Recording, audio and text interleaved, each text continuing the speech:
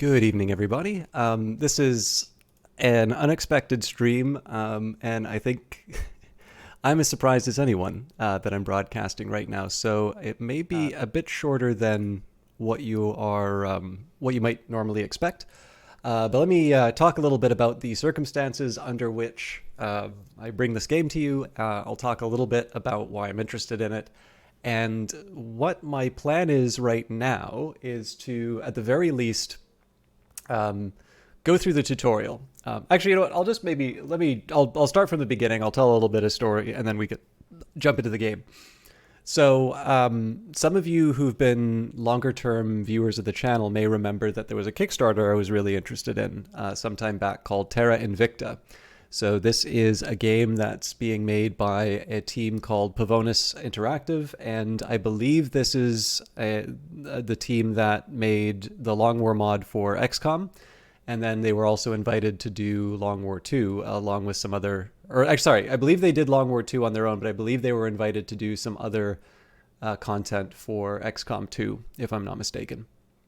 So certainly, I don't mean to play the hipster card on this in terms of, oh yeah, we've always seen this before, but obviously this is a story we're becoming a little bit more familiar with in terms of teams that begin with very popular mods that eventually become sort of game development teams on their own. And this isn't, I would argue, even to a certain extent, isn't even necessarily a particularly new story. I think machine games might actually have their origins back in sort of the demo scene for, just making, just Google demo scene. They're very interesting and fun to look at, but maybe not relevant to the conversation right now. And of course, it's always exciting to sort of see this sort of stuff happen. So, needless to say, when I think the project had been announced first, and then a Kickstarter happened later. And like I said, some of you will be familiar with that Kickstarter because I certainly tried to, put out the news. But of course, presumably you're going to be interested or you're not. And I know I don't. I'm not going to wind up deciding whether or not a project gets funded through my my outreach, let's say. But of course, you don't have to be the main character of everything. I figure those who are interested can follow through. But what's also interesting about this project is that it's the first time I became aware of a publisher called Hooded Horse, which of course I think a number of you will now know as the publisher of Old World. So I did back the game on Kickstarter. I've been an enthusiastic supporter of it, but I didn't Kickstarters, it always kind of depends when they fall down. Like sometimes I'll try and go the extra mile in terms of supporting, and sometimes I'll just try and cover what I can to be a supporter, but keep my budget in line. So I didn't do any, deluxe tiers or whatever with, I think they had like an early access to a beta and things like that. So I've sort of been waiting for this game to come out. Hooded Horse, I sometimes actually wonder if part of the strategy in establishing a new publishing company is to bring on a number of high profile projects so that you have sort of this nice sort of self-reinforcement in terms of being able to draw people's attention to some of the other projects you're interested in. Certainly, as far as I'm concerned, it's worked fantastic. It's been a fantastic success. I have, I suppose the gateway drug for me was Terra Invicta, which is actually not a game that I've played. I'd already played Old World, but obviously through Epic. But I'm noticing, there's a number of games that they've sort of put out as part of their announcements or as part of their if you visit the websites for certain games, you'll see, you'll see them recommending some others. So when I brought up my Steam wish list just so I can give you an idea of some of the ones that specifically through Hooded Horse sort of doing their outreach and being lined up with, with things that I'm interested in. Alliance of Sacred Sons, Fallen Frontier, and there was one other one. Espiocracy, are the three that I see on my wish list right now. I'm also really bad at maintaining my wish list. So, and then of course, Terra Invicta is not released yet, but I'm certainly looking forward to that one. Although, of course, my involvement with it was certainly before. Hey, Jabba. My involvement with it was certainly before, Hooded Horse became involved. So again, as I've said a couple of times during the Old World streams, definitely a very interesting publisher who seems to be doing a really good job of just finding projects that are very much sort of in my, in sort of my little sphere of interests. And I also think that I also hear this a lot from people that, they sort of say, yeah, they seem to have a lot of games that I'm interested in. So it's interesting to see this very clear idea of what I suppose a Hooded Horse game is. And it seems to be something that a lot of people are really into. Yes, Java, I was delighted to see Kuzwalt. So I think Kuzwalt did some random subs, but you were one of the names on there. I was delighted to see that. Event happen. Anyway, sorry, I'm going on really long about the introduction to the game. Part of this is just because I suspect I'm probably not going to be able to do a full-length stream. But essentially, I looked at my inbox, and there was an email basically saying that they had sort of some press keys for the Terra Invicta demo. I think it's 2 days before the demo's coming out. I believe I can't remember the name. Is it Next Fest that's happening on Steam? Anyway, sorry, I can't remember the event, but I believe this demo will be available to play in 2 days. And I got just a message saying it's like, if you want, you can you can stream this, no embargo. There's go out there and have fun.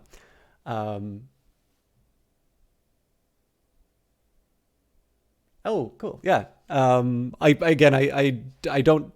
I probably don't know exactly the time that it would have been there, but yeah, I was delighted to see that you got one of them. So I'm just going to have a quick sip of water. But yeah, I figured, so the first thing I was going to do was I was actually going to sit down and do the tutorial for myself. And then when I had a chance, I would play the demo.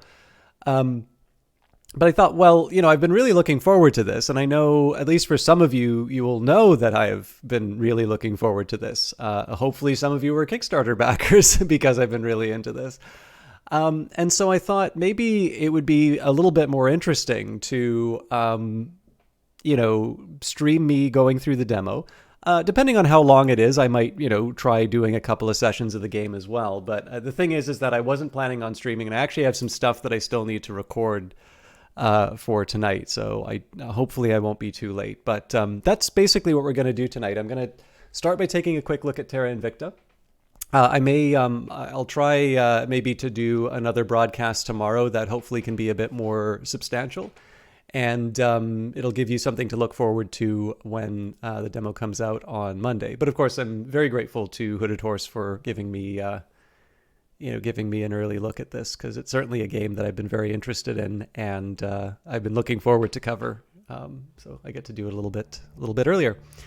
Let's actually take a minute here and bring up the credits. So Terra Invicta, created by Pavonis Interactive, published by Hooded Horse. And actually, it occurred to me that I'm really not good with pronouncing names. So,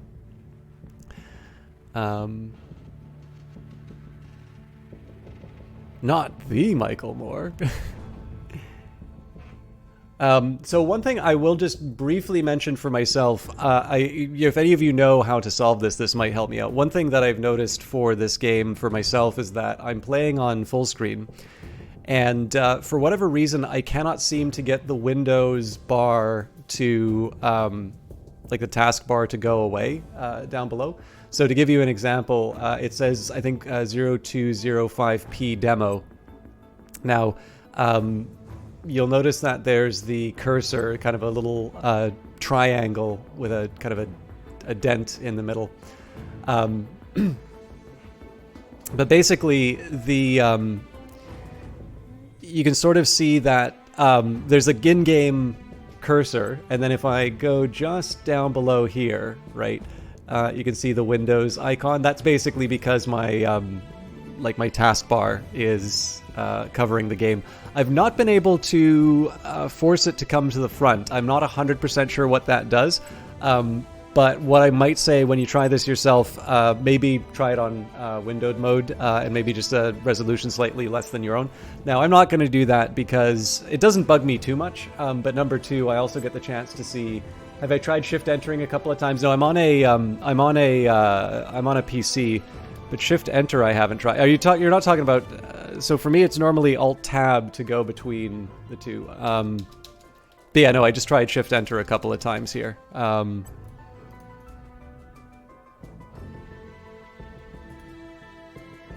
Oh, I think I just opened a second copy of the game.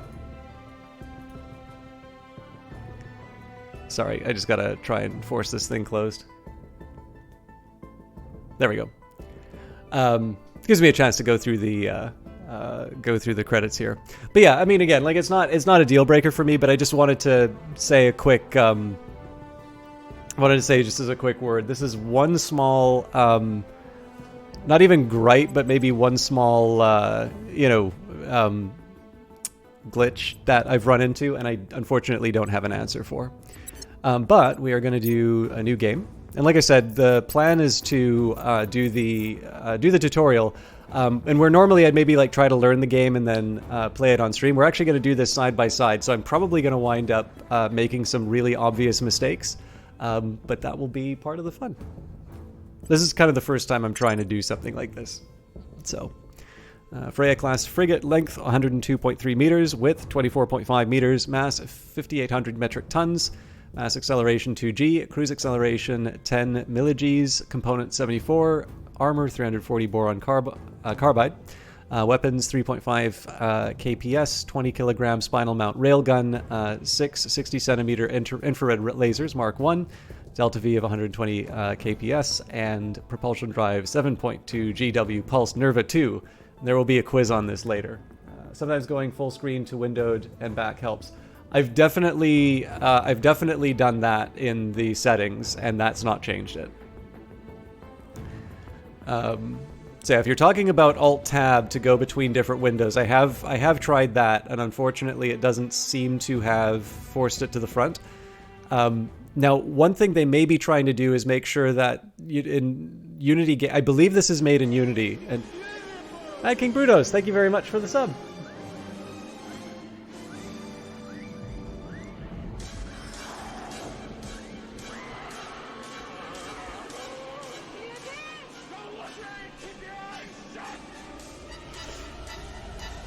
All right, I'm going to shut up for a bit and we can watch.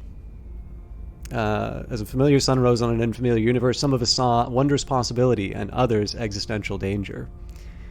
The astronomers had insisted that the bright streak in the sky was no natural phenomenon. Most of us didn't really believe them until it burned through our atmosphere and crashed in a remote region, leaving only wreckage and uncertainty.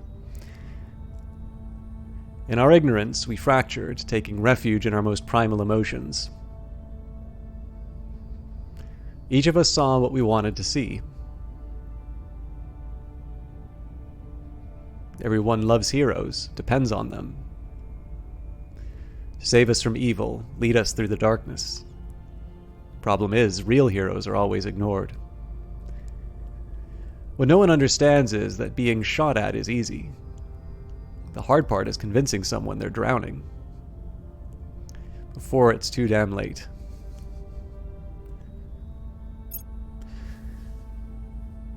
So, I don't want to... there's a side of me that doesn't want to maybe anticipate too much of what's going to be covered inside the game. It's Alt-Enter. I'll try it. I feel like I've tried most of... Yeah, no, that's definitely... definitely. I haven't specifically tried that key combination, but yeah. I mean, again, it may be that... so in Unity, I think there's a tendency for the game to go silent when you click outside the window, and it may be that there is a setting that they changed to avoid that.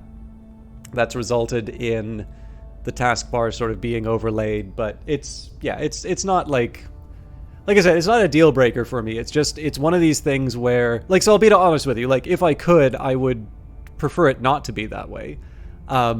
But I'm highlighting it just because hopefully a lot of you are going to go and try this in a couple of days, and this may actually be, a question that comes up. And so far as I can tell, this is something about the demo that, is just a thing. And I don't want to make a bigger deal of it than it has to be. But suffice to say, I have tried a number of different tricks, and I just think that's something about the way that the demo works. Executive section reports. Welcome to Terra Invicta. In this demo, you will be able to play a part... Oh yeah, sorry, I was going to talk a bit about the setting. Let me get through this opening screen here, see if it describes the game, and I'll tell you a little bit about what I think the game is about, and then the game can correct me as the tutorial goes by. So, in this demo, you will be able to play the early part of the campaign as the Resistance, a faction dedicated to uncovering the truth about the alien arrival and protecting humanity from aggression. This version has some features removed from the full release of the game. Objective progression will stop at a certain point, some human ship models and large HAB modules have been removed, the campaign will stop after 7 years of play. If you enjoyed the campaign, please wish us on Steam. You can do this from the main menu. Thank you for downloading, and we really hope that you enjoy the game. So, Terra Invicta has this interesting... Terra Invicta has this interesting kind of... Okay, because Pavonis started off with a mod for XCOM, maybe it's best for me to describe this this world in the context of XCOM. And I mean, it's certainly, XCOM is not the only story to do this. A lot of science fiction stories will often be dealing with this unification of humanity in the face of alien aggression. So in XCOM, there is essentially the arrival of an alien invasion activates a contingency plan, which has been in place for some unspecified amount of time, specifically for the purposes of repelling that invasion. And it is one that a Council of Nations has sort of agreed to, and there is something that will cause that organization to fracture. Essentially, there's the open question as to whether or not the XCOM project is actually effective at doing what it does. You, the commander, actually need to show that you're capable of running things. And so if you sort of fail to protect these countries, they will, they will leave the council, and that's one of the potential failure states for the game. So, but the premise here is that the arrival of the aliens will sort of bring about this unification of humanity. And again, you can think of maybe some other stories. You can think of something like The Day the Earth Stood Still, right? Where there's a pretty clear ultimatum given to humanity. For lack of a better term, it's like knock it off or you're all going to die, basically. So that's a terrible summary of that movie, by the way, but what are you going to do? Terra Invicta takes it in a different direction. That the arrival of the alien threat, as sort of that opening cinematic suggests, brings about very different perspectives. It actually reminds me a little bit of there's a book that I read. A coworker recommended it to me. The Three Body Problem, and it deals with sort of a message, extraterrestrial message. And as it happens, the aliens have different factions in addition to humanity. And I don't want to go too far into the plot of the book, but I think it would be fair to say that it depends who gets the message, who's sending the message, and who gets it, in terms of what the reaction is going to be. And so there is sort of this competition on Earth between these two factions based on a decision that somebody had made sort of decades before in terms of what they did with an alien communication. And so in the case of Terra Invicta, the invasion is coming. It's progressing, and you kind of need to figure out what you're going to do about it. But part of this is there's going to be a question in terms of what faction you're playing and what the invasion means to you. So there can be people who will see the invasion as sort of a liberation. There could be a faction that wants to collaborate, that wants to, essentially kind of become this fifth column in the, in the fight, for the impending invasion. In this case, I believe as the Resistance, we are dedicated towards repelling the alien invaders. So, number one, there is organizing the defense of Earth, which is going to involve sort of fighting the fleet. I believe the way that it works here is that it's not that there is an existing armada that's sort of flying on its way to Earth, but rather that the aliens have arrived, they are in the solar system, and inside the solar system they are constructing the invasion fleet. I think the idea here is that the way that space travel works is that it's very impractical to move a large invasion force. It is better to get in the general area and then to build and then deploy your invasion fleet.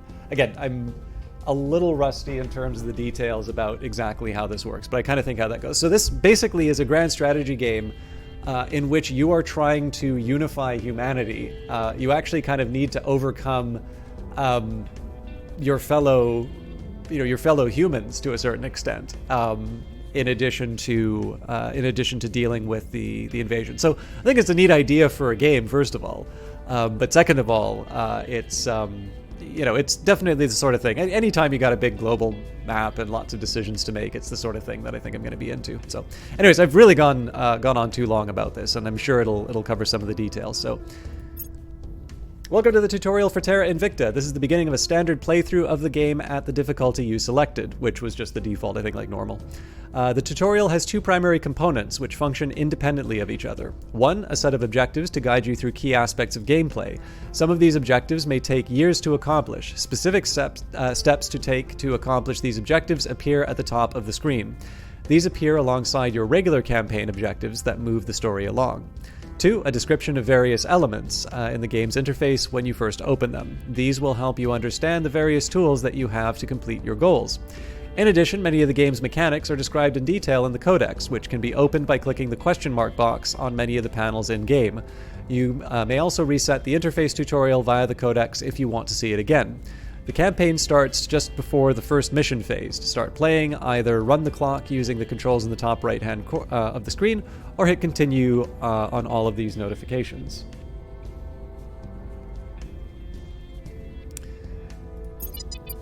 Intel section reports. UFO crashes on Earth. An alien vessel has crashed down in the Budapest region in Hungary. While the wreckage is unrecoverable, we suspect an alien life form escaped into the surrounding countryside. Take me there. Executive section reports. Resist the alien invasion. Greetings, Commander. I'm pleased to report the Council has appointed you leader of the Resistance. I am Fiona, is it AOD? Your Chief of Staff.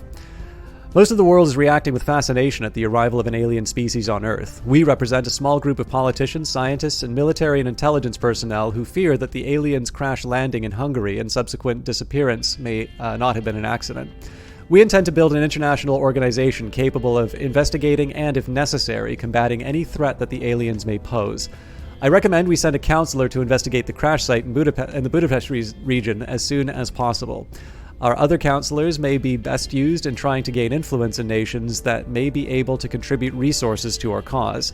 You may review our objectives at any time by clicking our faction symbol in the top left corner of your screen, which I'm guessing is this one. Executive section reports. New objectives. Assign counselors to missions. Counselor missions are the primary way to expand your reach on Earth. Twice a month, the game will enter the mission phase, during which all factions will assign their counselors to missions. Missions may target nations, control points, space facilities, and other counselors.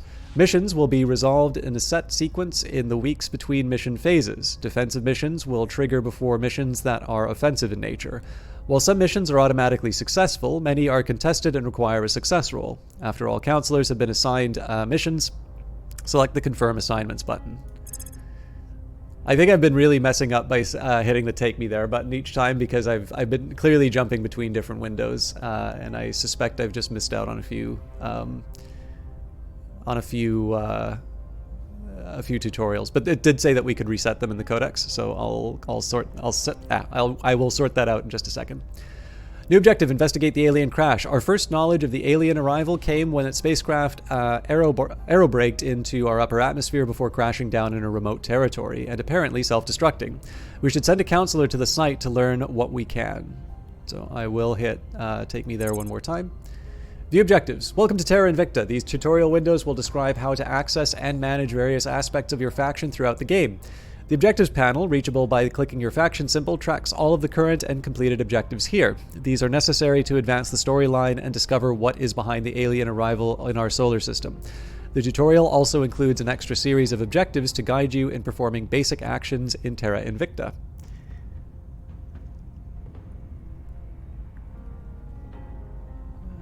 Okay. I don't know if the tutorial's not clear. It's just so I suspect probably what's true in this case is that when it says take me there,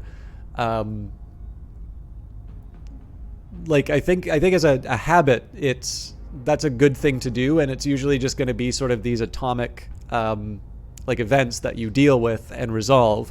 But because I haven't even taken the very first action of the game yet, there's going to be multiple windows because you want to lay out the basics of the game. And so in this particular case here, I just think the convention for the tutorial window may not necessarily, like, I think it's something unique to the very start. But I wouldn't say the tutorial's unclear. I think I'm pretty clear on what I need to do and what I need to do here. The resource panel. This top panel shows your current resources and incomes. Hover over each for details. Money, influence, and ops are vital for advancing your goals on Earth. Boost and mission control are for developing your space programs. Research and engineering unlock new technologies and modules for your ships and habitats. So it would be kind of nice if I could move this window down, just because it's referring to a few... I'm assuming these resources are up here. I bet I could mouse over it. So money, yeah, influence. I'm assuming this is ops. Yep. So advancing the Earth agendas, boost and mission controller for the space program. I will read the details on these, but maybe as I use them. Research... And we can conduct... Okay, interesting. So engineering is like a per project. Earth View. This panel contains shortcuts to locations and management screens for Terra Invicta. Clicking here will focus the camera on Earth and activate the political overlay showing the nation's borders, armies, and alien-related phenomena. Solar System View. Clicking here will bring the camera to the solar system. Your counselors are faction council. Your counselors are your chief agents on Earth and later throughout the solar system. By going on missions, they can rally nations to your cause, hunt for aliens, or interfere with the operations of other factions. You can manage and recruit counselors here. The Nations panel puts all nation data in one place. You can also assign priorities to your control points here. Influencing the nations of Earth is one of the main ways of establishing, geopolitical dominance with your faction. View details on any nation by clicking here. View details on your and other faction space stations and service bases with the Habitats, HABs panel. You can also order construction modules for your existing HABs. The Fleets panel, where you view all discovered fleets as well as design new ships and manage the ship construction. Research is vital to progressing in Terra Invicta. View and manage your faction's research priorities here, as well as any contributions to collective global research projects.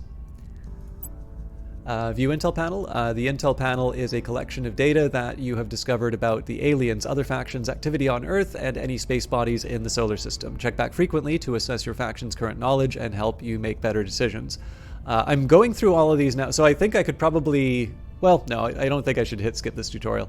But in this case, I'm going to probably have to review a few of these when I have a clearer idea what I need to do it. So, like, it's nice to get a high-level overview of each of these individual screens, but I do tend to find for my own learning, having a task in front of me and it's like, you've completed this task based on the information you got from this tab as opposed to that tab, to me that's generally how I've learned a little bit better. I think the example I would give to you would be a game like, let's say, Europa Universalis. There are a lot of different map overlays available in that particular game. I've probably used 5 of them with any regularity. And some of them I think it would be fair to say that I probably should have been using a little bit earlier. But in addition to needing to find their existence, I also needed to sort of understand a context in which it would maybe be useful to me. So in this particular case here, I actually like the fact that the game has sort of said, here's where you can get your information, and here's a rough idea about when you're going to need them. But of course, because right now I've been introduced to, I think, 8 of these different windows, I'm probably going to wind up saying, it's like, okay, well, Earth and the solar system, I can probably get a handle on this one, but, so Habs and Nations... Like, for instance, if you were to quiz me on what the Nations tab gives me as opposed to the Intel tab, I'd probably maybe start to stumble a little bit. Oh, we've got Paulo. Pardon me for asking, as you just jumped in the stream. Is Terra Invicta released yet? No, actually, I believe that the game has been. I believe the game has been pushed into the second half of 2022 now. However, Hooded Horse very kindly gave me a key to the demo. So I'm actually just going to be learning. I'm just doing the tutorial here, so it's a good time for you to be stopping in if you're interested in Terra Invicta. And this demo will be made available on, I think it's Monday. I think it's 2 days from now. But yeah, in this case here, Terra Invicta still does not have a full release date. It will be second half of 2022. But there will be a demo that's playable, which will be coming out in a couple of days. And in this particular case here, I was one of the people that they were nice enough to give me a key to for checking it out. No, I'm definitely not a beta tester. I just happened to get a demo key. But yeah, it's definitely coming out. If you haven't wishlisted it yet, this demo will have a wishlist button, but I can bring up the... I am a Kickstarter backer though, so I've been, yeah, I have too. I definitely was following this thing since before there was a Kickstarter, and I backed pretty much as soon as I could. But yeah, so for those of you who are not familiar with this game, I mean, again, you can definitely check out the demo in a couple of days, but that's the Steam page there, so you can click the Add to Your Wishlist button on that front page, and it'll let you know when the game becomes available. But presumably it will also, let you know about the availability of the demo. Perfect. All right, let's go back to the tutorial. So, change Earth map mode. Cycle through the different nation color filters and Earth here. Oh, that's interesting. I actually thought that was about time. So, terrain, population, per capita GDP, control points, military tech level. It's actually, so here's something that interests me. So to a certain extent, you can sort of say, okay, per capita GDP, obviously as an economist, I'm really interested in that one, but I almost kind of think absolute GDP would be really useful for an organization like ours, because in the end, we care about the amount of money that we get. So if there's massive inequality in a country, or it just happens to be one where, it's got a particularly disproportionate. So I'm thinking of countries like Luxembourg, for instance. In this case, that's fine. All I care about is their ability to sort of fund my activities on Earth. But I'm sure it'll probably unpack. I'm going to assume that they're not going to put the time to include a layer. I'm going to assume that they're not going to include a layer in this game if it isn't useful to you. I noticed that there isn't a nominal GDP button. Well, nominal, it doesn't matter. Anyways, you know what I mean. Finder panel. This is the Finder panel. It is a reference list for all counselors, habs, armies. I suspect they might be referring to this. Yeah, okay. Oh, okay, I think I've got 2 tutorials running now. But yeah, that's what they were referring to. This is the Finder panel. It is a reference list of all counselors, habs, armies, and fleets that your faction controls. Click on any object in the list to center your camera there. You can also filter the list with the buttons on the top of the panel. So we're going to leave that aside for now, because if anything, I want to collapse the number of tutorials that I've got running right now, and get onto the missions that it was telling me about. Game time settings. Pause and unpause the game here, as well as adjust the game speed. At times, the game will remain paused until you address an urgent matter. Okay, so we got out of that one. Let's go back to nation overview now. In the nation panel, you can review important information about individual nations on Earth and direct the portions of its economy that you control. If a nation belongs to a federation, it will display here. Federations are nations in a permanent alliance and share research and boost between them.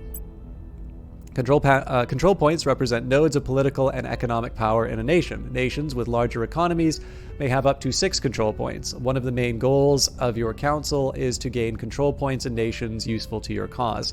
Faction ownership of a control point is represented by their logo. Simple colored circles mean no faction has taken that control point. The rightmost control point in the nation is the executive control point, which grants control over that nation's foreign relations via the set policy counselor mission. Some counselor missions target control points directly. You may click them on the map or here to select them. Oh, here, like here. To select them as targets during the mission phase. Hover over a control point to learn more. One thing I actually think is really interesting here. So again, I'm going to make some guesses here. And I think sometimes the value in this is just talking about what, what you're taking away from a given tutorial. So when it talks about the executive control point, there's this interesting idea here that you can potentially have this competition within a nation, so that, again, you have the executive branch being controlled, but other factions, other parts of this nation are being controlled by other factions. And so one, it's giving you access to different resources, but when they're talking about the ability to enact policy on other nations, I'm going to assume there's the idea here of possibly causing countries to go to war with each other in the name of sort of this secret war that's going on in the background in response to the impending alien invasion. Yes, I believe that is because this is where the alien craft landed. That's my guess, but we'll find out in a little bit. So it said mouse over for more information on the control point. Okay, so control point 2, legislature. Executive, under normal circumstances, may only be targeted for control by a faction with at least 1 control point in the nation. Oh, neat. So you need to get a toehold in the legislative branch. I'm also really interested here. I wonder if they did things like use the Freedom House rankings. Like, so the fact that they're including things like per capita GDP and like sort of relative free. So in this case, Hungary is a fairly famous example of democratic backsliding. So I'm wondering if they some of the values for this are determined by sort of real life measures like the Freedom House Index and things like that. But yeah, no, this is really interesting here. The idea here that you can only go after the executive once you have a toehold in the country. I'm assuming the fact that there's the tutorial arrow here is stopping me from getting that tooltip. This section shows details about the nation's government, unrest, and GDP. Hover over a value to view more details.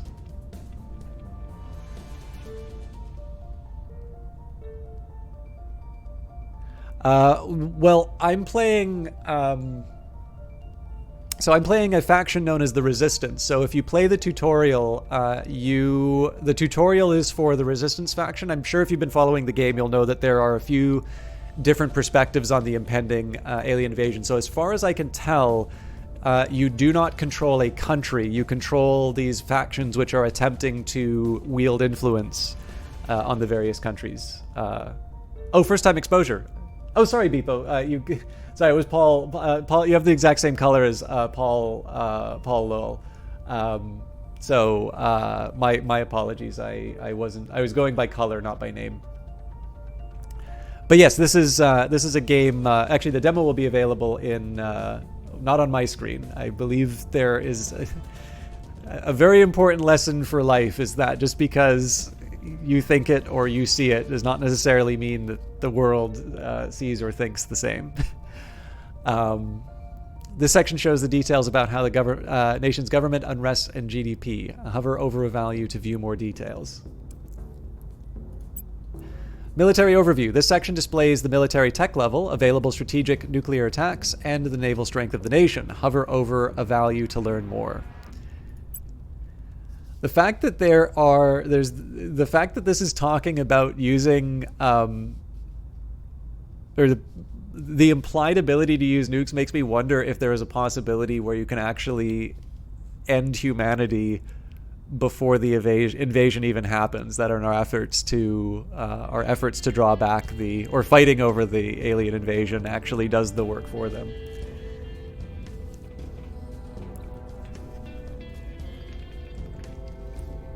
Okay.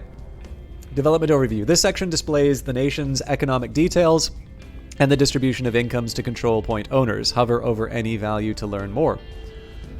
So what is this? Monthly investment, funding.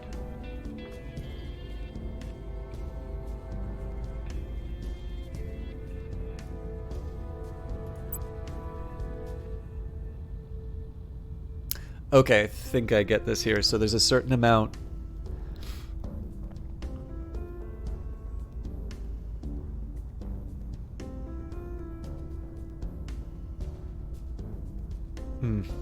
Maybe I don't quite understand. So I'm just trying to see if this is something that's going to the EU as opposed to the Resistance. This section displays the nation's population, demographics, and public opinion of factions. Hover over any value to learn more. So it looks like... Oh, actually, this is really good here. So this would be a breakdown of the different factions in the game. So in Hungary, so first of all, we'll go by the name. So there's the Servants in purple, the Protectorate in sort of light blue, the Academy in green, the Initiative in orange. Well, sorry, I guess we might be... Never mind. Servants in... well, again, I'm a guy, so I realize my interpretation of colors is like completely wrong. But Servants in purple, the Protectorate in light blue, the Academy in green, the Initiative in orange, Project Exodus in yellow, the Resistance in sort of bluish purple, I guess, and Humanity First in red. And for those perspectives, the Servants want to submit to the aliens, the Protectorate want to appease the aliens, the Academy want to cooperate with the aliens, so they're the most significant faction in Hungary right now. Various exploitable beliefs, so I'm not 100% sure what that means. For the Initiative, escape the aliens for Project Exodus, resist the aliens, which is us, the Resistance, and destroy the aliens, Humanity First. Okay, so we're going to go on to the next tip. Additional info tabs. Click on any of the tabs here to view additional important information about the nation. When you have a control point in a nation, you can use the priority tab to control the economic focus of the nation. If you have executive control of a nation, you may launch nuclear strikes against its enemies with a button that appears here. These do horrific damage to regions and infrastructure.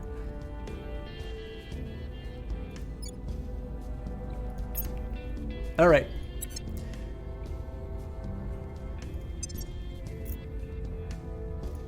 So let's start with the Resistance objectives.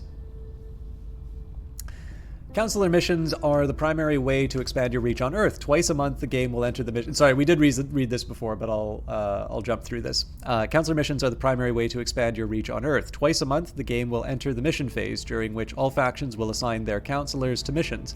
Missions may target nations, control points, space facilities, and other counselors. Missions will be resolved in a set sequence in the weeks between mission phases. Defensive missions will trigger before missions that are offensive in nature. While some missions are automatically successful, many are contested and require a success roll. Run the game forward until the next mission phase triggers, then select one of your counselors on Earth's geoscape. Select a mission to perform and click on the appropriate target in the geoscape. If the mission is contested, you may spend resources to improve your chances of success using the slider. After all counselors have been assigned missions, select the Confirm Assignments button. So there's actually quite a few items here, and I'm trying to think if I should just read through all of them or if I should just start with assigning to missions and like just kind of take them one at a time. Investigate the alien crash. Our first knowledge of the alien arrival came when its spacecraft aerobraked in our upper atmosphere before crashing down in remote territory and apparently self-destructing. We should send a counselor to the site to learn what we can. Have a counselor conduct the investigate alien activity on the crash site. This is why I think I should probably... Oh, yeah. No, I do need to read all of the... I need to read all of them because I'm noticing a lot of them are talking about different actions. Okay, general objectives. Amid the uncertainty about the arrival of the aliens, we have an opportunity to establish ourselves as an important power on the global stage. We must connect with like-minded officials in government and industry and begin quietly marshalling Earth's resources to address whatever plans the aliens may have. We must become the power behind the throne in many of Earth's nations to build an international alliance that will advance our objectives. You know, Beepo, I am capable of reading, right? Like, I do understand that there is a subsection here saying tutorial objectives. I'm not quite sure what you're trying to... I'm not really sure what you're trying to make, but it is very distracting to have to deal with comments like that while I am trying to make progress in the tutorial. And I would maybe appreciate you being a little more thoughtful in how you're engaging with me and the game right now, because if you haven't noticed, there's quite a bit going on, and if I can, I'd like to get people interested in this game. So amid the uncertainty about the arrival of the aliens, we have an opportunity to establish ourselves as an important power on the global stage. We must connect with like-minded individuals in government and industry and begin quietly marshalling Earth's resources to address whatever plans the aliens may have. We must become the power behind the throne in many of Earth's nations to build an international alliance that will advance our objectives. To that end, our first priority should be to send our counselors to gain control of points in nations with strong economies, militaries, and research and space programs, and initiating public campaigns where necessary to sway the public to our cause. Much of Earth's economy is wasted on spoils, people enriching themselves at others' expense. With sufficient control, we can reorient those nations to serve more productive ends.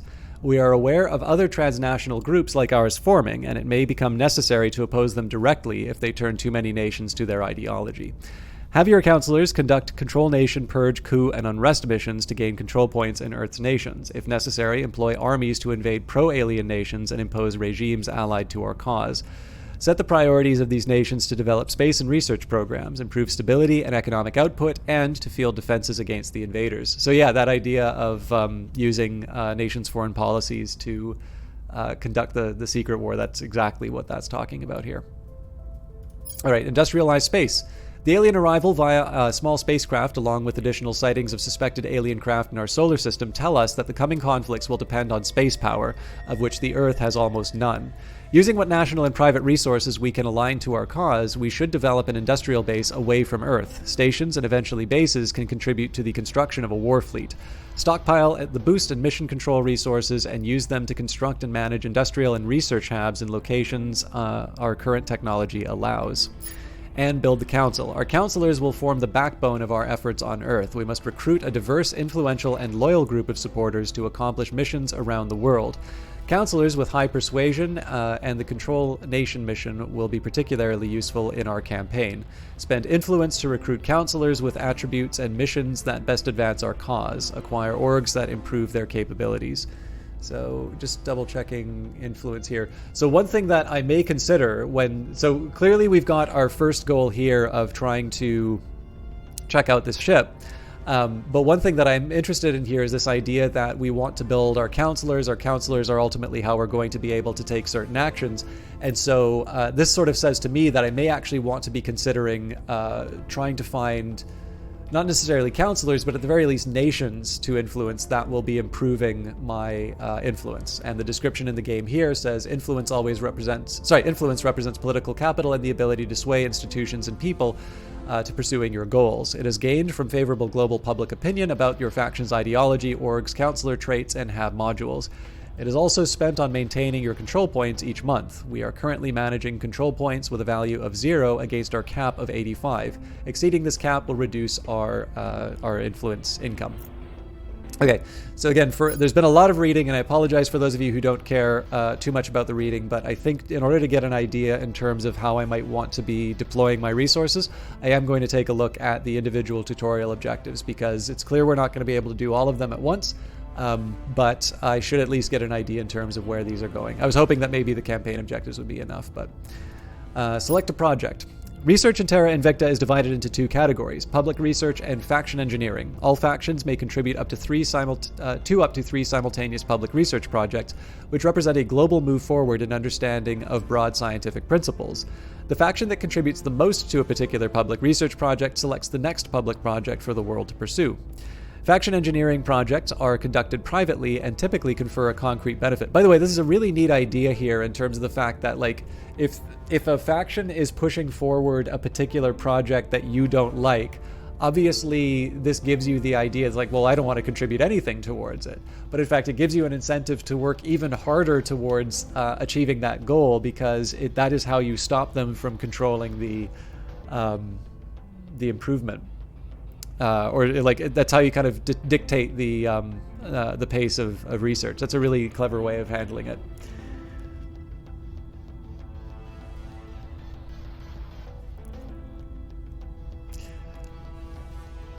Okay. Faction engineering projects are conducted privately and typically confer a concrete benefit. Each faction distributes its research income among the public and private projects, while putting all research into a single area may see it completed sooner.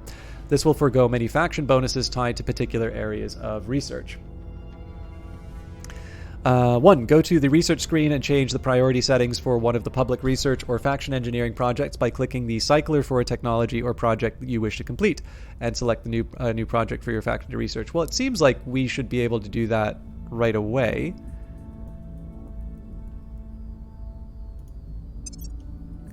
Global research. The alien arrival has caused a flurry of new ideas from the scientific community. The research screen shows progress on collective global research efforts as well as the private projects your faction is pursuing.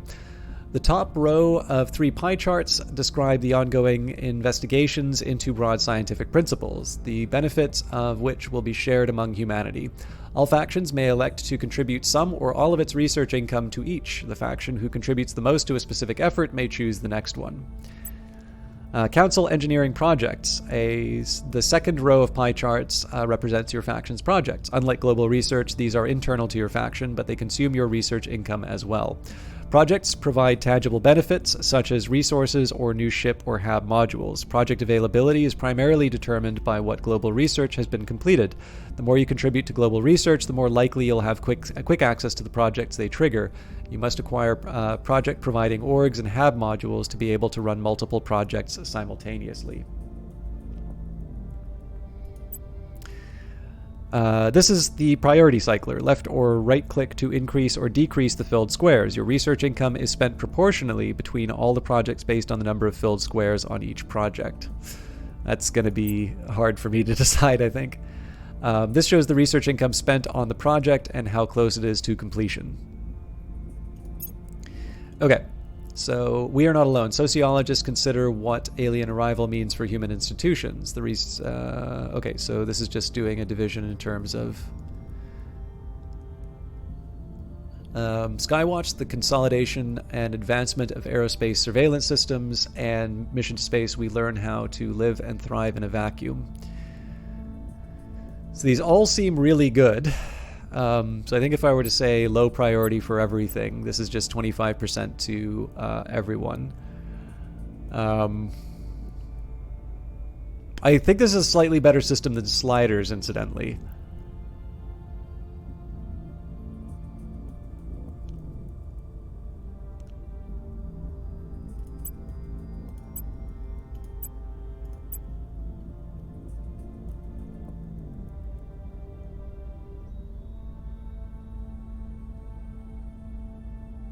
Oh, actually, you know what? Tech details probably tells me what it is. All right.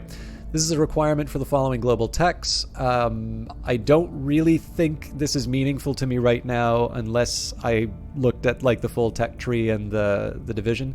This is a requirement for... Okay, yeah. I'm probably not going to spend the time in the codex to read what these things are. It'd be kind of nice if I could get like an idea of specifically what these technologies are going to enable for me, but... Audience research. This is a repeatable project. The required research to finish it increases by 100 each time it's repeated and grants 25 influence. Yeah, so I don't mind that being ticking in the background.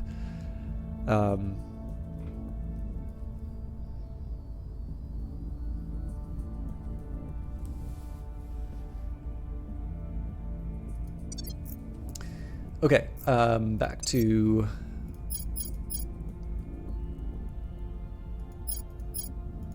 Getting control point in a nation. Control points represent key nodes of political and economic power in a nation. They grant access to the nation's resources, control over its funding priorities, and, in some cases, command of an army. Each nation has between 1 and 6 control points. The number corresponds with the size of the nation's economy. Initially, all control points are neutral, but expect all factions to target them early in the campaign. Neutral control points may be acquired by the Gain Control Counselor mission, while the Purge mission seizes control points from other factions. Control points in more powerful nations will be harder to acquire in all cases. The rightmost control point in a nation, called the Executive Control Point, also grants access to the Set Policy mission, which allows initiating wars, forming alliances, and similar high-level national actions. Send a counselor to a nation you wish to gain a foothold in, and select the Control Nation mission. I was wondering... I feel like it said that I was supposed to do that when there was the assigned mission phase. I can give it a shot to see whether or not I can assign them now, but... upon successful resolution of the Control Nation mission, you will gain a control point in that nation.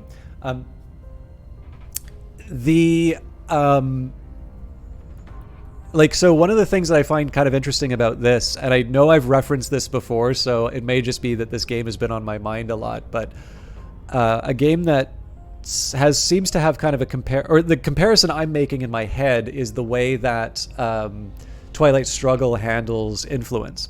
So if you haven't played Twilight Struggle, this is a game where it's a 2-player, originally a board game, but there is a digital adaptation of it now as well.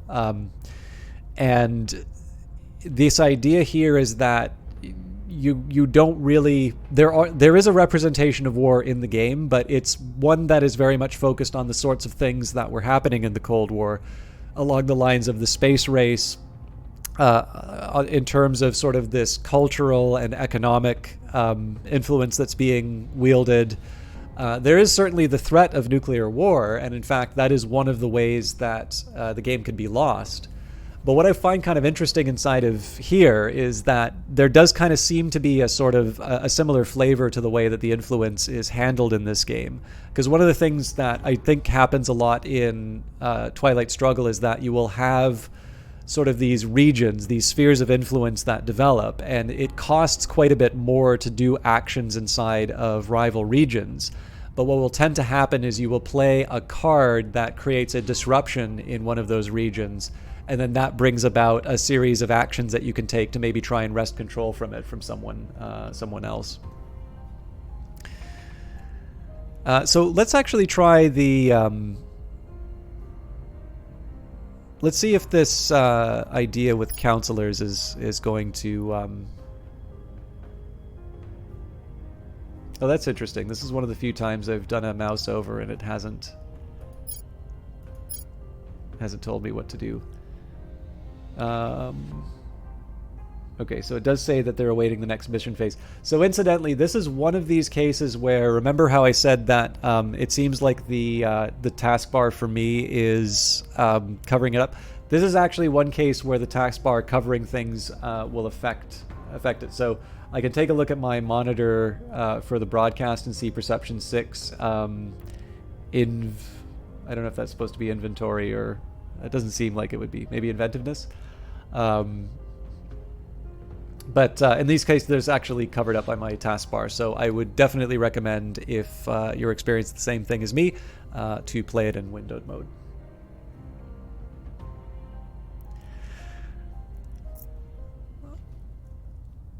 Okay.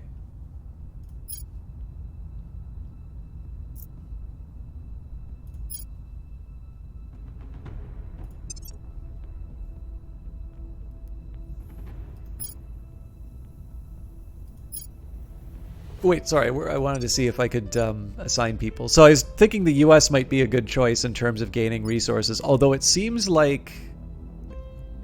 I wonder how I gain extra... So it definitely says that there's influence that you can gain from regions, or from nations.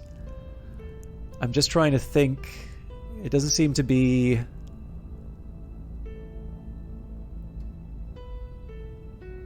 It isn't listed on development. Oh, nation priorities. This tab allows you to set priorities for each control point I think that's you control of a nation that you have control over. Clicking on a series of dots cycles the weight of that attribute. That nation's investment points are distributed evenly between control points, and then by the individual settings on each priority. Investment fills national buckets that trigger some effect, such as an increase in per capita GDP or deployment of a new army. Oh, did I...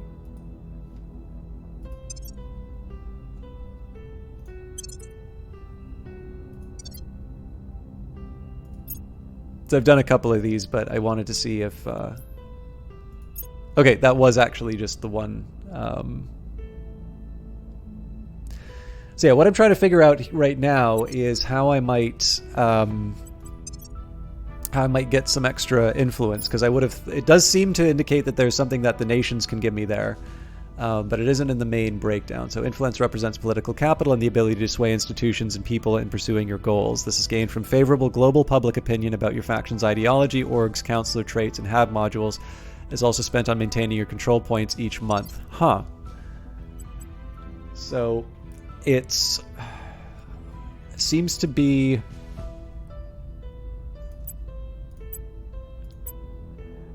It seems to maybe be related to these signals. So in that case, control of a country does not necessarily imply influence. So this is interesting. You can actually control the governments of the world, but ultimately your influence is quite small because you don't have the support of the people. Okay.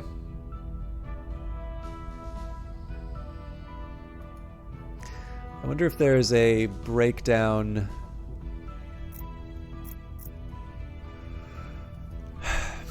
So yeah, what I said I was going to do was to try and find some nations that would help me get me more influence. But seeing as it doesn't seem to be as direct as that, I should maybe try and think of what other resource I want to try and prioritize. Obviously, one reason to pick the United States is that it's just such an economically powerful country, and it's a tech leader that it's just associated with so many of these other items that you can see why this would be a good or a natural option. Obviously, I want to check the other pretty significant global power, and in this case, the resistance is not very well considered. The Academy is more dominant.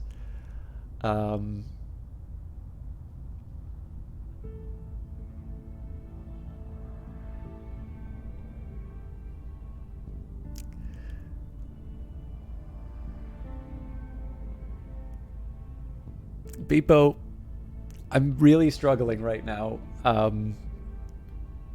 I think I don't really like being told how to play games, and I'm not crazy about the fact that yours is the only name I'm seeing in chat right now, when a lot of what I'm seeing is something I've already talked about or something that I don't think is true. Could you just relax a little bit, please?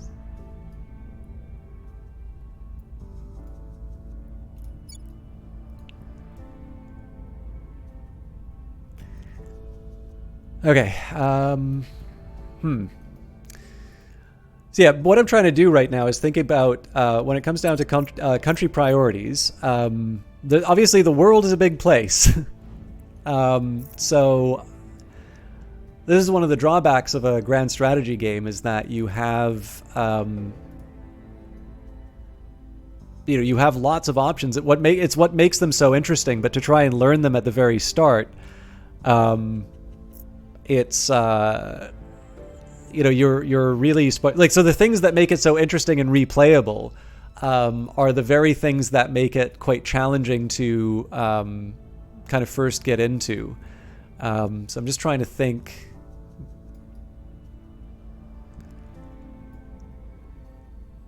I'm actually really struggling to read this faction popularity screen. So is it the idea that the brighter it is, the more support I have? Well, that can't be it, because the Academy is super popular here.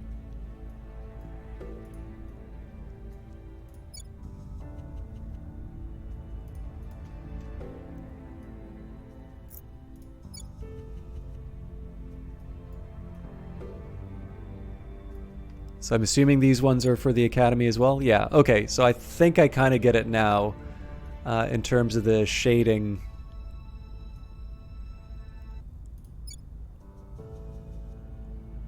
Yeah, okay. So, where's the big fancy resistance enclave? Nobody likes us. Oh, wait, is that? Nope, that's probably the Academy again. Man, it's clear we need to get humanity on our side first. This is really interesting. So sorry, I'm kind of free associating here at the moment here. This is actually a really interesting setup. So like, it's really clear here that the start at the start of the game, like, it's looking really grim. You know, the idea of humanity resisting this invasion is something of a faint hope, just taking a look at the relative popularity of factions in different parts of the world.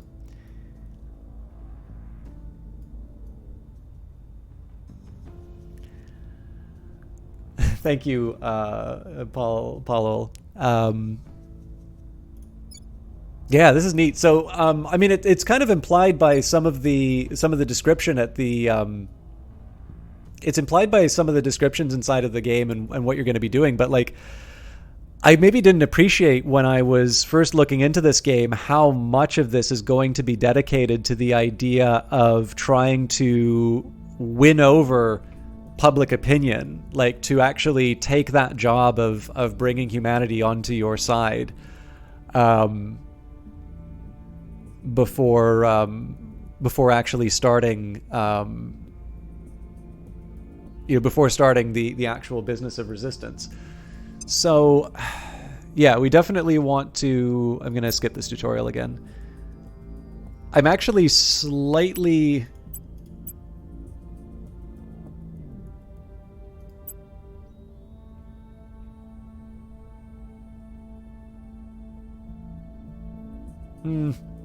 No, I think I'm going to go back to my old distribution. But yeah, I'm definitely thinking that spending more effort on, on terrestrial matters is probably something that I'd like to do a little bit more. The next thing for me right now is just to think about, okay, so clearly I need to establish my council. Clearly I need to be boosting influence. So influence will probably be a function of popular support. And I'm sure the game will tell me how to do popular support. So the next question would be, well, what are the factors that are associated with me gaining additional counselors? Is it a question of money? So in that case, I would want countries with high cash reserves. Is it a matter of influence? Well, that's kind of self-reinforcing then, right? I need to go back to that question of what are the things that are going to help build my my influence.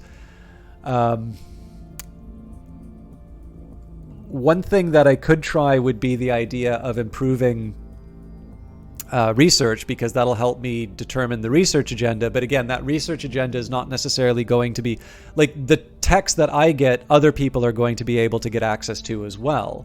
And so that doesn't necessarily give me like a necessary advantage, or that doesn't necessarily translate to an advantage in terms of being able to win over humanity. Now, one possible consideration I have is, I take a look at something like, the regions that are sort of controlled by various factions. It seems like there are some people who might be natural or closer to natural allies. So I would assume that, like, resist the aliens, destroy the aliens, right? That humanity first is potentially a faction that I will have more common cause with. Whereas the servants and the protectorate would be something that, I don't really have a lot of, there's just really there's no overlap in terms of our interests. So one thing that I might want to do is take a look at some areas where their influence is quite concentrated, and try and find sort of a fairly strong regional power to be able to do some kind of an invasion on, for instance. So I was actually wondering if that might be what's going on here.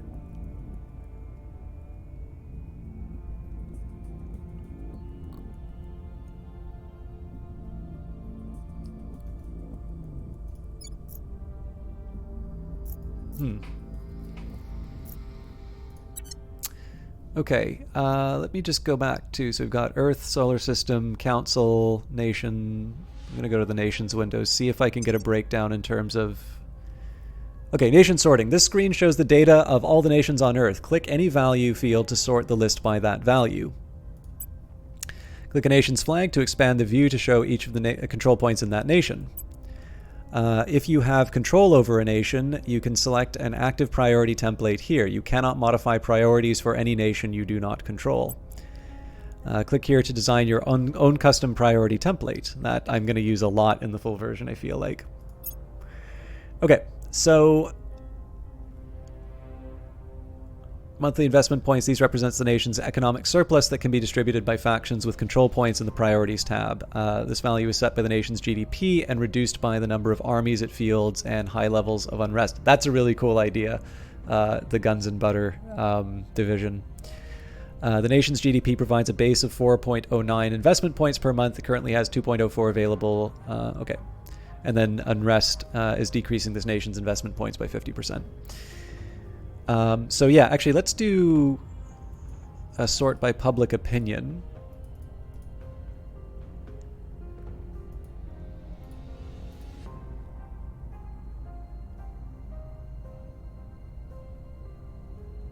Okay. So I'm just taking a look. I think in this case it's the dominant faction versus who I have sort of my most influence with. So in this case are kind of the concentrations in terms of areas where we have the most influence. Indonesia, Malaysia, Paraguay, United States of America, Denmark, Taiwan, and Greece. All of those would be 20% or higher. There's a pretty big drop-off afterwards, in terms of 10% and less. Now, one thing I might want to be taking a look at would be countries with very large numbers of control points where I feel like I may be able to improve my my standing. Alternatively, I may want to consider something like Indonesia. On the other hand, like I said, humanity first seems to be a potential common cause.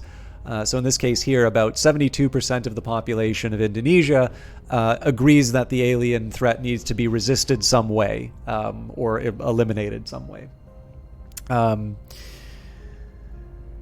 Syria, definitely the initiative has got a big toehold, a much stronger situation. That's 2 control points, so maybe that's not as interesting to me. The UK, yeah. So one thing that's appealing to me here would be to try and take the UK from the Academy because it's economically powerful, and it's also taking something from a region that I'm not. Oh, you're based in the UK? In this case here, like the idea of being able to, being able to take away resources from an enemy while also gaining strength. LOL strains them, Commander.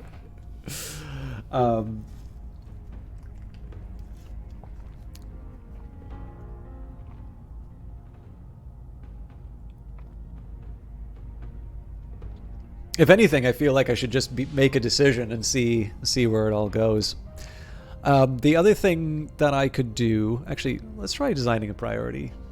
Indonesia's the way. This column contains a priority cycler. Left or right click to increase or decrease the value. Percentages are divided evenly based on the value of the cyclers.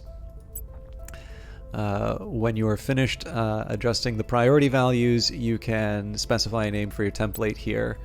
Once you are finished and you've selected a name, you can click here to save your template.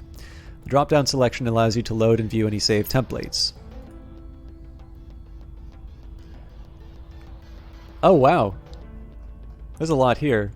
So I am admittedly very curious. Canadian?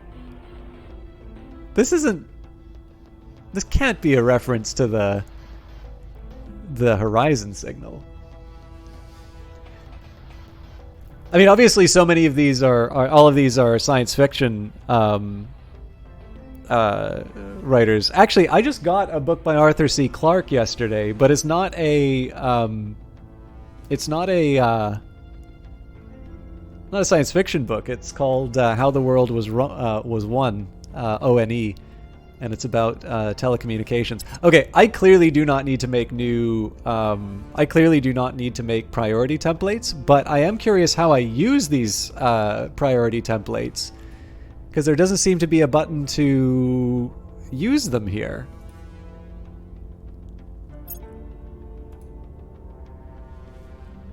So if we go, like, let's just try totalitarian for the sake of argument. Yeah, I'm gonna guess that Indonesia is not is not number one.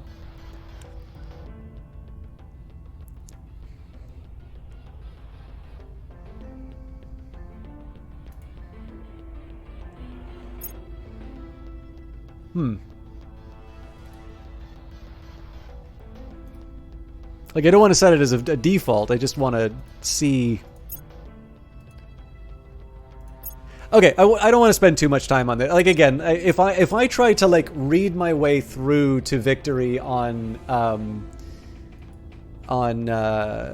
Invicta, we're going to be here all night, which is actually not a bad thing, because, I mean, it's a chance to take a look at the game first. But I definitely am feeling a little bit like I do when I first jump into a grand strategy game, and I'm feeling there's a very big pool that I need to get a little bit better at dividing priorities to.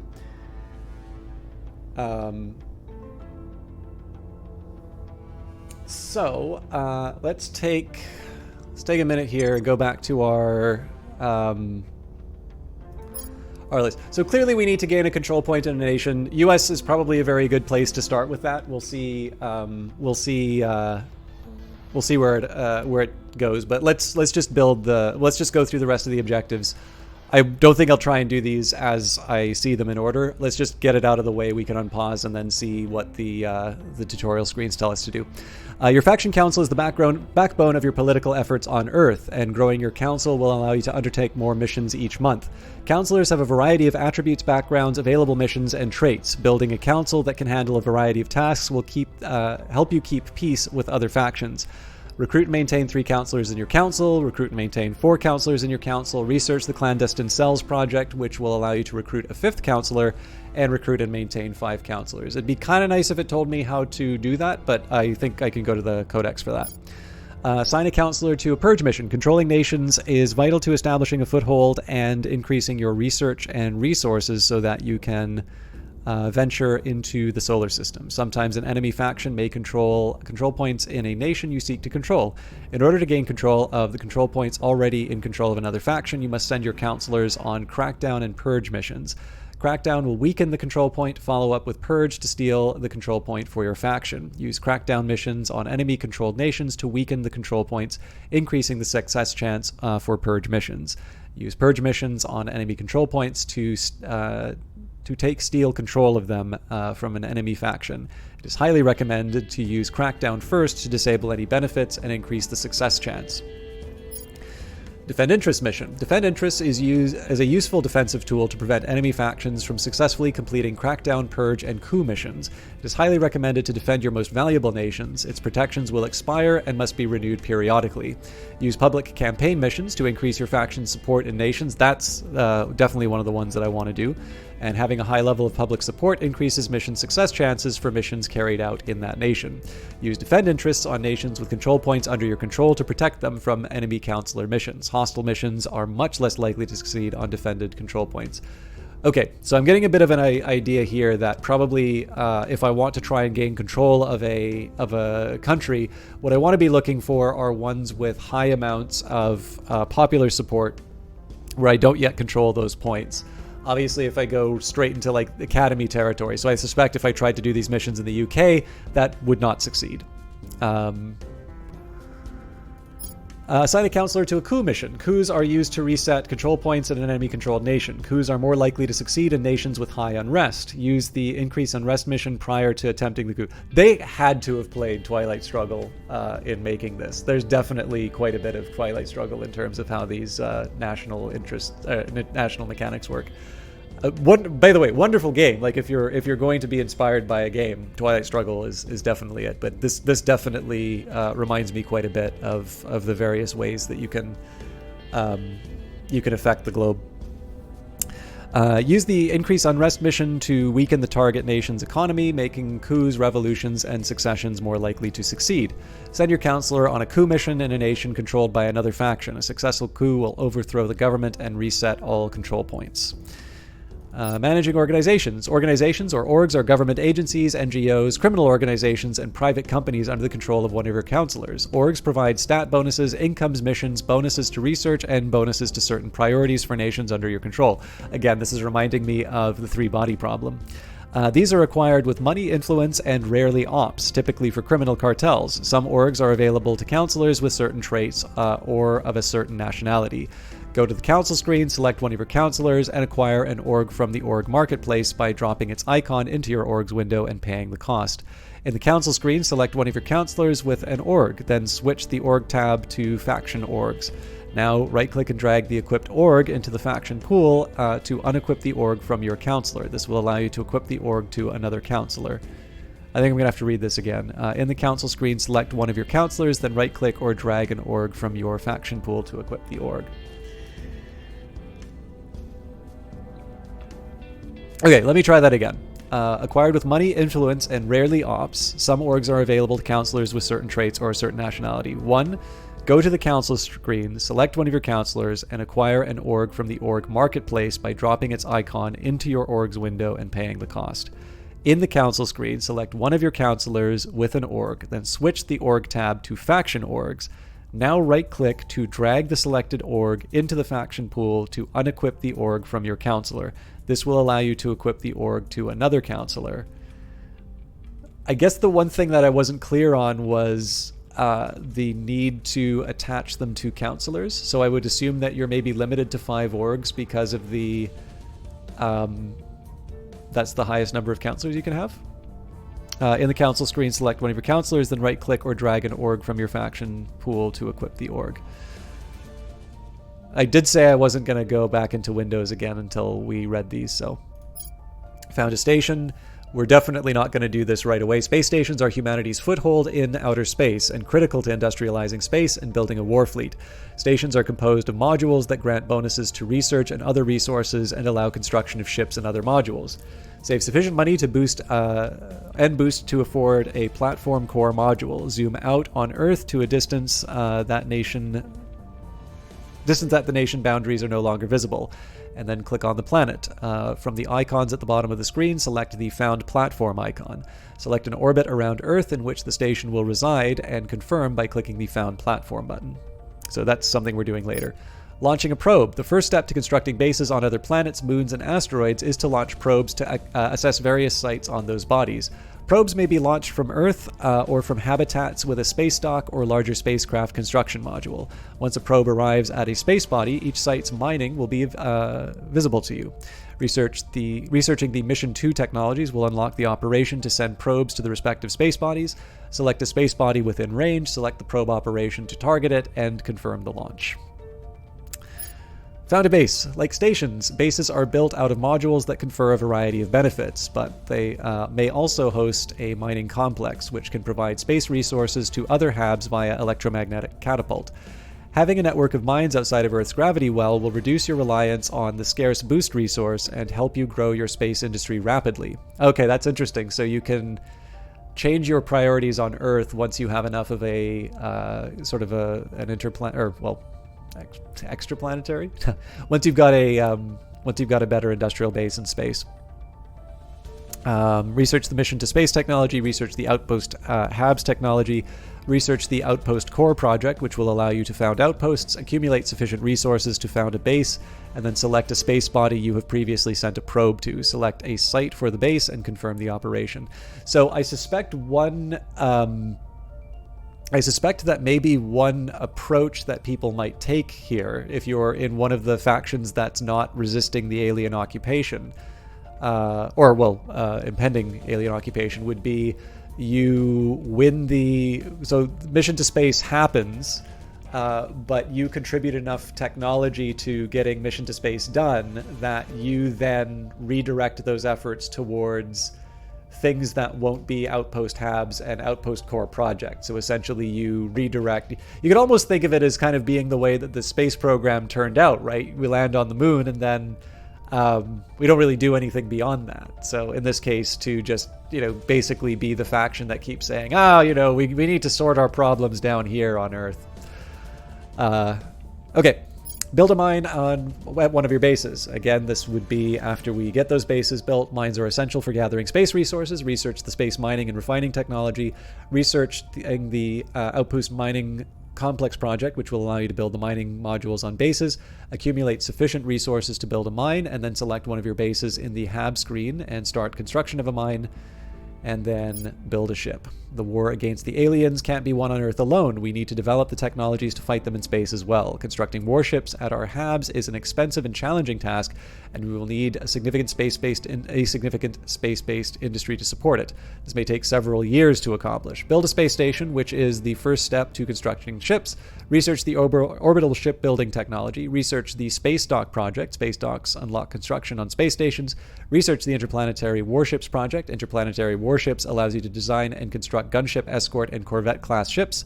Construct a space dock module. Stations require a space dock module to construct ships. Construct a space dock on one of your stations. Go to the fleet screen, click the design ship class button, follow the ship designer tutorial to complete a ship design, and once you are happy with the design, save the template so that it can be used to construct a ship. And finally, in the fleet screen, use the ship construction screen in order to order a specific ship's construction using the template you have created. So clearly, we are focusing on these before I do anything else. So with those priorities in mind, I think I'm just going to unpause the game and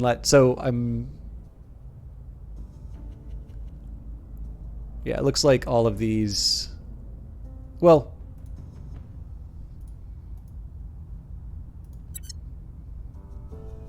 we've begun a campaign as the Resistance. An alien vessel has crashed down in the Budapest region of Hungary. This tutorial is active for the playthrough. Terra Invicta demo campaign is underway.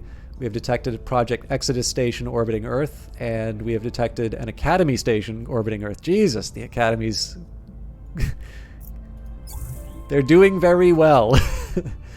Okay, so let's just let's go back to nations. We'll start with that for the time being. We'll unpause so that we can get the allocate counselors missions underway, and then maybe we'll try and parse out some of the next few steps we want to take. Okay, confirm assignments. Martrand Udutha, Commander, it appears we have some supporters in Indonesia, making it a good target for... Oh, well. This window shows the currently selected counselor. In addition to assigning them missions during the mission phase, you can select their portrait to open the counselor detail screens. To learn more about them, understanding your counselor's strengths and weaknesses is the key to success. The missions available for a selected counselor appear here during the mission phase. Select the mission to view the assignment details. I will go there, but I want to finish all of these tips first, because I know we wound up in a case where we had sort of cascading tutorials. Oh, these are... Okay, yeah, surveil. That's definitely what I want to do. Okay, control nation... Stabilize nation. Oh, this panel contains a list of available missions for the selected counselor. The target of the selected mission is indicated here. You can also start missions by shift left clicking a potential target in the geoscape, and lists possible missions for that target will appear. Certain missions allow you to spend additional resources for an increased success chance. That slider will appear here. Positive effects that boost the success rate are listed here. Contested missions rely on a particular council attribute like persuasion or command. Penalties that reduce the success rate are listed here. Mission success chance. The overall success chance of a mission is shown here, influenced by bonuses, penalties, and the resource slider. Important, changing conditions in the world can cause the success chance to change after you assign the mission and confirm assignments.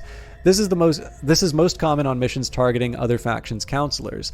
The latest success chance will be visible under your counselor in the geoscape. You can abort missions to refund your spending. When you are satisfied with your plans, click the Assign mission. It will be carried out in the days and weeks following the mission phase. You can reassign counselors during the mission phase without penalty. When you have assigned all counselors to missions, click the Confirm Assignments button to end the mission phase. You will be allowed to move time forward again, and you will be updated when a mission resolves. Okay, so clearly Hungary is the first target.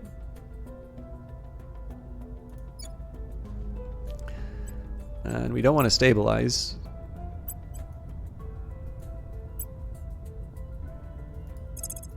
So yeah, investigate alien activity. Now the question would be, so it doesn't seem like there's a... one of the questions would be, do I want... Ready for my mission. So we've got Martha and Udatha, and we've got Raven Johnson, so it's maybe less clear to me which of the two I would want to send. I wonder if...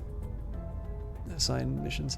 So is that item that we got from Martha... So it's clear now that it was one of my own people talking to me about wanting to go to Indonesia, and I think that makes sense, although it would have been nice to...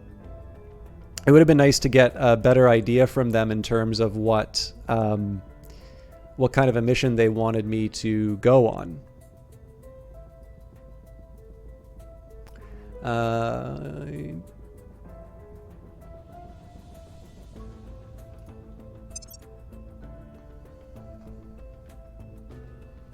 Is there a way I can do that? Hopefully this is alphabetical. Actually, it was at the top of the list. I should have just selected it.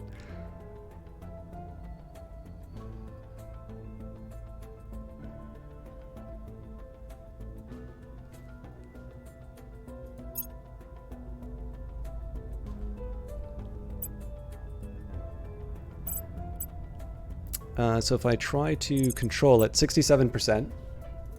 If we go, okay, we don't want a coup. Public campaign to increase support. Inspire. Improve the loyalty of another counselor, making them more resistant to interrogation and attempts to turn them. May also bring back a turned counselor to our side. Interesting. Go to ground, go into hiding. Yeah, no, we definitely don't want to do that.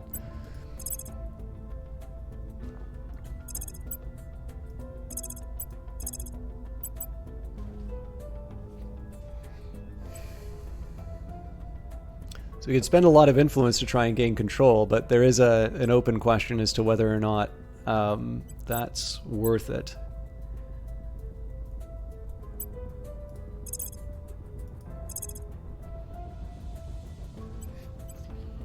So we can spend money to increase our influence.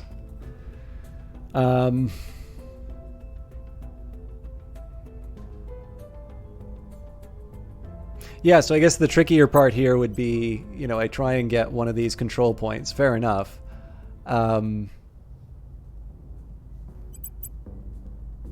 Do I invest early so that I can make the control mission more successful, or do I spend influence now to try and push the...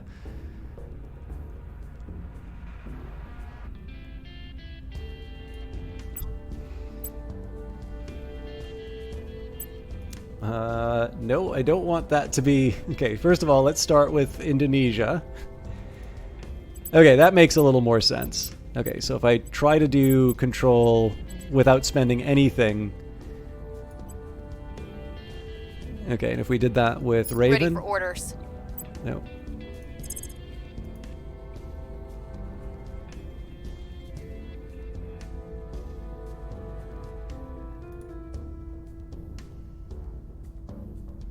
Okay, so I kind of know what I'm doing here. So let's select Hungary. We're going to send Raven to investigate the alien activity.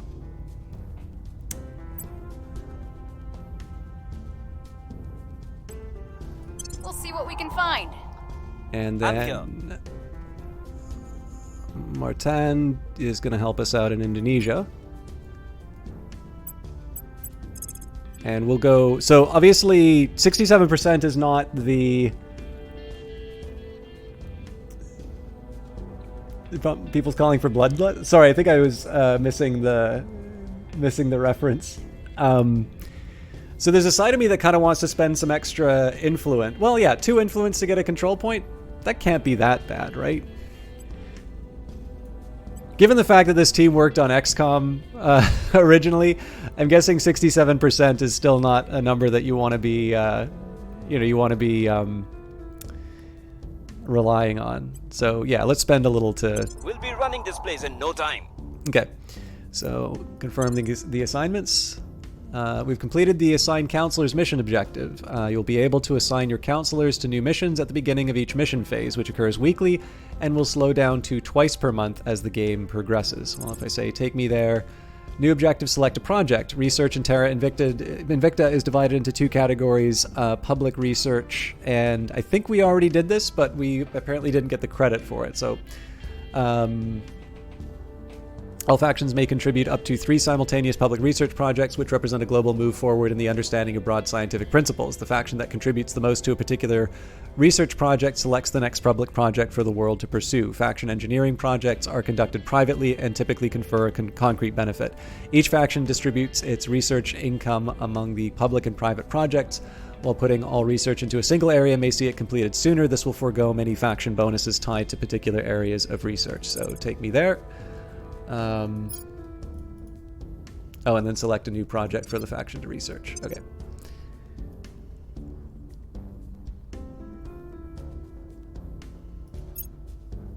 So if we do audience research, gains additional influence. Commercial research gives us money. Management research, small bonus to our capacity to manage control points without paying influence maintenance. Operations research. Okay.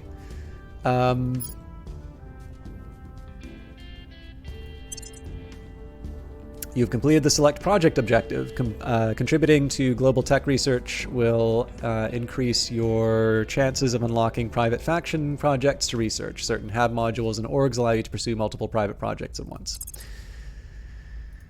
We're already on our way to gaining the control point.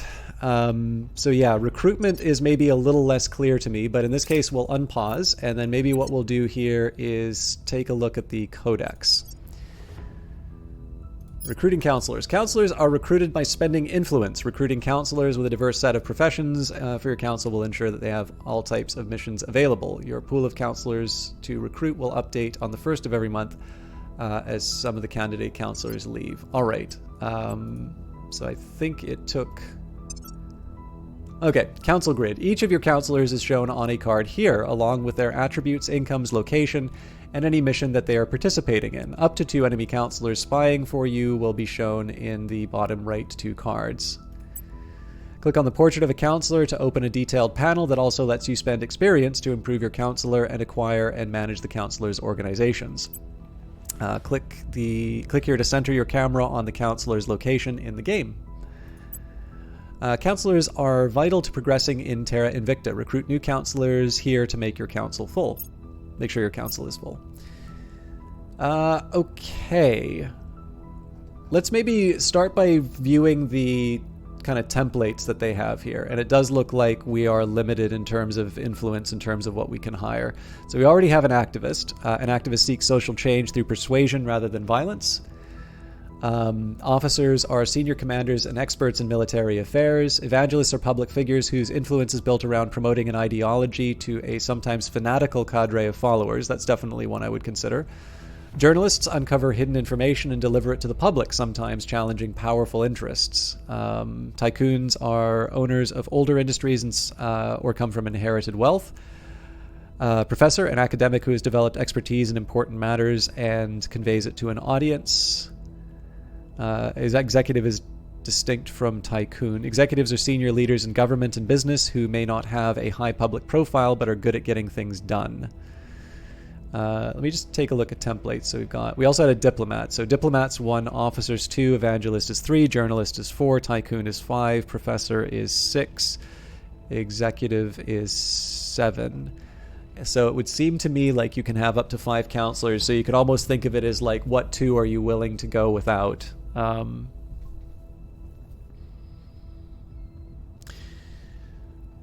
Now, one challenge I have is that these stats... So I think the template might be an indicator to me in terms of what these different stats will get me. But maybe what I'm curious about here is... So let's say I'm like, okay, well, maybe I'll just accept that... maybe I'll just accept that maybe I want a professor now, and I'm going to accept that they'll maybe have some lower stats on certain things. Actually, maybe one thing I could do would be to compare. Do we have the same? No, the 2 executives cost 60. I was just trying to think if there's a difference in terms of the stats, or if the stats are dictated by the template. So, like for instance, I take a look here at an executive compared to this professor. So we've got 6 and 6, 5 and 3. So right now this is down by 2, 3 and 1. So it's down by 4. But this has a command of 0. So they're even. This one has ADM. I'm assuming that's administration. So this one's up by 5. But it's science is lower by 4. So now it's up by 1. Security higher. So 3. But then I'm assuming this is loyalty. So like in terms of the total number of... like if I add up all the values, I believe this is up by like 2 or 3 points. But of course, you're not going to use them for some generic point. You're going to use them for a specific aim. So I do want to recruit someone. Just the question is, like, I could see an officer because I'm probably going to wind up doing some coups.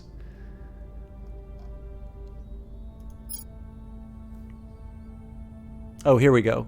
So persuasion is the ability to shape opinions of others to your own. It is crucial in gaining support from Earth's nations. Each point of persuasion increases the counselor's influence generation by 1.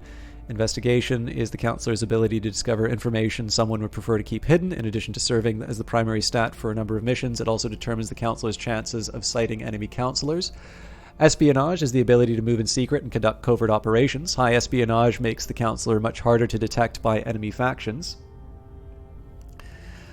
Command represents this counselor's ability to organize and lead combat operations. Each point of command increases this counselor's ops income by 1.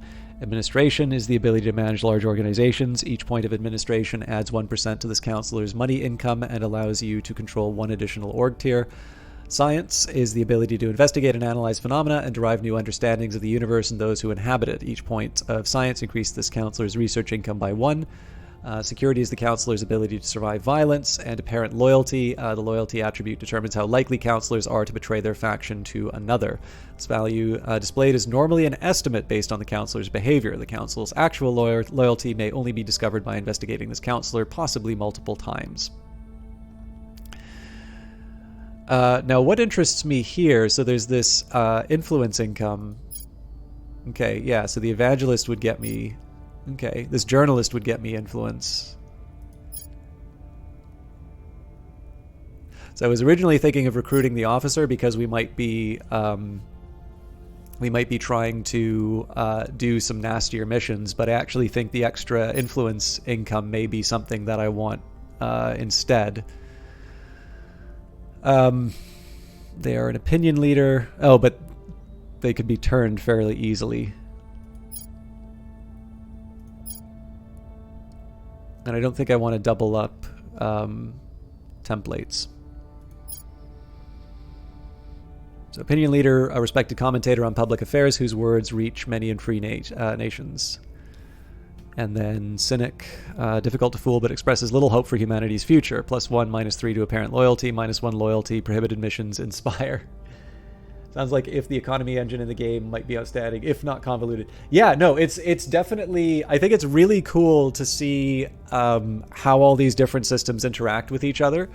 And I probably should have thought a little more carefully about like just jumping in without trying anything for a stream, because I realize I've been spending about an hour and 3/4 like reading a bunch of screens. But part of this is just to try and work out a mental model for myself in terms of how I want all of this to. I usually try to I like to say it's like, okay, I'm hiring this particular character because I want, X, Y, or Z to happen, and then the X, Y, or Z component is like. I could be totally wrong. Like, it could just be something that blows up in my face, and it could have just been something that, to a seasoned player, it was something that never would have worked. But by being able to say, okay, I wanted X to happen and Y happened instead, that helps me get sort of a learning, sort of a framework for learning in. So, for instance, in this case, I'm like, okay, well, I want influence, and this seems to be a good way to get access to some more influence, but I really don't like this apparent loyalty component here. And maybe what I can use this officer for is to handle, getting an Orgon at the start, and then I know that I'm going to have, or I just wait and save up, and I've got like the 60 influence when I complete the private research project. So, I'm really glad to hear that, Paulo. I mean, again, it's definitely everyone else. I think the thing is, there's a couple of other people who've had more exposure to Terra Invicta. They've been able to play the game ahead of time, and so obviously that kind of content is definitely gonna. I have a feeling that's what most people are kind of interested in watching. But I basically just got a key today, so. And of course, everybody will be able to take a look at it on Monday. So I'm assuming it's Monday, but yeah, we'll do our best, and I'll just know that if I cover it on release, I'll have to be a little bit better prepared for the full experience. So I think I'm going to bring Akiya Matsudo in because I want to see if I can bring them onto. I like this idea of the organizations. Oh wow, that is a lot of influence. Okay, so if I do, I'm going to need to spend money instead. Even then, I can't actually bring money in. All right, well that's fine. We'll still figure out what we need to do. Counselor's available missions. This panel shows you the list of missions that this counselor can try to perform during the mission phase. Try to maintain a balanced council to ensure that you can execute the necessary missions to achieve your goals. This panel displays the counselor's attributes. Hover over an attribute to see more details. Attribute scores can range from 0 to 25. This panel displays the resources that this counselor generates, can occasionally go negative. Traits are special characteristics and modifiers that affect this counselor's attributes, incomes, and other aspects. May provide conditional bonuses to missions. Hover over a trait to view more details. I probably should have done this before, but government, a member of a recognized government with official status. This grants access to orgs not available to other counselors. Survivor, very hard to kill during episodes of mass violence, +1 security. Hard target, will strike back if attacked. Enemy critical failures on detain or assassinate missions against this counselor will result in a human attacker's death if the attacker is not protected. +1 to espionage when being detected by other counselors, +2 security, but careless. Someone who doesn't take personal security terribly seriously. So if you ever want to read Akiya's email, password 12345. -2 to espionage when being detected by other counselors, and -2 security in nations where I think that's unrest is at least 4. Angry fists are at least 4. When you get enough XP, you can spend it here to increase your counselor's attributes or add or remove traits. Going on missions grants XP with contested missions with a success chance granting more when success is rolled. Organizations or orgs can be equipped on a counselor with sufficient administration ability. Orgs grant attribute bonuses, incomes, and new missions to their owner. This area shows any orgs that your counselor currently has equipped. Okay, so they can bring more than one org on. This area shows any orgs that are currently available to be purchased for this counselor. Simply right-click or drag on an org to the above panel to purchase it for your counselor. Switching from the marketplace to this panel area shows any orgs that are being held by the faction but belong to no counselor. They provide no benefits but can still be snatched by your enemies. If counselors are killed or dismissed, their orgs go here. You can also drop and pick up in this window to transfer them between counselors. There's a small fee when doing this. Click here to open up a new panel where you can customize your counselor's name, appearance, and voice. If a counselor no longer suits your goals, you can dismiss them here to free up space in your council so you can replace them with another candidate. So I do like the fact they included the security, the CSE, the Communication Security Establishment. Oh, no, sorry, that's not, CSIS. So no, never mind. So I was like, oh, there's the NSA and then the CSE. No, sorry, this is Canadian Security Intelligence Service. So this would be the Canadian CIA.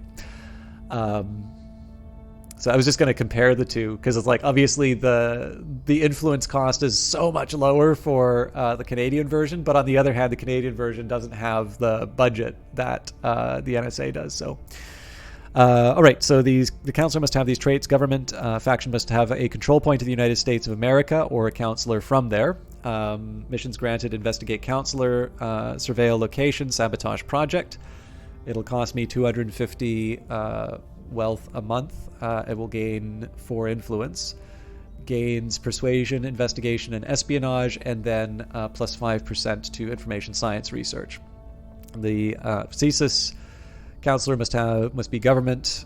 Faction must have a control point in Canada or a counselor from there.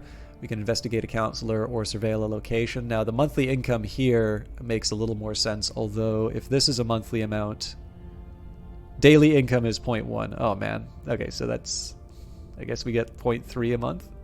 Yeah, it says right here, 3.1. So even then, we wouldn't be able to. We would be running at a deficit if we wanted to try and control CSIS. Although it would give us more operations points. Arma di Carabinieri. Sorry, not very good with Europe. So this is one that we would be able to afford. Criminals, interesting. In Naples. So this would actually be an interesting one because it grants monthly income. So you spend 100. Yeah, this is actually a really interesting one. So you spend 100 wealth, and then you do have this influence cost. But it does actually give you a pretty decent monetary income as well as an influence. So this is one I might want to keep an eye on.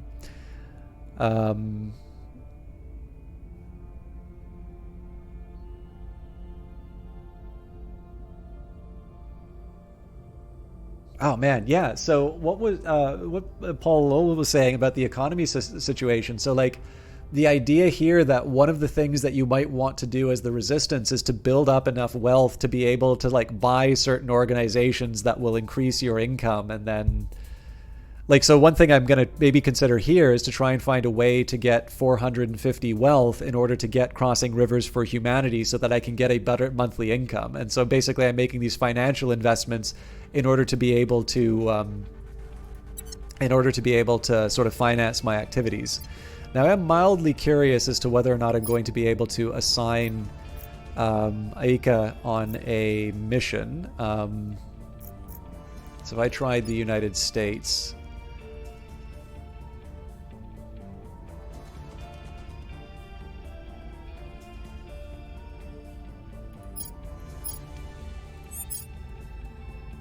Hello, Commander. I'm ready to get started. Cool. I guess I can't. I think I'd have to do... Yeah, okay. We'll just let... Oh, time's already going by.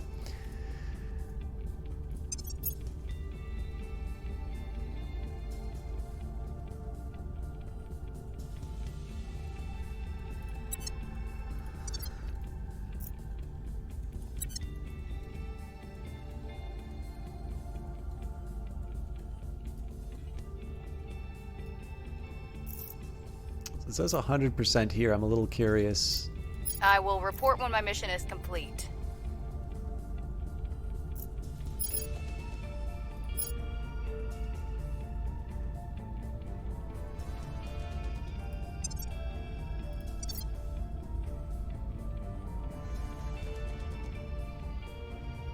So what interests me right now is that... So the timer in this game is going by seemingly by the minute, which is fine. It does feel, though, that if it's a couple months for the mission... like, so if you need to pick new missions every couple of months... One thing I'm a little unclear on right now is whether or not there's anything I should be doing right now in order to, should I be taking certain actions in order to give myself a better position, or should I be speeding the game up in order to try and get to the next point where I'm going to be making, where I'm going to be taking certain actions? For me, I think I'm going to just speed things up.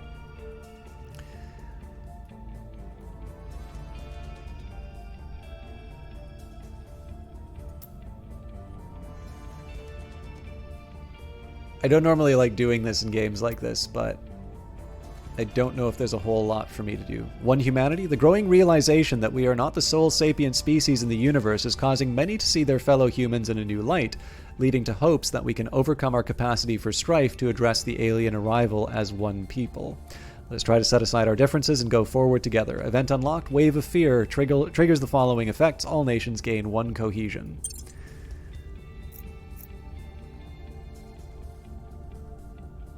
Operations Section reports. UN Security Council meets. The UN Security Council has met to discuss the alien arrival. Unfortunately, the hoped-for show of international unity did not materialize, with China, Russia, and the United States accusing each other of hiding knowledge about the alien crash and preventing full access to the site. We have an opportunity to shape events to our advantage and even make our case directly to the nations of the world. However, with the eyes of the world on these meetings, our counselor's risk of exposure to our enemies is extremely high. So we could quietly steer support towards the resistance. That's going to cost us... this game triggers the following effect. Grants small public opinion boost for us around the world. Information about our faction will be exposed to our enemies. Or deliver our manifesto to the world. Public opinion boost. A great deal of information about our faction will be exposed to our enemy. Nope, let's just bang the pots and pans. Every circumstance is an opportunity. Our test is to recognize and seize it. The initiative encountered. We have encountered the initiative. The leaders of this shadowy cabal reveal little about themselves or their methods. In some regions, they are behind rampant rumors that the alien arrival is a fabrication by Earth's governments and corporations.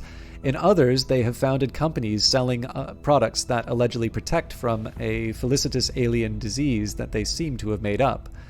And as the quote said, every circumstance is an opportunity. Our test is to recognize and seize it. So let's go take me there. Faction overview. This screen shows the details that you have discovered on any of the human factions. This tab will show you information on discovered counselors. You may shift-click on any tab to switch all faction tabs at once. This tab shows any information on a faction's resources and income. This tab will display the faction's objectives if you have discovered them. This tab shows interfaction relations. This tab shows any intel gained on faction research. You may shift-click on any tab to switch all faction tabs at once. Okay, so yes, we know quite a bit about the initiative. We don't know much about anyone else. But goals: exploit the alien arrival to gain power. Victory not yet known to the faction.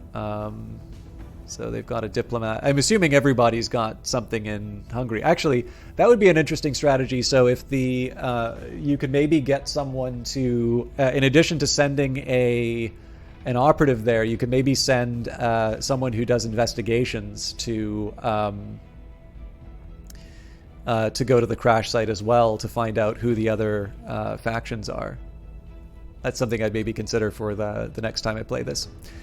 Okay, so I don't know if there's... I mean, we can take a look at resources. They are earning more influence, money, operation. They're basically the same as me or better. Okay.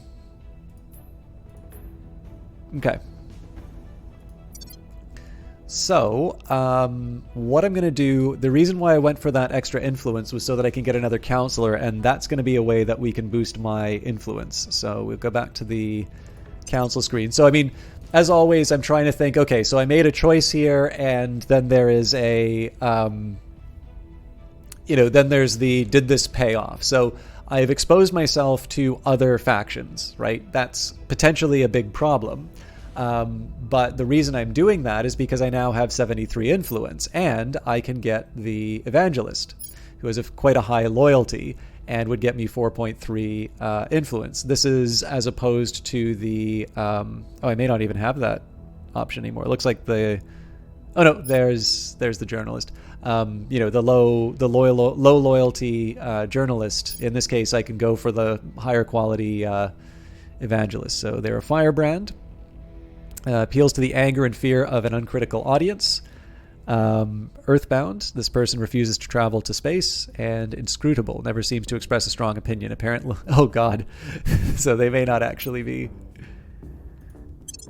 Alright, so obviously we are working fairly heavily on our influence at the start. Whether that's the right call, we'll see. Hello, Commander. Thank you for bringing me on board. Recon complete. Excellent. I have learned some useful information from my investigation of the UFO crashdown site in Hungary. We have received a small bonus to our xenology research going forward. We have completed the Investigate Alien Crash objective. Despite heavy security, we were able to obtain some surveillance records of the crash site, as well as a small quantity of debris.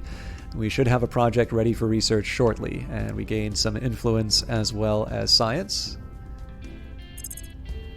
Our counselor was able to obtain some surveillance recordings from the alien crash site. Our researchers should analyze it as soon as possible. When it becomes available, complete the Alien Signatures project. Okay, we'll close that for now.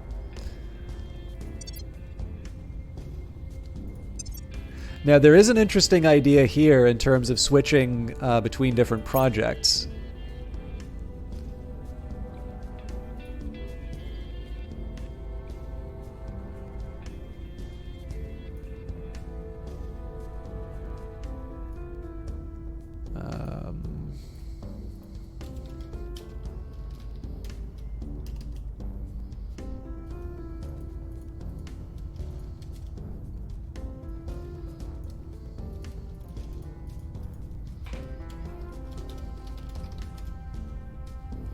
Am I missing something here? This might be a faction one.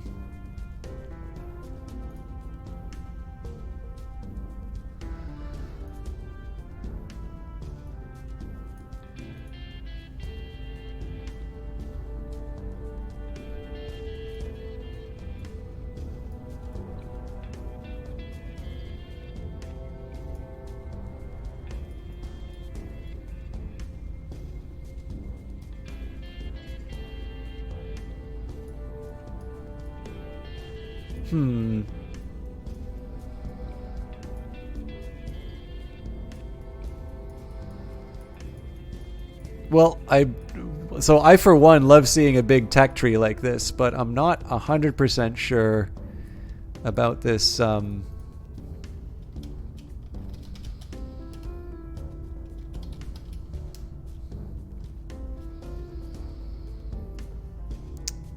Maybe I missed something in the tutorial. Oh, okay.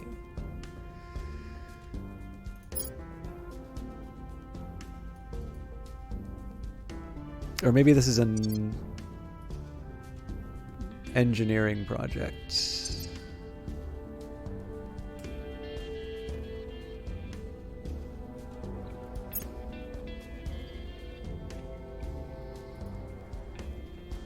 Yeah, that just brings us back to where we were.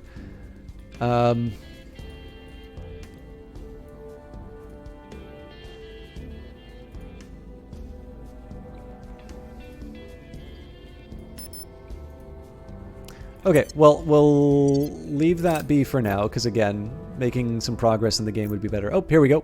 New project available. You are now able to undertake the Alien Signature project. Allows the faction to detect alien abductions on Earth. So we definitely want to go there. And I'm fine switching. So audience research is nice. It does give me extra operations, but of course we've already achieved some of the things we wanted to do with our operations. So that's what the tech tree looks like when a dev crams 2 games in one. Hello, Shakana89. Are you talking about the? Are you talking about sort of the global kind of the global intrigue game versus the sort of the battle in the solar system? Allows faction to detect alien abductions or the. So yeah, I don't mind switching the research over. Our intention for focusing on influence has kind of already been satisfied by equipping the counselor. We failed to take control. Sacre bleu! My control nation's mission in Indonesia has failed. So I think in this case we will repeat. Prepping for next mission. So, and we should get the next... Okay, so they're already working on this one. Russia has an open control point with a good boost in income. Let's target it to support our space program. Okay, it wasn't exactly going to be the one that I chose, but let's give it a try. So I want to see who's the best at trying to gain control. I'm here. We have What's the op? not a lot of really good people for that. Okay, so let's think about this a little bit differently then. So we'll get Alberto to raise our profile.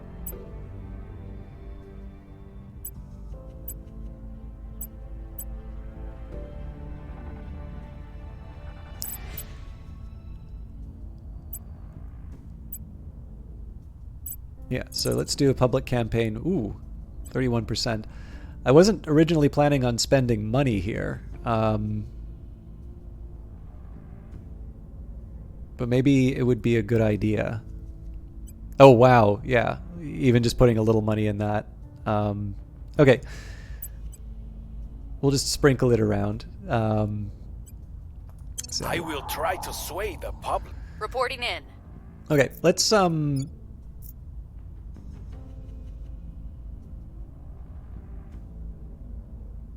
So one thing I'm a little unclear on here is the idea of who controls control points.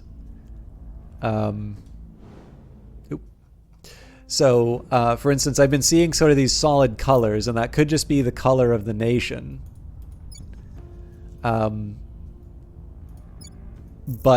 I guess with that in mind, even for a region that's, you know, seemingly held, or no, actually, I guess China isn't controlled by the academy. Maybe the UK was the one that had a really heavy academy. Yeah, so even the UK doesn't really seem to have that big of a support. Anyways, seems to me like it wouldn't hurt to put some extra effort in the US. So let's get Standing by. This is not necessarily the sort of thing that this counselor's really intended to do, but no, we will not do a kudu. Oh, actually, looks like we don't have the option to...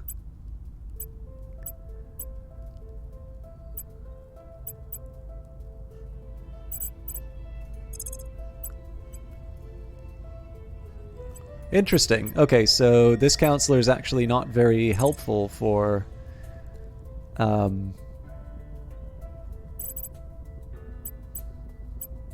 Interesting.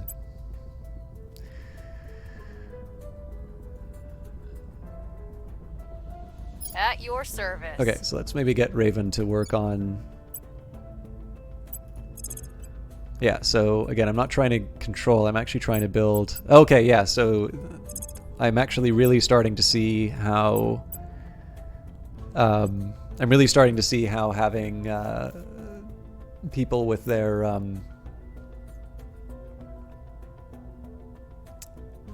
I'm starting to kind of see how this all works with the diversity of counselors. So maybe we'll go on the offensive.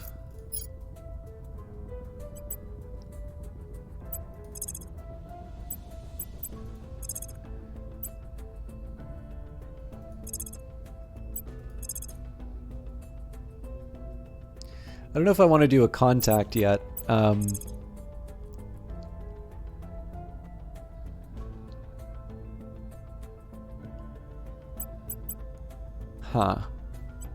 Yeah, so I think one of the challenges that I have here is that my diplomat and Ready. My officer, I don't have a lot of things that I necessarily want them to do right now. And given that so many of these, like a lot of these things seem to cost resources, so like there's a side of me that says I don't really want to do a lot of these actions because they don't necessarily earn me a whole lot. But one thing I might want to consider would be I can do a search in nations.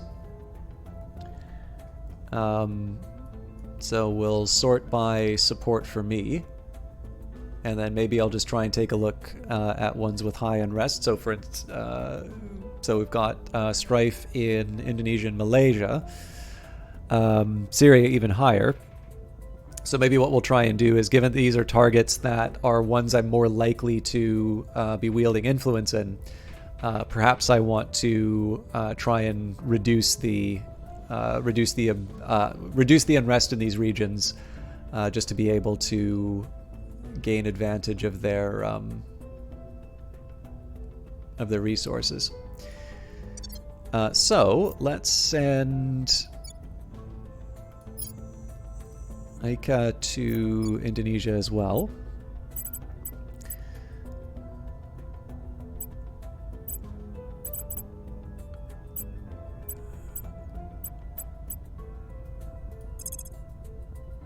All right, yeah, that's... We'll restore peace to this nation. And then Raven, same story, will stabilize the states. And again, we could spend to improve the chances, but this is just really so that I can... Turn down the heat. This is just so I can get them to do something. And we'll confirm the assignments and move things along. Select a management team. We may now recruit our faction's management team. As we stand up resistance operations, we are selecting our internal management team to help oversee our affairs. While we are gathering personnel from a variety of disciplines at your direction, we will emphasize a particular specialty. So we've got lobbyists and influencers. So this would give further influence. Scientists and engineers, which would increase our research income. I think right now we don't have ticking... Oh, no, we do have ticking research income. Officers and operators, which would increase our operations income. Okay, yeah, we don't have an ops income, so that might be something I want to consider. Or alternatively, financiers and investors. Now, given the fact that spending money seemed to be a way, like, so buying organizations seemed to be a way that we would get access to some of these other resources.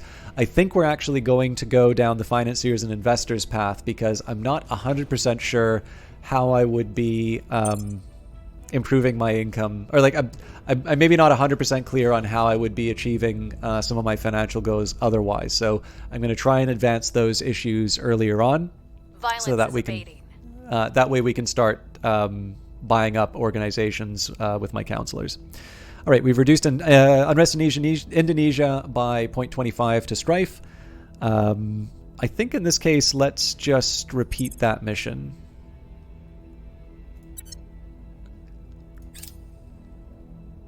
The people will come to our side. I have increased the popular support for the resistance by 12% in Russia. And again, I think we will repeat that mission. Things are cooling off. Stabilized nation mission success. We've reduced unrest in the United States by 0.25 to subversion. And I think once again we'll do a repeat.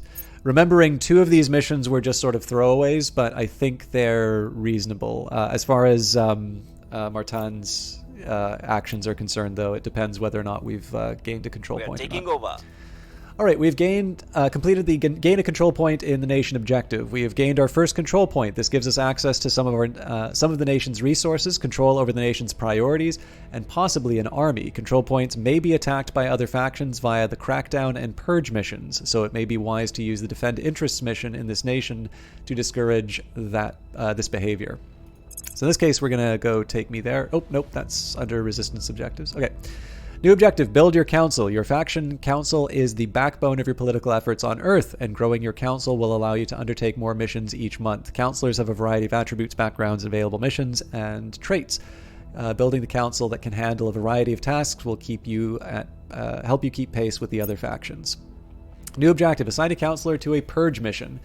Controlling nations is vital to establishing a foothold and increasing your research and resources so that you can venture into the solar system. Sometimes an enemy faction may control points in a nation that you seek to control. In order to gain control of CPs already in control of another faction, you must send your counselors on crackdown and purge missions.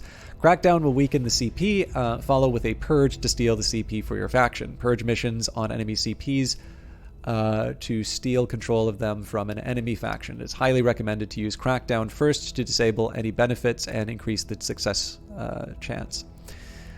So I may be reassigning my 2 operations-focused counselors towards that.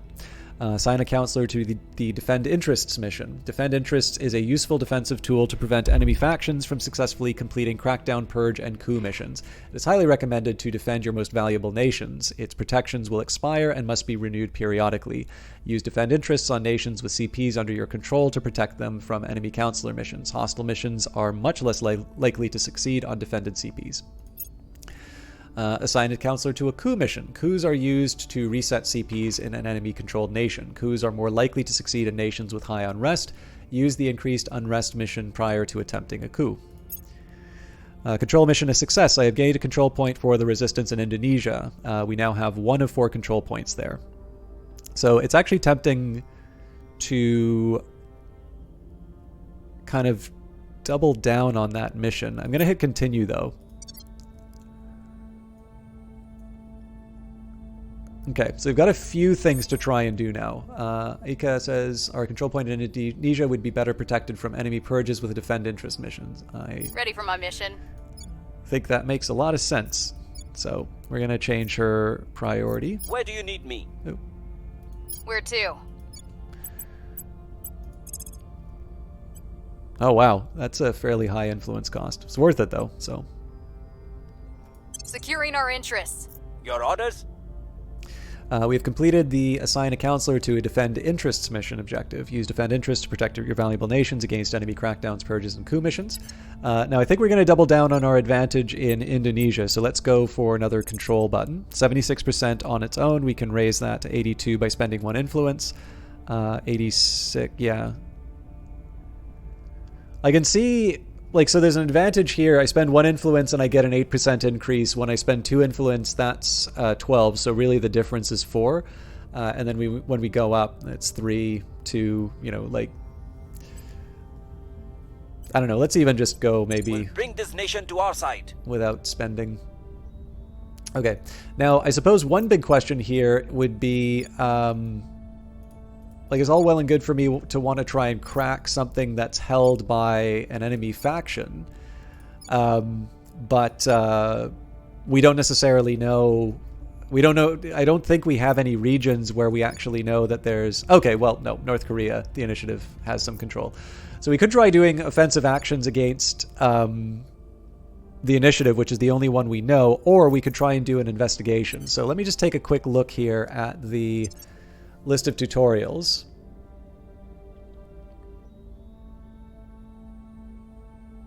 Yeah, so there isn't, it's not telling me of any investigation missions, but I actually think that's something I want to try. So we're going to go to our nations list. And what I'm most interested in is, I want to find, again, people who are not going to be aligned with my interests. I want to see,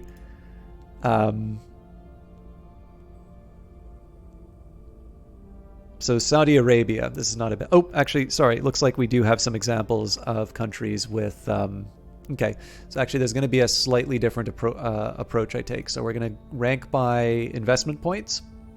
And I want to take a look at the... I want to take a look at the countries that have got somewhat high investment points and make sure that I'm cracking any influence that's held. So for in this case, we've got... the academy, which is gaining control in the Benelux. That's not good. We want to break that. So Oop. Let's see if I know my European geography. The answer is no, but...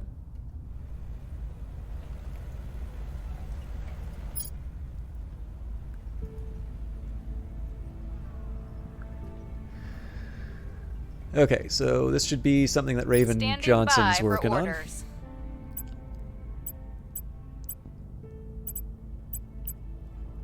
Oh, maybe not. Okay, so if I were to send her to... Acknowledged. Okay, so what if we switch around the priorities? So we go to...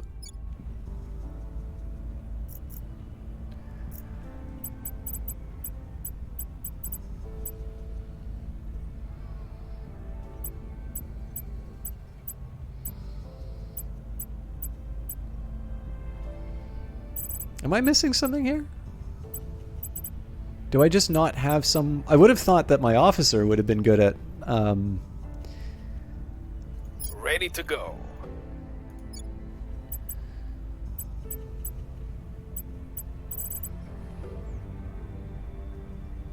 What's the op? Okay.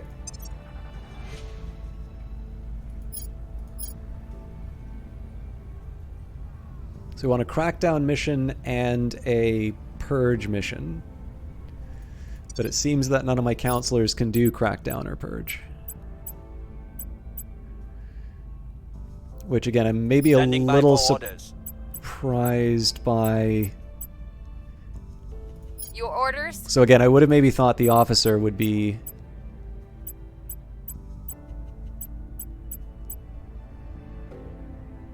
Huh. Reporting in. Oh, okay. Now it looks like I don't have the purge option either, but at the very least we can start with the crackdown.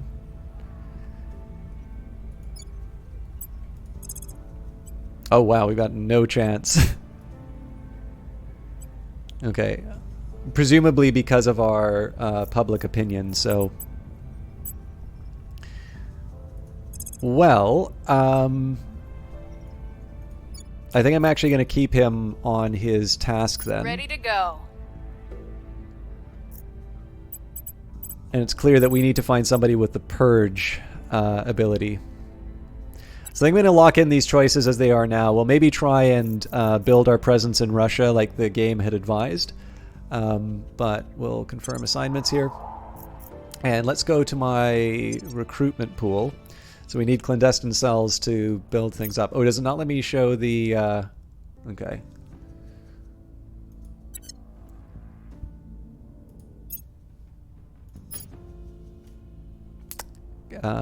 Where's Purge? Okay, so the Tycoon... Well, the Tycoon would probably be somebody I want because of... Oh, nope, actually they lose me money.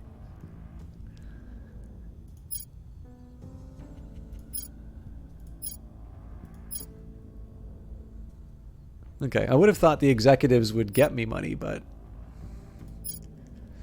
Okay, so it's clear that I'm going to want to work towards... it's clear that I'm going to want to work towards clandestine cells and an executive to gain access to Purge. But in the meantime, I'm going to have to do something in the interim, and which I think is going to be more related to buying up organizations.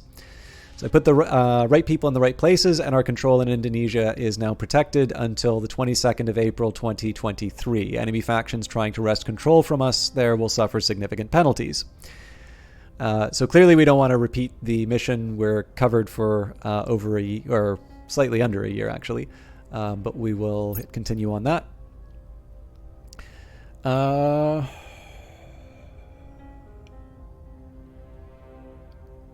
Just trying to think. So let's take a look at... Public opinion is moving in our direction. So yeah, the coup might give us something. I'm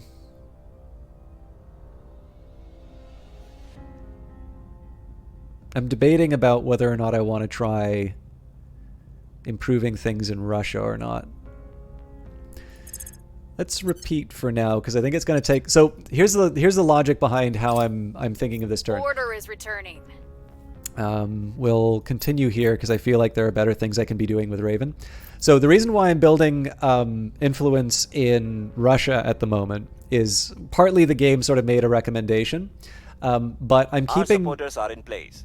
Hey, Takri, how you doing? The idea that I have here is I want to try and establish sort of this baseline of support while I'm building towards this purge mission. Now, because I'm going to need to hire a new, basically a new counselor for that, I know it's going to take us a while. So basically any actions that I'm taking in the Benelux will not necessarily be all that useful to me. Now, one of the things that I'm going to try and do as a whole is like, once I've got a fairly decent position in Russia, then I'm going to move and start sort of expanding the resistance position in that region in order to start kind of eating away at the Academy's overall level of control. But right now, because I know I've got offensive actions happening much later on, in this case here, I want to try and be a little more constructive because at some point I'm going to need to move Martand into trying to control another country, and at this point it would be nice to try and establish some kind of a foothold elsewhere. So you just got your butt whooped in Talisman. Is that a physical board game or is there or the digital version? Because I'm pretty sure I played like a 40k version of Talisman, but. I think I actually wound up returning it because I couldn't really make heads or tails of it, but that's not... I always hate kind of saying, oh yeah, it didn't quite work for me when I first tried it. Maybe I just didn't understand it. But it's good to see you. I'm playing a very complicated but very interesting game called Terra Invicta. This is the demo that will become available on Monday. So again, just a thank you to Hooded Horse for letting me take an early look. I hope I haven't done too bad of a job in terms of showing some first steps. I will definitely be doing some more of this. But for those of you who want to give this a try for yourself, basically this game will allow you the first 7 years, and it does disable a few different features, but basically this will be available on Monday, and I don't know if it's going to be going away after a while, but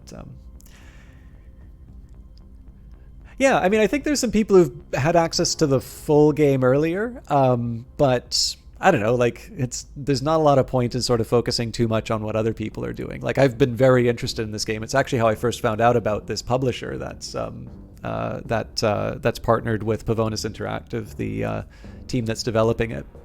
So I was really happy to be given the opportunity. But yeah, I think I'm going to repeat because, again, we've got a defended position in Indonesia. I think the idea of building on my strengths there will help me out. The other thing I haven't really been doing, I haven't been taking advantage of the ability to sort of redirect,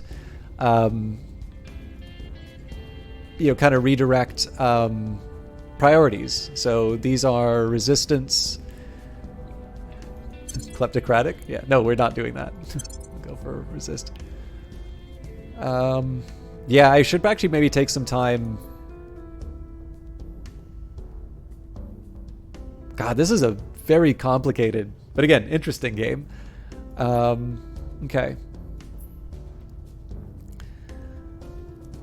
So, the economy priority represents the interests in industry and growth. Investing in this priority increases the per capita GDP of the nation by 8.6, inequality by 0.0003, and increases the greenhouse gases in the atmosphere by a small amount. They've actually modeled greenhouse gas emissions in this. Wow, okay.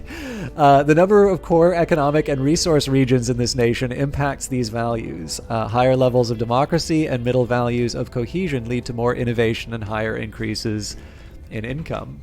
The welfare priority represents the redistribution of wealth and repairing harm done to the environment. Competing, the welfare priority decreases inequality by minus 0.005. So obviously, the investment we're putting into economy helps.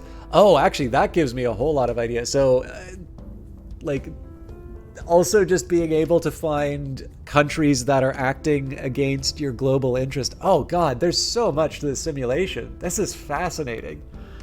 So the idea of targeting nations that are behaving in certain ways that you don't like, to be able to, to be able to, like, so let's just say for whatever reason, I'm not 100% sure how climate change affects the world in the game. I'm not quite sure why I would particularly care about greenhouse gas emissions right now, let's say. But let's say that was a really big problem, right? Like, let's say that's something where, based on my interests as a faction, I want to say, okay, stop doing that. Just this idea that gaining those control points in a country that is generating a lot of GHGs, specifically to reorganize the funding. So it's not even necessarily that you're trying to push against another faction. So like right now I've been looking at these people who are trying to be sort of collaborators with the alien invasion, and I'm saying it's like, I want to really focus on taking them down. Whereas right now, maybe what would be a better approach would be to be focusing on nations that have, the resources that I'm interested in, but are currently misusing them. And instead building up control there. This is interesting. Like, I could imagine that this game could be completely reimagined, like just to remove the alien invasion component, and you have a pretty decent little Cold War thriller on your hand. Hey, Miss Ariella, good to see you. How you doing? For those of you who don't know, Miss Ariella is a streamer who Olaf T. Harry mods for a lot. I'm actually going to take a quick second and shout her out here. I get to watch her play Borderlands with Olaf quite a bit. She's a dear friend who I've known way back in ye old Vancouver days, and she tolerates my nonsense inside of her broadcast and my encouragements for her to play games like this. But if you'd like a nice Australian streamer who is maybe a little bit more active and a bit, I don't know, a little more. Okay, I don't want to say I'm not fun to watch, but like somebody who is a bit more animated, let's say, definitely a streamer I can give a strong recommendation to. Yeah, exactly. Anyways, I hope you're doing very well, Miss Ariella. Okay, at some point I probably should. Oh God, I'm almost went. Like Banksy, and I'm going to assume is culture, which is probably going to be a little bit closer to, socialist. Pernellian. I'm just trying to think. So like most of these I kind of know. Heinleinian, Heinlein, Stranger in a Strange Land, Starship Troopers. Pernellian. Does anybody know the science fiction author that's being referred to here? Because it's not ringing a bell. Oh, I'm sorry to hear that, Miss Ariella. Clarkian, I'm assuming, is Arthur C. Clarke. Now, Kennedyan, I'm remembering the Kennedy patch for Stellaris, which was Alexis Kennedy of the Horizon Signal fame. But I don't think that can't be what they're referring to here. Roddenberryan, so Star Trek. Asimovian, I mean, Foundation probably the best known, but also author of like mystery novels and the gods themselves. Oh man, I really need to catch up on my science fiction. I also don't know if I know Banian. All right, well, I've got a big trip to the library waiting for me after this game. But yeah, if anybody happens to know a couple of these authors that I'm missing, I'd be interested in. I'd be interested in hearing. Okay. Oh, wow. Ecologically vulnerable region. Vulnerable regions suffer twice as much economic harm from global environmental damage as normal regions. Wow. Okay. So the scale for this game seems to be long enough that you can have the effects of climate change, and that will actually be affecting certain nations that you have. Okay, this is fascinating. I am really, really looking forward to the full version of this thing. And man, a huge kudos to the team for even trying to do a demo for a game like this. Like, I cannot imagine Our control point in Indonesia would be better protected from enemy purges with a defend interest mission. But didn't we just do that? Or maybe they're... Okay, yeah, so we need to do this on multiple... okay. At your service. So Martin's going to continue to focus Standing by on this. for orders. Let's continue to... let's continue to defend our interests. Again, it costs influence to do this each time, and I do want to try and build up towards other goals.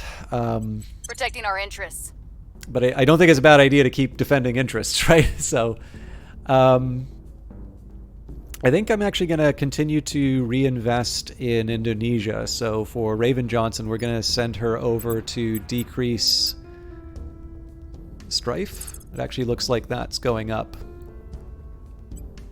Restoring order. I'm curious what's causing... so it says flawed democracy. Nation's government score is changed by minus 0.003 in the last 30 days. A nation's government score measures the amount of democracy in a country, which represents things like civil liberties, popular selection of leaders, press freedoms, and rule of law via an independent judiciary.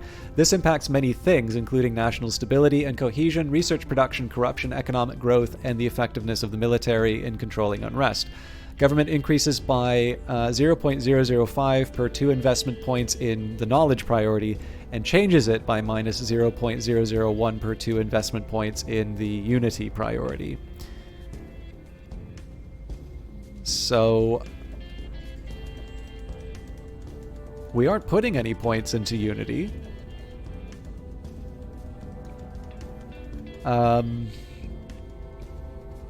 We do seem to be putting points into knowledge. Oh, actually, it does seem here that this has gone down to 1 point. So for whatever reason, the legislature has underinvested in knowledge.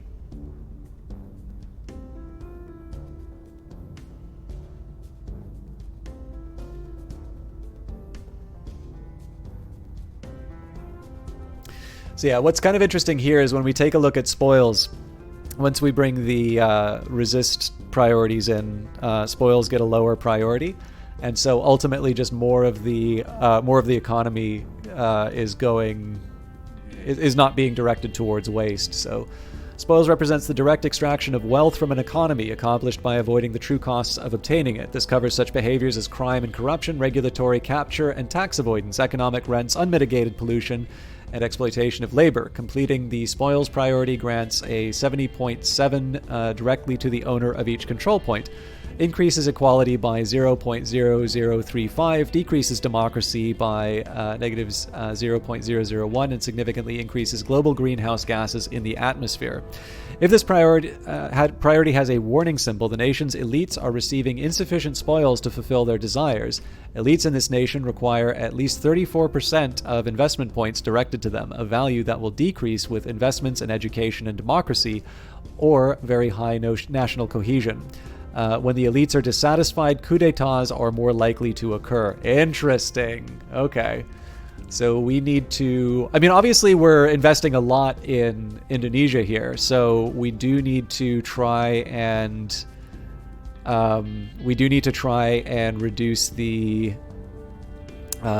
extraction. This is one of the drawbacks of founding our base in Indonesia. We definitely do not want to... We definitely don't want to have all of the wealth go towards waste. But we need to think about how we're going to... Okay. So, investments in education and democracy. So...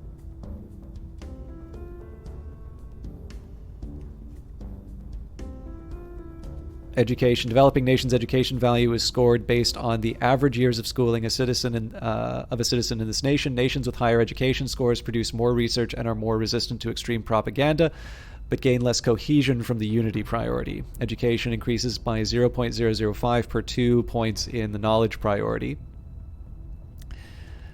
And then democracy.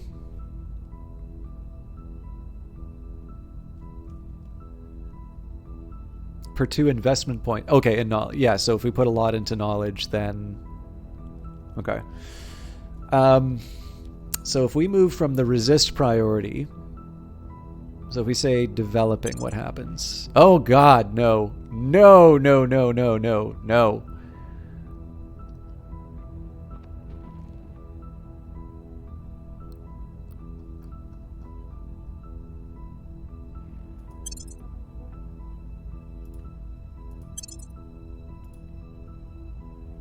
What I'm trying to think of here is how I could take priorities to... So like resist, we've got spending in terms of military, so we've got funding here. Funding directs national resources into legitimate government and private efforts to support space programs and other goals for the owners of its control points.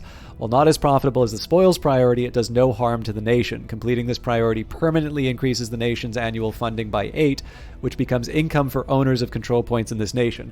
Now that's good, but again... there's something really interesting being modeled here, right? So you can see here's my take on this, and actually this is why I think this game is okay. So I was interested in this game earlier on in terms of there's a cool idea of like a grand strategy game focusing on resisting an alien an outside like an alien invasion, but it's really clear just how like they're really cleaving to this theme, and like in terms of tackling the sort of things that you would use for good science fiction. So I'm going to pause the action for a little bit to just talk about why I think there's something really interesting going on here from like I don't know if this falls under game design or just, you know, overall themes or that, but like you can think of why there's a lot of alien invasion stories and what they're trying to say, right? So yes, War of the Worlds is an interesting story, and you know it's a fun read, and it has been the source for a lot of adaptations. The really famous Orson Welles radio broadcast, Spielberg's done their own version of War of the Worlds. Like this is definitely something that has kind of captured our imagination. Of course, it's worth remembering that that original story, you've got a character going around in a horse and cart, right? That's very different from the one starring Tom Cruise. But it's also kind of fair to say, right, that if you have some concerns about colonization, you can turn around and sort of definitely see, you know, well, how do you like it when it happens to you kind of going on there. And I know some people will kind of object to going that place, but, you know, it's fair to see, it's kind of fair to see that being a concern that you're not necessarily reaching too far into the story to pick out, I don't think. I think it's also fair to say that this has been something that's appeared in a lot of different kinds of science fiction stories. So again, The Day the Earth Stood Still. You've got humanity becoming so dangerous, it has now gained the attention of the wider galactic community. And they're coming in and saying, you know, this is what's happening now, right? You've become so dangerous that we need to impose some order. So again, like you've got the idea of unifying humanity, this catalyzing event to bring about some sort of a change in the world. And I mean, there is something very interesting about the fact that there are multiple factions and they're all trying to do their own thing. But what's really interesting here is the fact that the world is still the way that it is. Like, it's not just magicked away. In the interest of telling the alien invasion story, you know, they go past certain, you know, they abstract away certain problems or certain dilemmas. Like, they actually model that into part of how you try and gain control and how you let your ideas be put forward on the global stage. So for instance, if you think about how politics tend to work in a lot of video games, you know, you would say, well, why would climate change even be a problem, right? You just hit the don't do climate change button. Well, the reason it can be a problem is because it can be more advantageous to generate this very costly form of resource, to engage in this very costly form of resource generation. So, for instance, spoils, right? It is actually hurting me to move away from spoils, right? The elites of this country are going to want their piece of the pie, and I'm specifically choosing not to do that. But by doing so, I'm actually opening myself up to my rivals engaging in a coup and me losing all of this effort that I've put towards Indonesia. And so one of the things that I need to do in Indonesia, you can think of it this way, like in this particular country, the fact that there's this level of corruption going on is potentially the thing that allows my faction to get a foothold. But if I'm not continuing to pay off those interests, obviously you wouldn't like it if you're losing access to your resources, right? And so one of the things that I need to do is, yes, I need to pursue my interests as the resistance, as the group that wants to push back the alien invasion. But what I'm also going to need to do in order to kind of protect my position, I'm either going to need to pay off the locals, local elites at least, or I'm going to need to engage in sort of a long-term transformation of Indonesia's structure. I'm going to need to educate the population. I'm going to need to try and introduce sort of stronger institutions. Basically, there's a lot that I need to do in order to try and make this safe for the kinds of ideals that the resistance lineup or the resistance priority is going to give me. Again, or I can just sort of switch around the priorities and say, okay, well, maybe maybe that's just too hard. Maybe I'm not interested in terms of this sort of long-term change.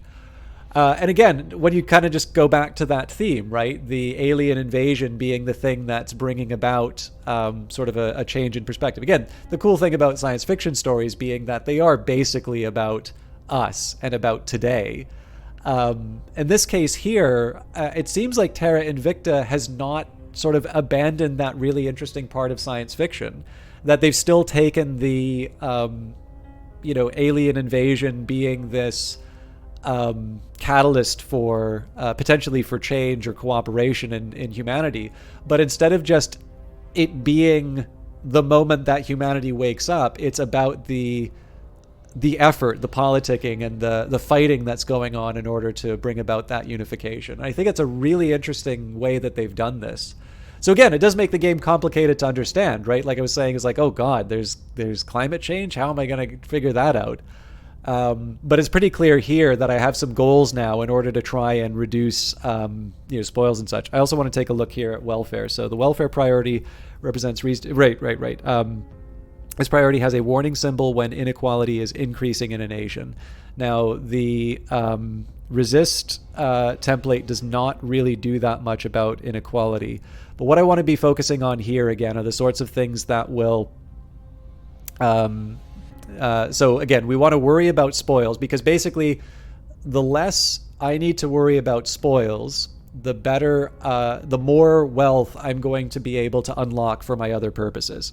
So let's focus on reducing the bribery that I need to do. So, or reducing waste is probably the more diplomatic way of putting it. So a value that will decrease with investments in education and democracy or very high national cohesion. Okay. So we've got education here. Nation's education value scored based on average years of schooling. Education increases by 0.005 per 2 investment points in knowledge. So again, we want to put what we can into knowledge. What's competitive? Okay, cohesion is good, but not as immediately important for me. So democracy, we want to increase. So 2 investment points in the knowledge prior. Okay, no. So, oh yeah, I mean that, or we just don't become democratic, or we move away from democracy. But I don't think that's what I want to do here. So yes, let's invest as much as we can in terms of knowledge. Now, the only drawback here is I'm not 100% sure which of these is my my best option. So, like, I was thinking of something. So one of the reasons why I wanted developing, I was thinking is like, well, yeah, we want to invest in development, but that puts like nothing into knowledge. So,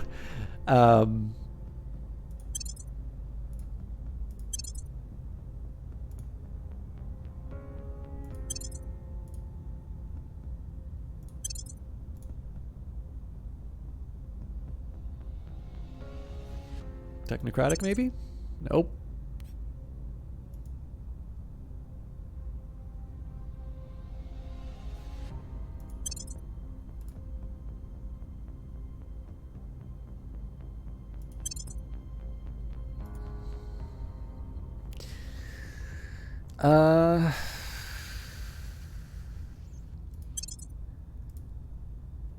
Just gonna go for the scientific ones and see.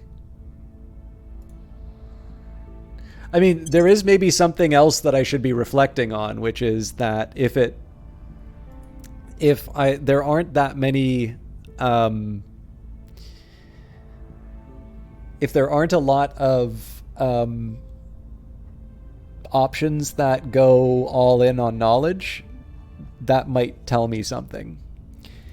But here's what I'm gonna do. I'm actually gonna. Oh, I don't have my. Really? Ah. Sorry, just need to find my notebook. By the way, remember how I said I was only going to spend a couple of minutes on this? This is an example of how interested I am in this game. So I'm just going to take a second here to get my tablet out because I would like to... Oh my god, it's 11 o'clock. I got a lot to do tonight. Okay, so I'm just going to make some notes here of what the resist option is, and I want to see how it behaves relative to the other options.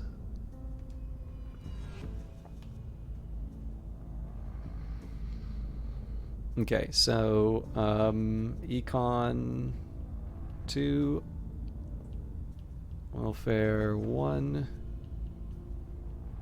knowledge 2, unity 0.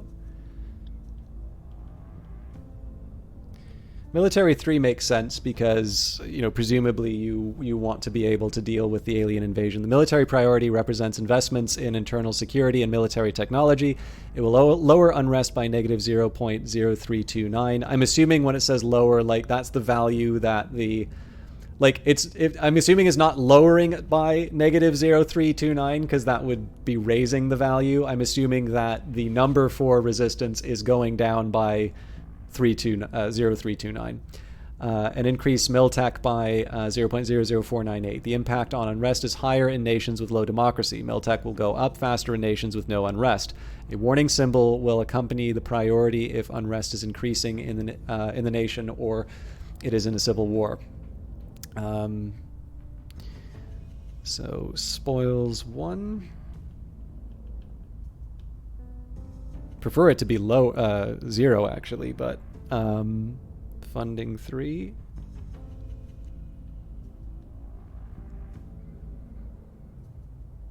Spaceflight 3.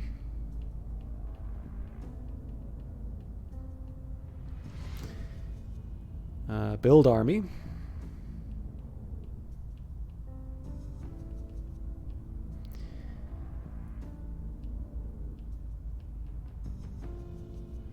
Okay, so what I wanted, actually I think I'll just take a second here and really quickly, I'm going to go through all of these options here, but I'm only going to pay attention to the ones with the highest investment in knowledge.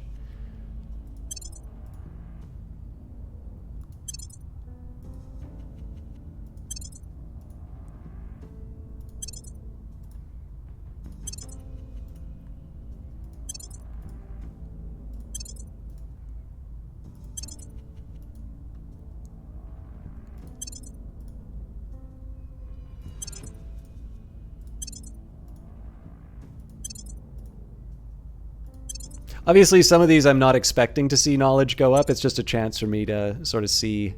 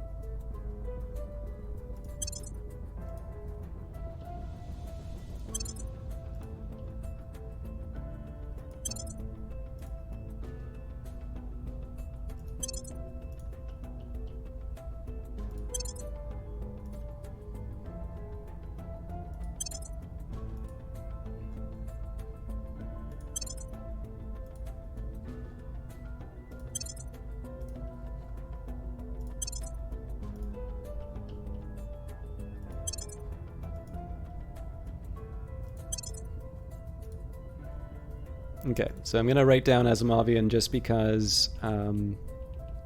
So again, I'm going to take resistance as a default. I'm going to assume that the game is generally thinking in terms of, what's best for me.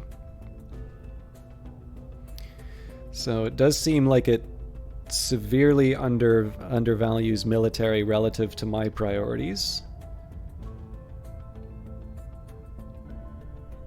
But other than that, it's actually quite close.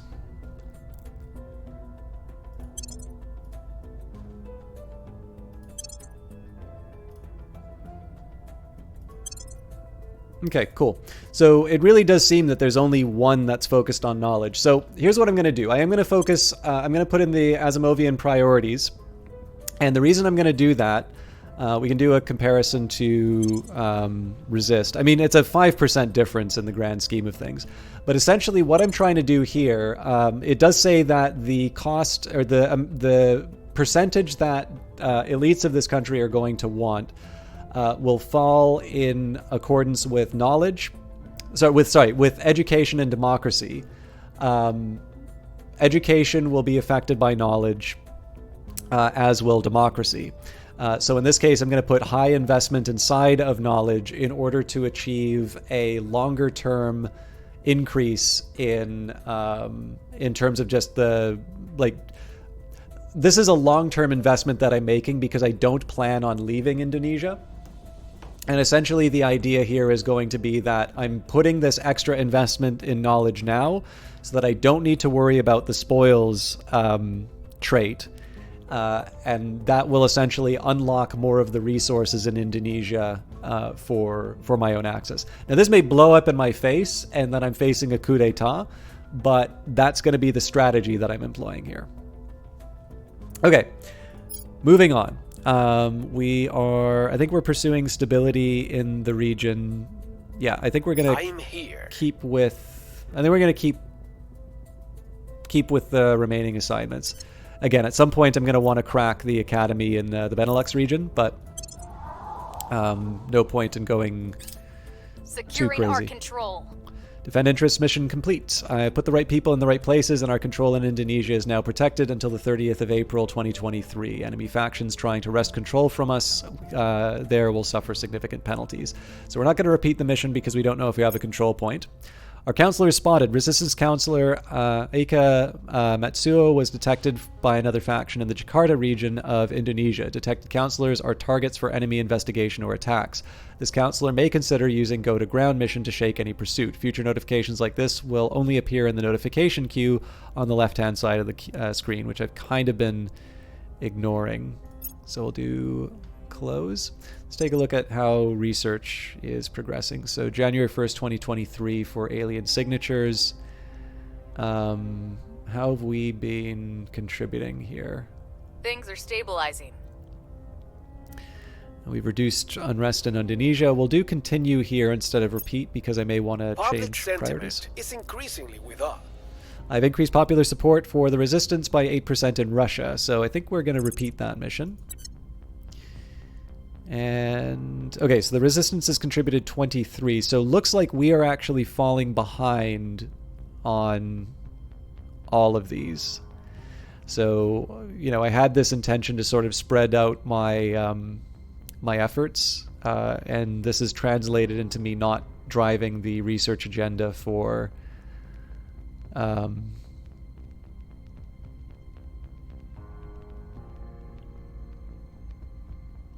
so maybe one thing I could consider, so if I take a look at the Humanity First, maybe what I can do here is I can pull back. So Humanity First is quite competitive on Skywatch and Mission to Space.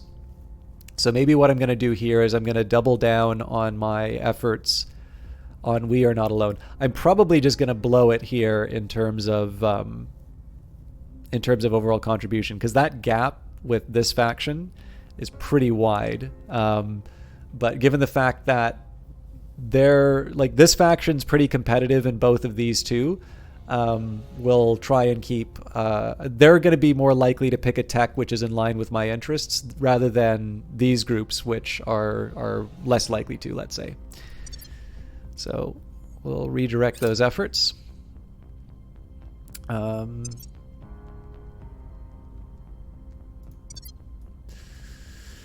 What else? Oh, let's slow this down because I want to buy some... Prepping for next mission. Okay.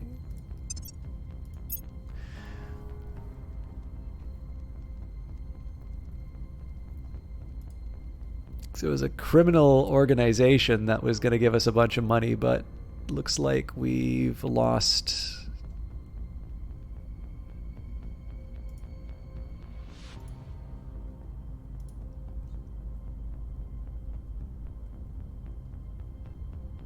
Yeah, I definitely need to be working on my my financial base.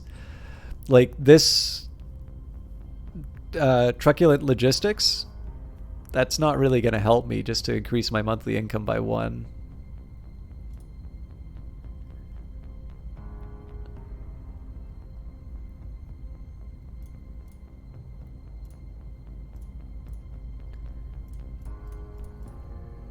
Yeah. Well, we'll see what comes up as time goes by. Our presence is growing. Okay, we've got another one. So I will repeat with the activists if I can get full control. Oh. Apparently the International Space Station is controlled by the Academy. Habitat detail. This provides some basic information about the station or base that you have selected. Click on the image and you will open the full detail in the Hab Manager. I wasn't quite intending to be... space body detail. This panel details the space body you have selected. The top bar contains physical data about the body. Higher values for gravity and escape velocity mean that it is more expensive to construct a mine and launch ships from the surface of this body. These values are the estimates of how much of the 5 primary space resources, water, volatiles, metals, nobles, and fissiles mines on this planet will produce. The more chevrons indicate greater potential output. This is a list of orbits around the body. Orbits serve as locations for stations and destinations for fleets. To land at a base or hab site, you must first transfer your fleet to an interface orbit, marked with the icon on the panel. I didn't really intend to go through this tutorial, but hab sites are locations on a body where a faction may build a base. Once the space body has been surveyed, the exact incomes from its hab sites will be shown here. Okay. So again, I'm kind of ignoring space for the next little while, just because it seems like we need to settle affairs on Earth first. But yeah, I am noticing the growing influence of the bad guys. Which has an open control point with a good boost in income. Let's target it to support our space program. I don't disagree, but we have other priorities right now. Now I'm going to try something a little... I'm curious if I could just pick... Yeah, I don't think it's going to make a difference. I'm going to defend interest. Now I'm slightly worried because obviously safe for our people. This character is can be targeted now, but they're also reasonably safe against being targeted. So I don't know. I guess I kind of need to roll the dice. They're really not good at control, so I think we're just going to go back to stabilizing the nation. We'll make things safe. And Where to? I think we did say that I wanted to continue building support in Russia. We're already doing pretty well, and that's just going to be, I'm going to get my activists to move over to Russia afterwards, and then we're going to start working on cracking the control in the Benelux. All right. Protecting our interests.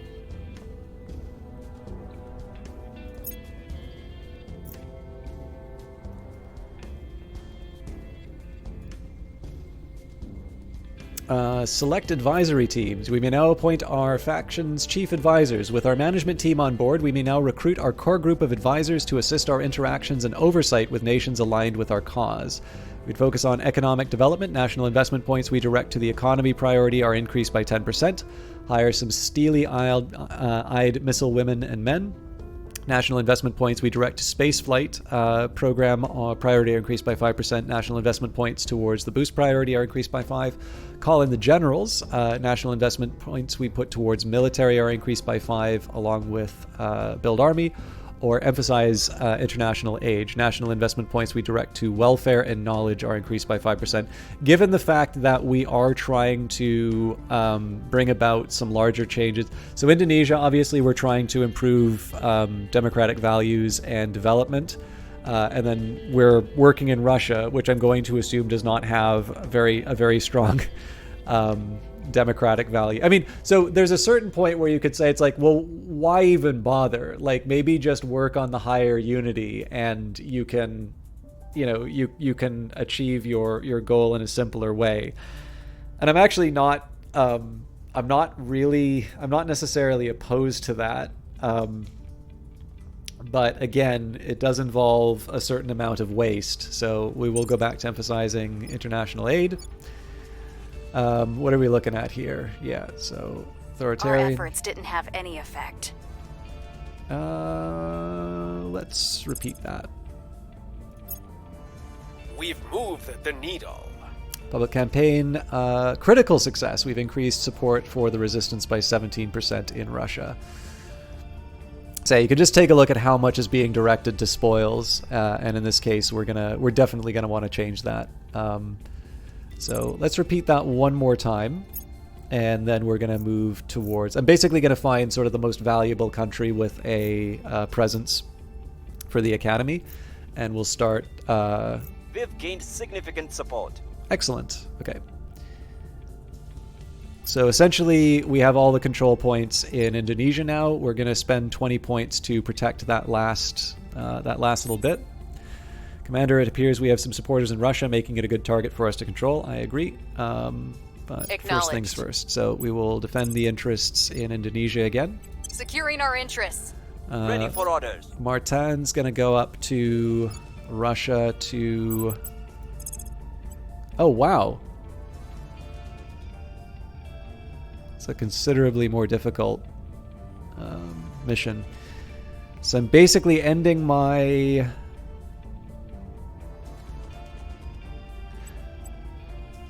you know what? I'm gonna this. Okay, so this is a low chance for success. Bringing them to our side. I'm gonna do it this way just because.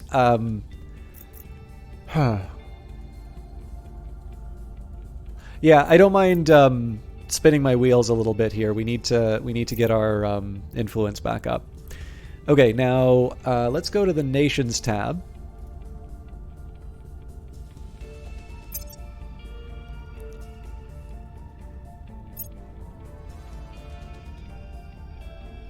So I'm going to sort by economic strength. Okay, so originally the plan was the Benelux, which is now completely controlled by the I think it's the Academy. Yeah, but the United Kingdom is on the way to being controlled by the Academy as well, and in this case, there's 2 points. Oh, sorry, 2 points of investment that's going higher. So in this case, we're going to direct our attention towards kind of breaking them in the UK. So with that in mind, where do you need we're going to take Alberto and send him to the UK. Now we could start doing the crackdown, but in this case, I'm actually going to start. Oh, set a major policy for the targeted nation, such as initiating a war. But there's got to be like no chance of that happening, right? In any case, I'm actually going to do some public campaigns in the UK to kind of improve people's opinion of us. Now, again, we're not going to spend that much money on it. We must persuade the people. We're just going to sort of roll the dice on it.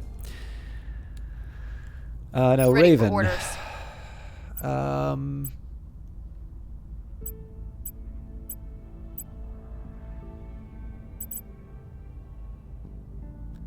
I think we'll keep working on stabilizing. We'll restore peace to this nation. What's the op?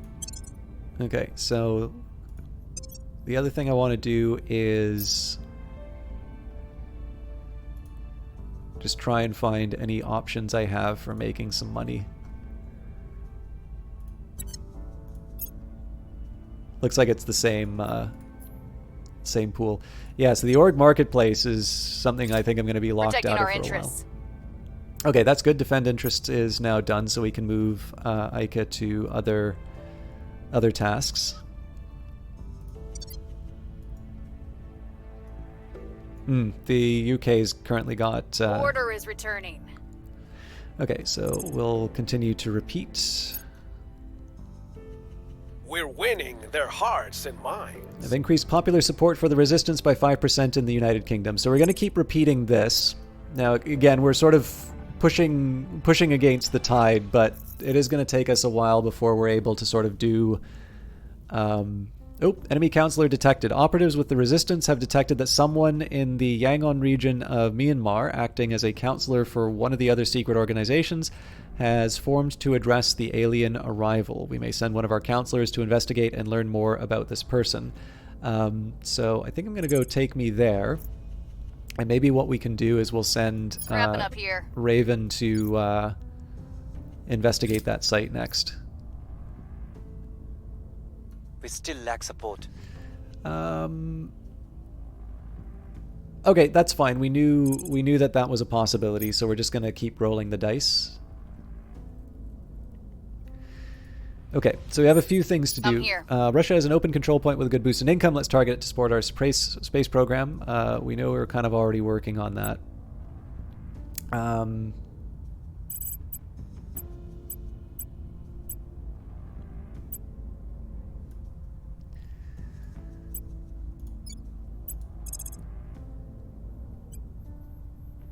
Yeah, so let's try some Initiating surveillance recon. here.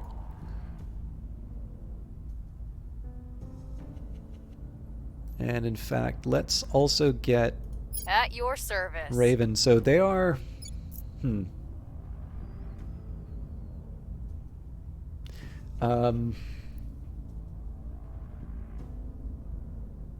The unrest score represents violent resistance to the political, economic, or cultural status quo in this nation. High unrest hampers the economy and may result in a coup or revolution, which will transfer or clear many of the nation's control points at once. Unrest is fed by low cohesion and low quality of life per capita GDP. Military spending and armies can reduce it, especially in non-democracies. Yeah, so it's debatable as to whether or not this is really worth putting this extra attention in. Also, it says custom, but we should be working on the Asimovian. So it isn't helping as far as army construction and that is concerned, but again, we're kind of playing the long game in terms of investing in the country in the long run. Also, we do have the ability to enact policy, so we could, in theory, go to war. I think there's supposed to be like a button up here that does that, but anyways.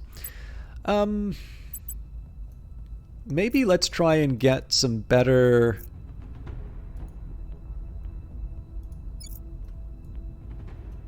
You know, I'm going to send Raven to go surveil the UK.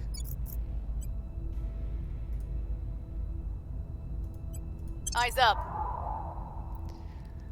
And the rest of it, I think we're going to keep... We're going to keep the status quo. Surveilling target area. I'm searching for our enemies in the London region. Okay, we'll continue unless something On comes up. Overwatch. I'm searching for our enemies in the Yangon region. Again, We'll I'm be ready somewhat... for new orders soon. I'm somewhat responding to the game sort of telling me that there was stuff going on there. Maybe that wasn't the right call. The other thing is I might want to keep an I might want to keep an eye on the servants as well, because they are a bit like the academy. Okay, alien fleet detected. Surveillance telescopes have detected a new alien fleet transferring to low Earth orbit 1. Oh, that's earlier than I was expecting. So, fleet detail. Details about a selected enemy fleet are shown here. The cross swords value is an estimate of the fleet's combat strength.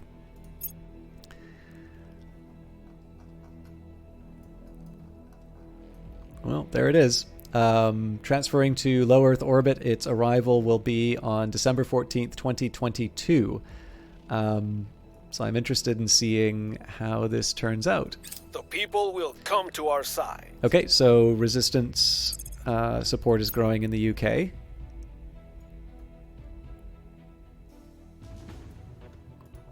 go back to focusing on Earth.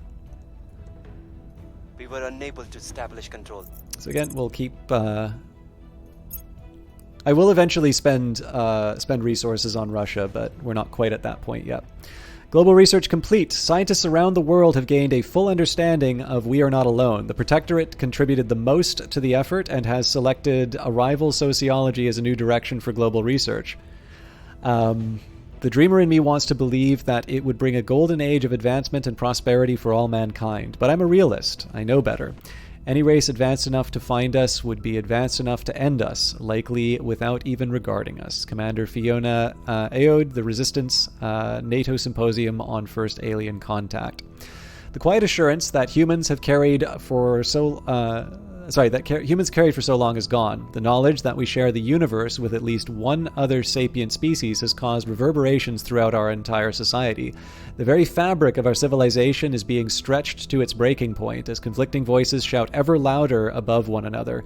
It falls to our leaders, current and future, to rally our thrilled and frightened masses. Now more than ever, we must come together as a people and prove to the universe that although we may no longer be its center as we once believed, we are no less important. The following technologies may now be researched: arrival domestic politics, arrival economics, arrival international relations, arrival sociology, and terrestrial military science.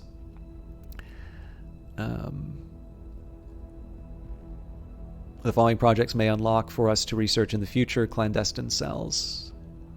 Cool.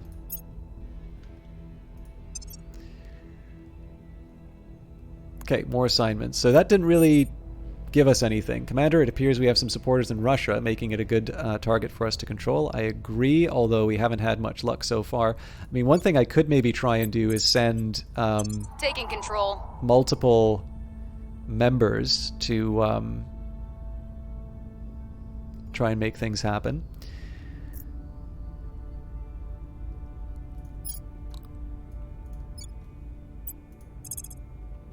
Establishing control. So they're all low probability events, but we're like sort of spamming them. Oh, looks like there was an unknown agent there. You know what? We'll maybe try surveillance instead. Initiating surveillance. I figure it'll give us an option to try some more of the We things. believe we can join them as brothers and sisters. If we only convince them we are worthy. Here we go. We've encountered the Academy, led by members of Earth's scientific community. This faction has concluded that any species able to cross the stars must have moved beyond violence as a mechanism to resolve conflict. They assert that humanity must work to build a bridge to ensure that the aliens treat us as equals. Fools! Setting a watch. I'm searching for our enemies in the Berlin region. Okay, continue. The trick is not to look directly at what you are trying to see. Offset your focal point somewhere to the side of where you think you notice the movement. At night, the center of your vision doesn't work as well as during the day. I won't try to explain the science to you. What matters is you'll see whatever is out there before they see you. Colonel Hans Castillo, advising conscripts in Colombia. Scientists around the world have gained a full understanding of Skywatch. The Academy contributed the most science to the effort and has selected Outpost Habs as a new direction for global research. The span of time humanity has spent in space is dwarfed by the span of time humanity has been interested in it. Earliest records of the telescope date to the turn of the 17th century, with regular advancement made every century thereafter. It therefore follows that on the shoulders of programs such as SETI, we consolidate our resources into a unified observation and surveillance program so that we can maintain active, constant surveillance on the nearer parts of the solar system. Allows all factions to track alien vessels and structures that are inside the orbit of Saturn. Immediately reveals all alien vessels and habitats within our detection range. The following technologies can now be researched. The Deep System Skywatch. Okay. The Surat al-Baqarah teaches that in the creation of heaven and earth, a wise people may find the signs of Allah. Let us heed those words and join together as we take our search into the stars. Director Khalid al-Ashgar, from his khutbah at the first conclave of Muslim astrophysicists. Scientists around the world have gained a full understanding of mission to space. The Academy contributed the most science to the effort and has selected advanced magnetics as a new direction for global research. Existing space is a different animal than merely... existing in space is a different animal than merely traversing it. If we plan to go from tourist to resident, we must adapt. Logistics requires resupply missions planned months in advance, while engineering must cope with long-term exposure to solar radiation and the rigors of equipment maintenance in a vacuum.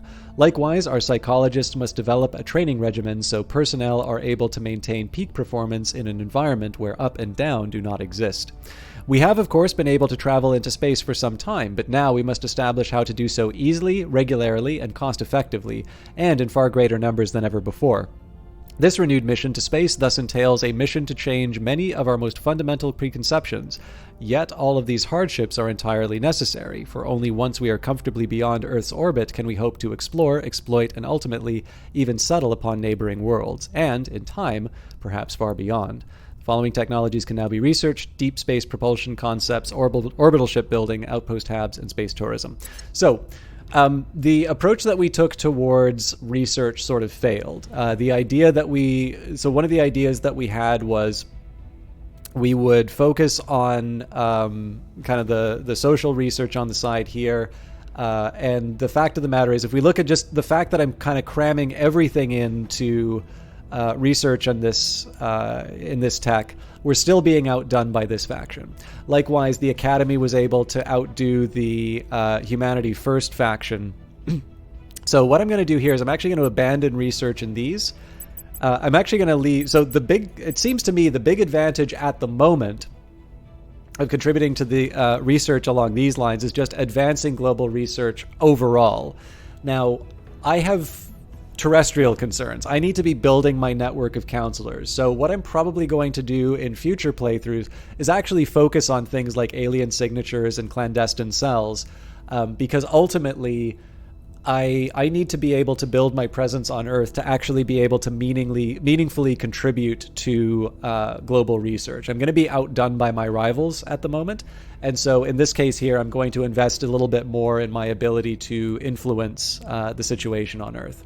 So in this case, we're abandoning kind of global research, and instead we're going to be focusing entirely on council engineering projects. And again, this may be the wrong way to go about it, but at the moment, my research towards clandestine cells is going to be what allows me to get another counselor.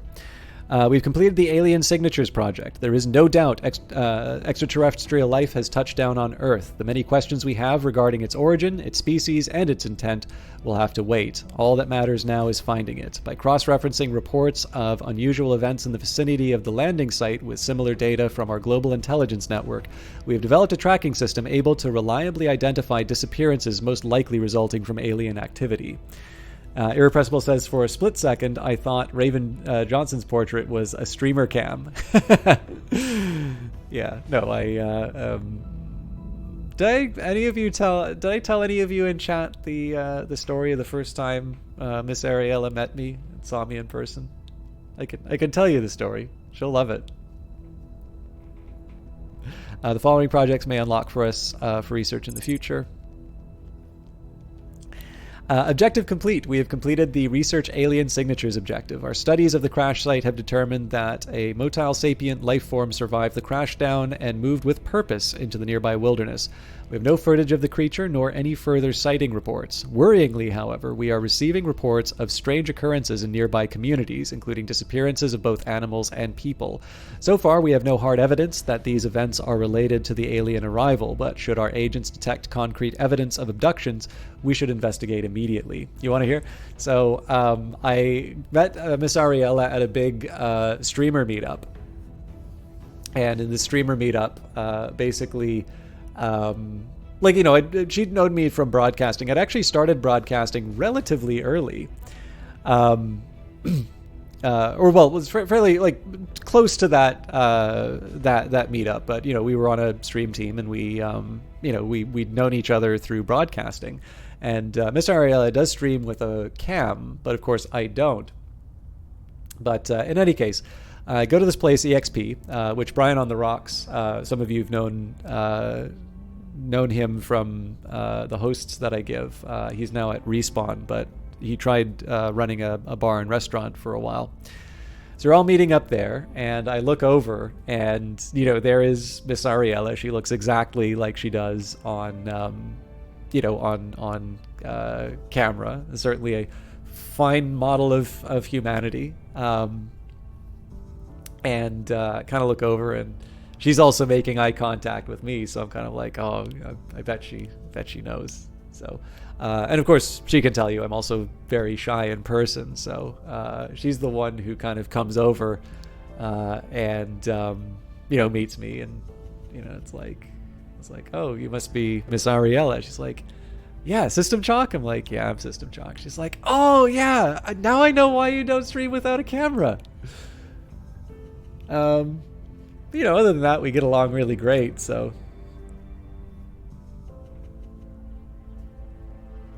We've completed the research alien signatures objective. Our study...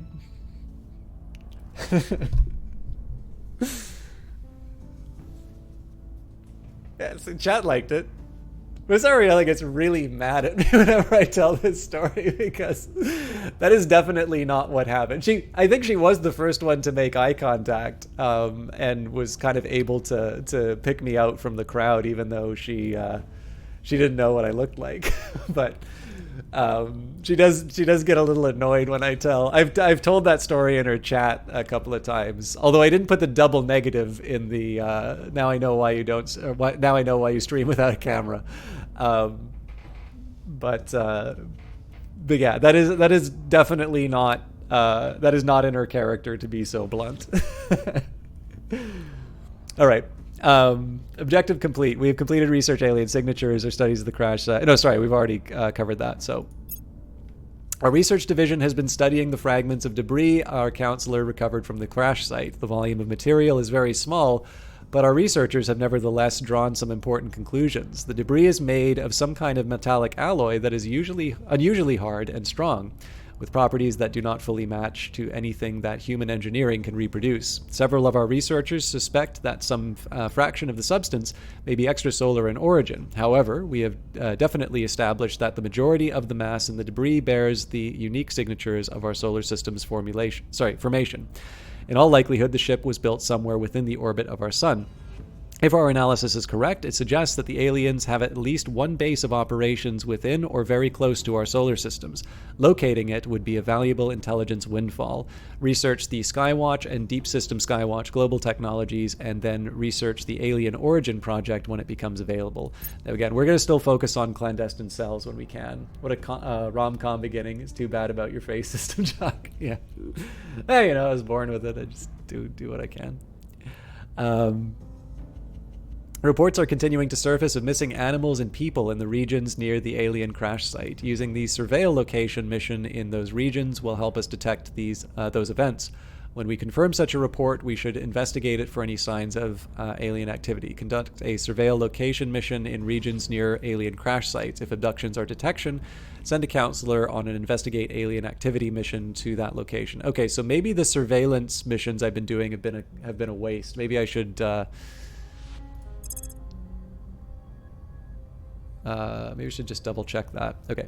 The more we learn about the aliens, the more our science teams are coming to feel that we are not as behind technologically as we initially feared. The alien designs are far more advanced than ours, and their material science is particularly impressive, but the alien equipment seems for the most part compatible with our own scientific understanding. If we can gain access to some working examples of alien technology, our research division believes that they should be able to reverse engineer them. I recommend that you select a small and vulnerable alien target that we can swiftly overwhelm, enabling us to loot the field and withdraw before the aliens can respond.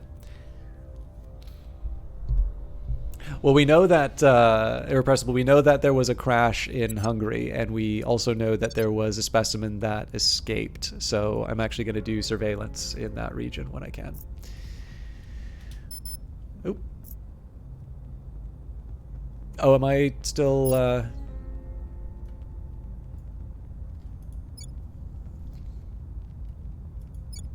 Why doesn't it want me to... Select a new project for research, right. So in this case, we'll do audience research because we don't have access to the clandestine cells.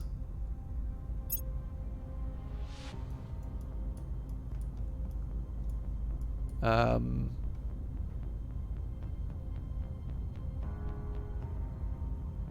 it will probably become available in a little bit.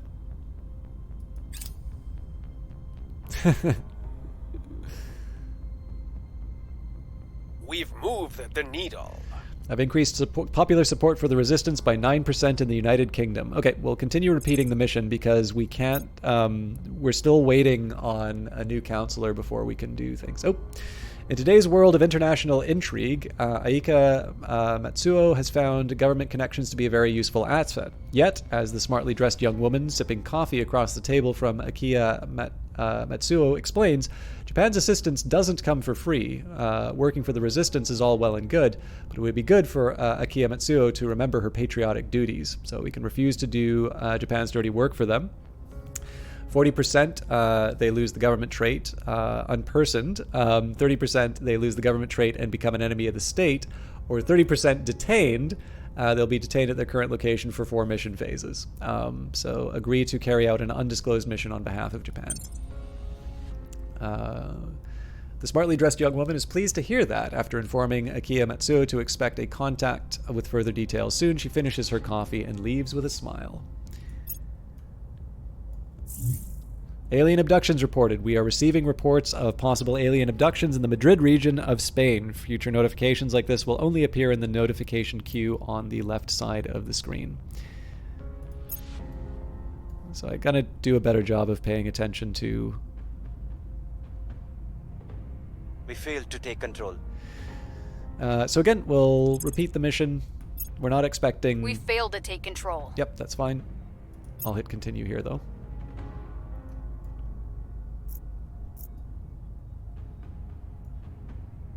I'm a little weirded out that Clandestine Cells is not yet available.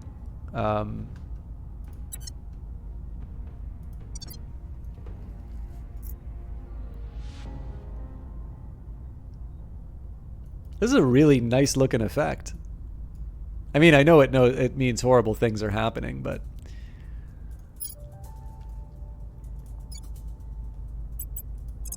Okay, so we'll get them to surveil Madrid. On Overwatch.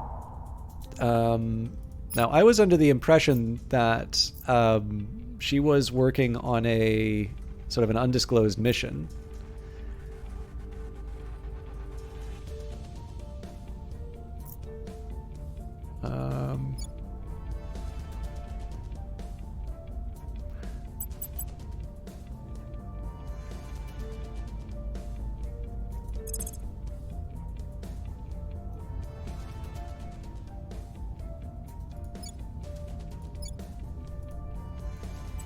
Yeah, let's investigate Headed there that. now.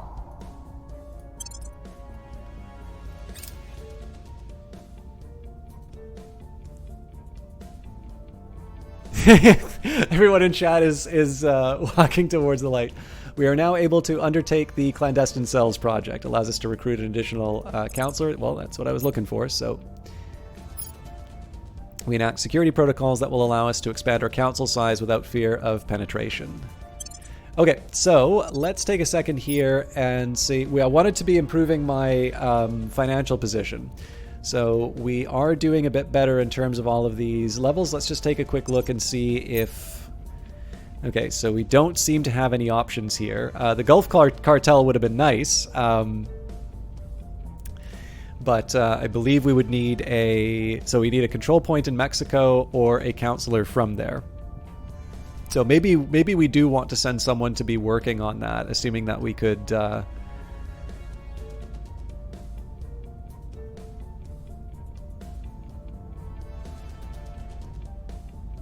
if I just try and purchase it now... Yeah. Okay. So maybe we'll pursue Mexico when we can. Eyes up.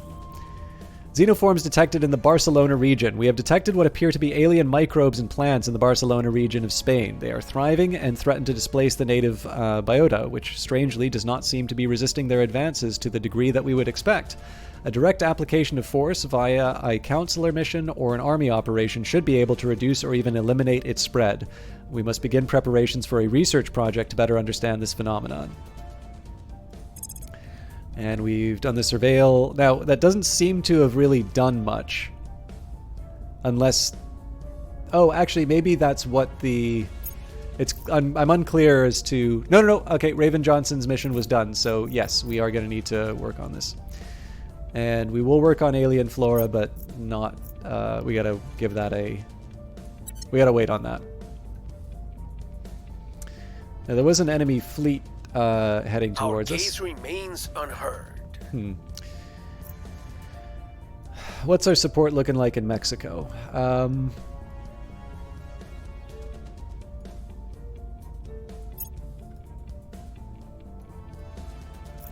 think we might move out of the UK for a little bit and see if we can establish a position. Government favors sabotage capabilities. Japan has transmitted the details of its mission for Aika Matsudo. The mission is to directly sabotage the strategic capabilities of Russia in order to weaken its geopolitical position. Aika Matsudo has been given a fairly wide latitude on exactly how this mission should be accomplished, so we're trying to gain influence, but okay. So we could sabotage industry, sabotage space launch, sabotage military, or sabotage the nuclear deterrent. Wow. So it's 50-50 chance that I lose this counselor in each of these cases. So under normal circumstances, I would say destroying,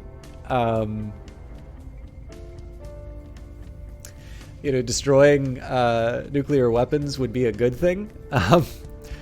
But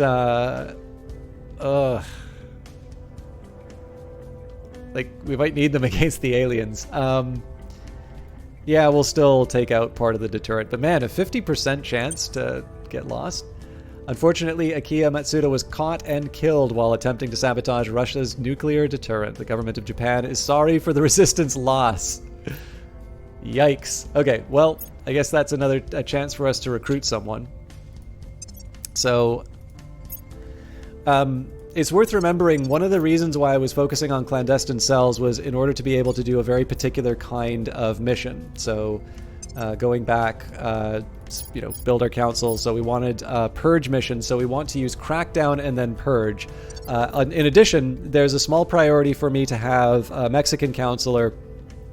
Well, assuming that we're still able to work on that. Or I think there was a chance for criminal. But let's focus on what I want to focus on right now is my ability to actually accomplish one of those. That's India, isn't it? Yeah. Why did I think that was Mexico? I don't think we have any Mexican counselors. But yeah, we didn't have anybody who had purge, so I'm just going to take a second here to make sure that so tycoons can do it, kingpins can do it, fixers.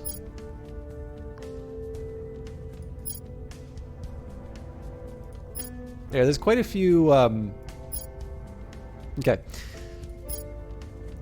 So let's learn a little bit. Take a control point from an enemy faction. It's an espionage stat, and we can spend influence on it. So let's find the highest espionage character capable of doing a purge mission. So we've got 6 with this fixer. Yeah, so we've got 2 fixers with level 6 espionage. So I guess now I just want to compare the two. So 2, 4, 6, 0, 0, 1. This one is more loyal. What else could we do?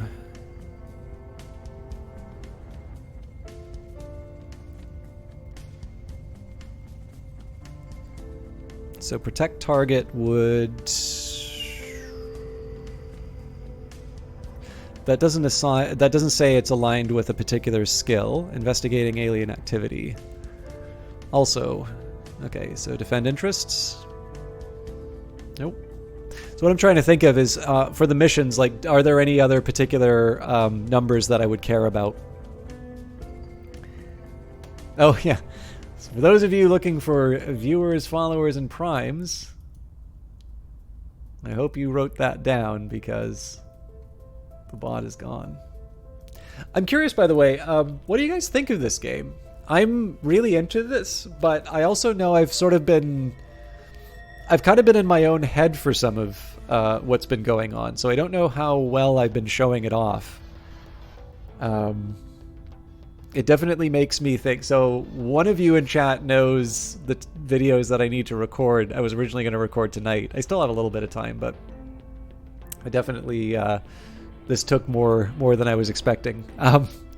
But I have some videos to record for the oncoming week. But I want to try and make some time tomorrow because this is really interesting. You don't know what's going on. You're just chilling. Well,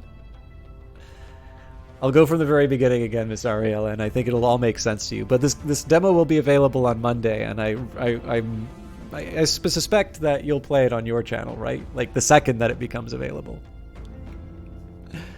But yeah, so one thing I'm taking a look at here is just to see if there's any other tasks. So this says that the stat is espionage. I'm just trying to see if there's any other stats that will...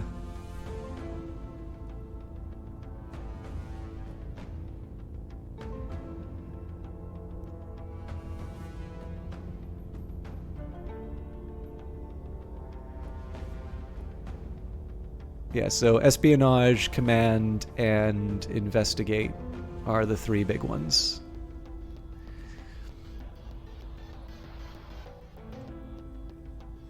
And then comparing my two fixers. So she's better investigator, equal in espionage, and better in command, and higher loyalty. So in this case, I think Prabha is the better of the two options.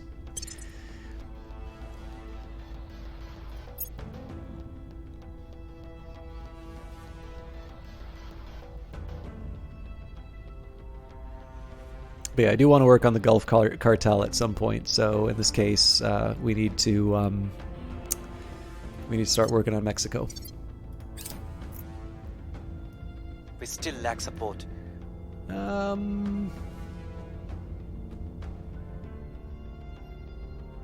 Oh, that was actually a really close one. We were just off by 1%. I'm going to still try and control Russia because I'm going to be moving the influence mission over to Mexico.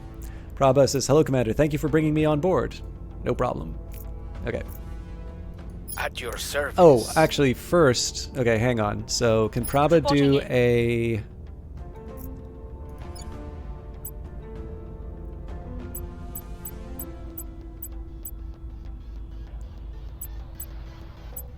No. Okay. I probably should have worked this out slightly better.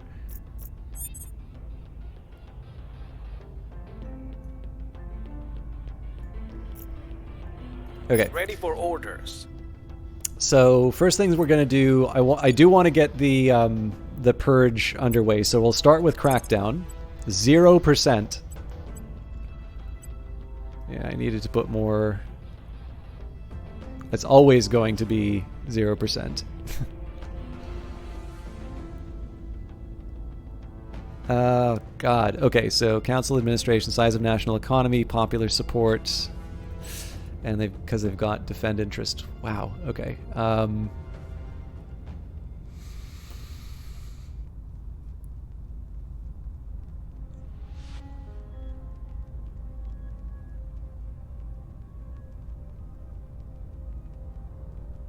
What about the mass media? Yeah, same story. I mean, I feel like we're doing a decent job of sort of shaking the support. We actually outdo the academy. But yeah, it looks like defend interests has really really hurt us there. Okay. Well.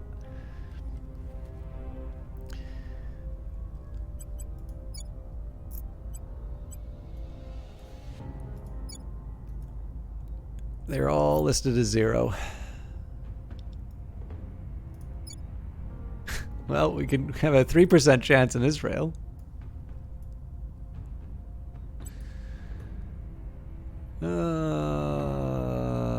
What do I do about that?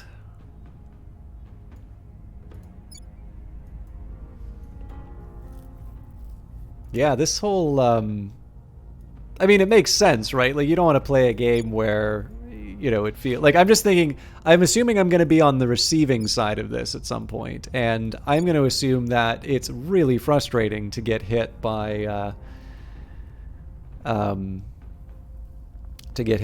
of these events. Okay, honestly, I know this is kind of crappy, but I'm actually going to build support in Mexico and get a control point there first. Your orders? What about you? Okay, how about we get you to stabilize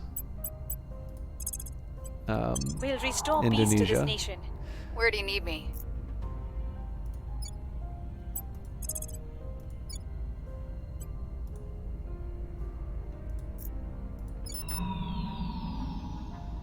Okay, so alien life forms doesn't count as investigating. Okay, we'll still keep On the the way to the investigation. target site. Although our ops are quite low. Yeah, no worries, Miss Ariella. Thank you very much for hanging out for the time that you did, because I know it's not your... I know these types of games are not necessarily your cup of tea. Violence is abating. Okay, I think we'll just keep that on repeat. Public sentiment is increasingly with us.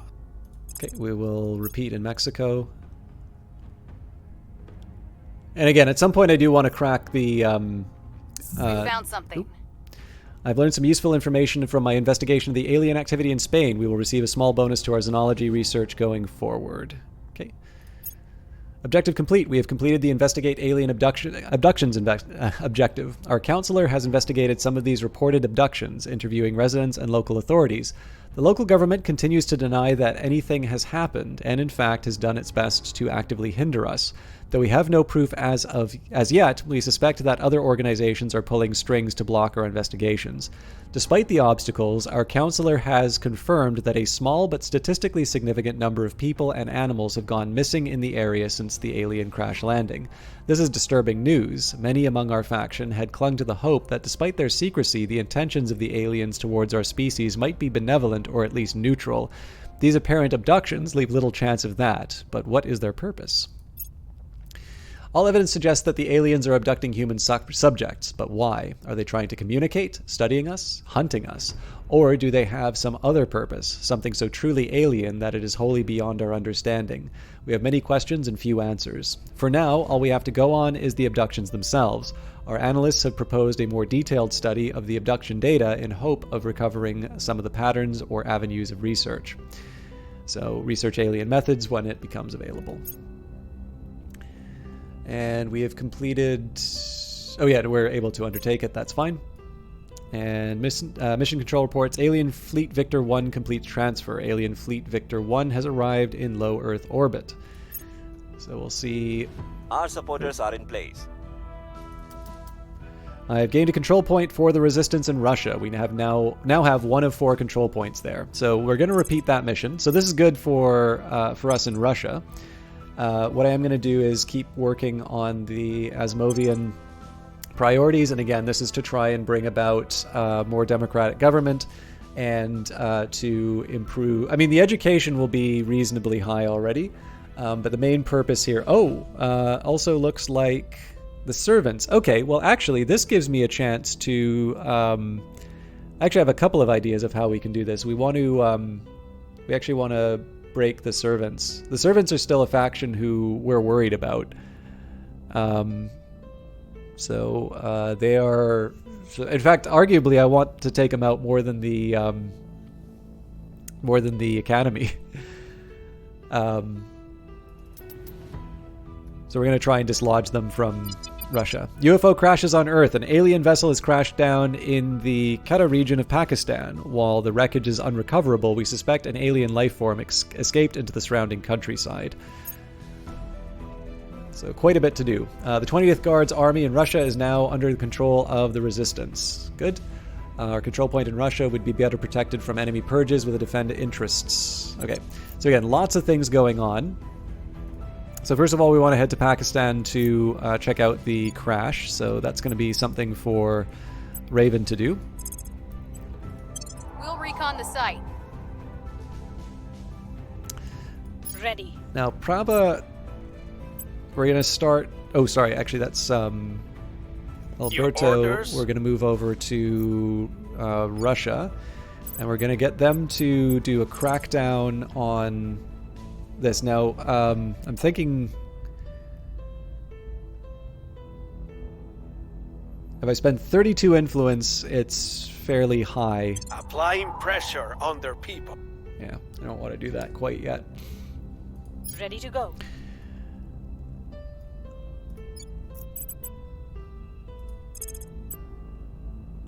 Yeah, there's no chance that's going to happen. Okay. So I think instead we will continue to invest in stabilizing Indonesia. We'll make things safe.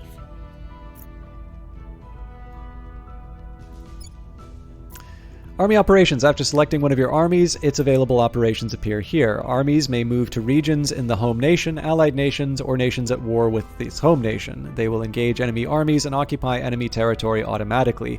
They will also cross bodies of water if their nation has freedom of the seas. Armies are less expensive to maintain if they are stationed in their home region.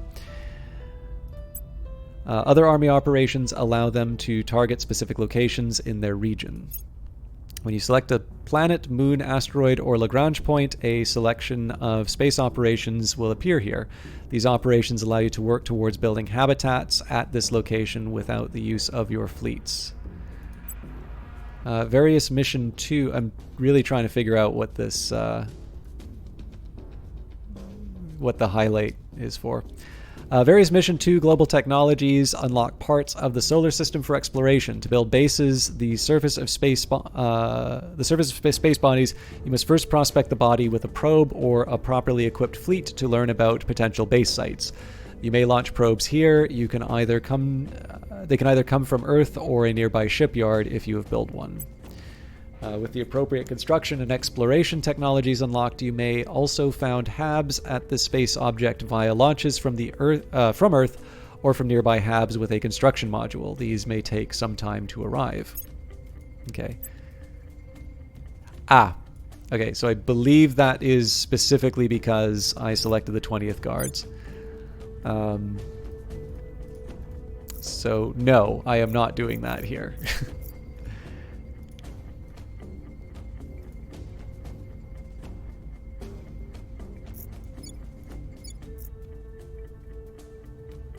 They are here to cleanse our sick world.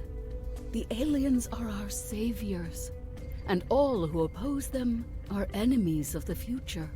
We have encountered the servants. This group has determined the aliens are of divine origin and has declared itself their heralds and defenders. So I actually dislike them more than I dislike the Academy. I think I misunderstood a couple of the different factions, so I was spending a little too much time focusing on the wrong group. Now, I'm a little curious. It did say that the alien ship is in low Earth orbit. Off. Targets got away. Our attempt to neutralize the servants in Russia failed. I think I'm just going to repeat it, although again, the probability of the crackdown is not very high.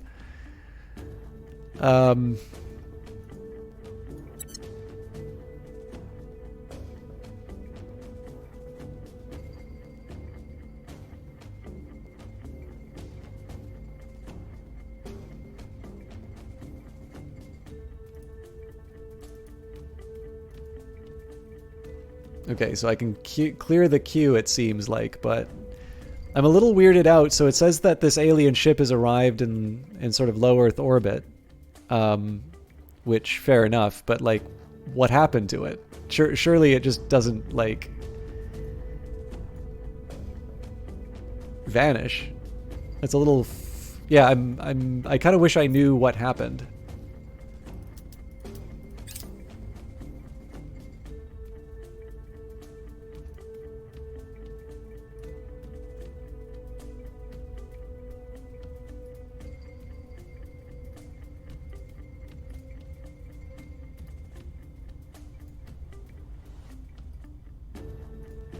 So I'm just clearing my queue here.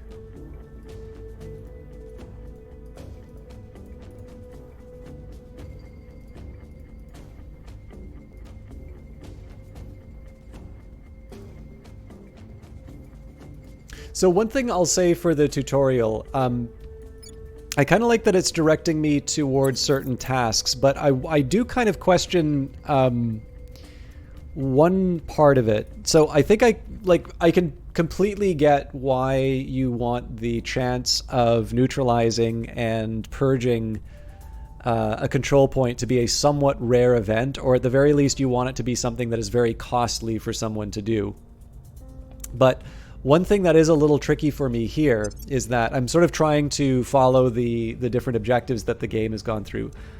Recently saw a trailer I thought you might enjoy it. It's called Out There Oceans of Time. Check it out. Reminds me of FTL with RPG elements. Well, I'm really glad you say that, Godlike DK.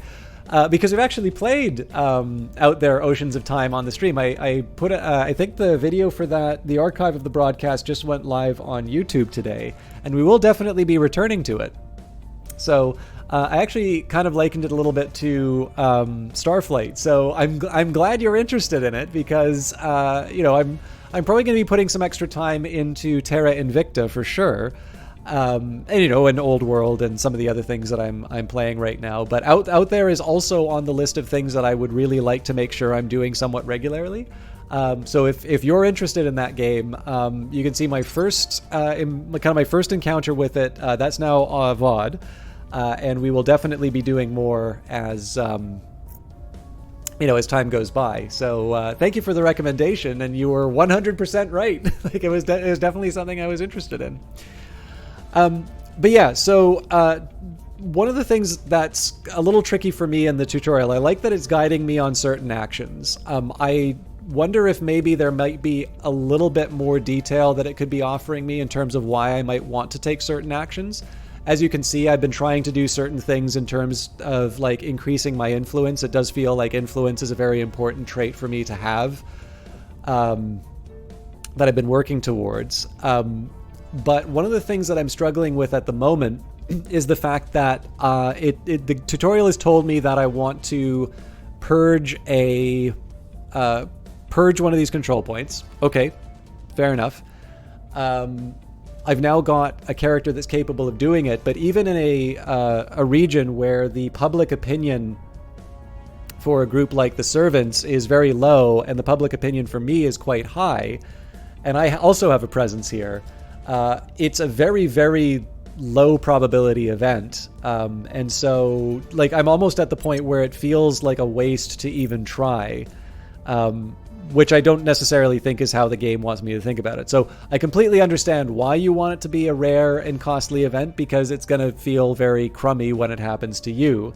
But for the purposes of getting an understanding of the game, I'm largely questioning why I should do this. I'm essentially doing it because the game is telling me to. But again, I'm sure as I get a little bit more experienced with the game, I'm going to have a better idea of exactly what's going on. Here's what we found. I've learned some useful information from my investigation of the UFO crashdown site in Pakistan. We will receive a small bonus to our xenology research going forward.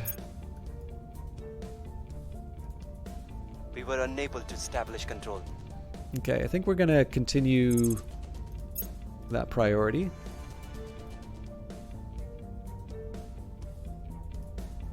And we're back to confirming assignments.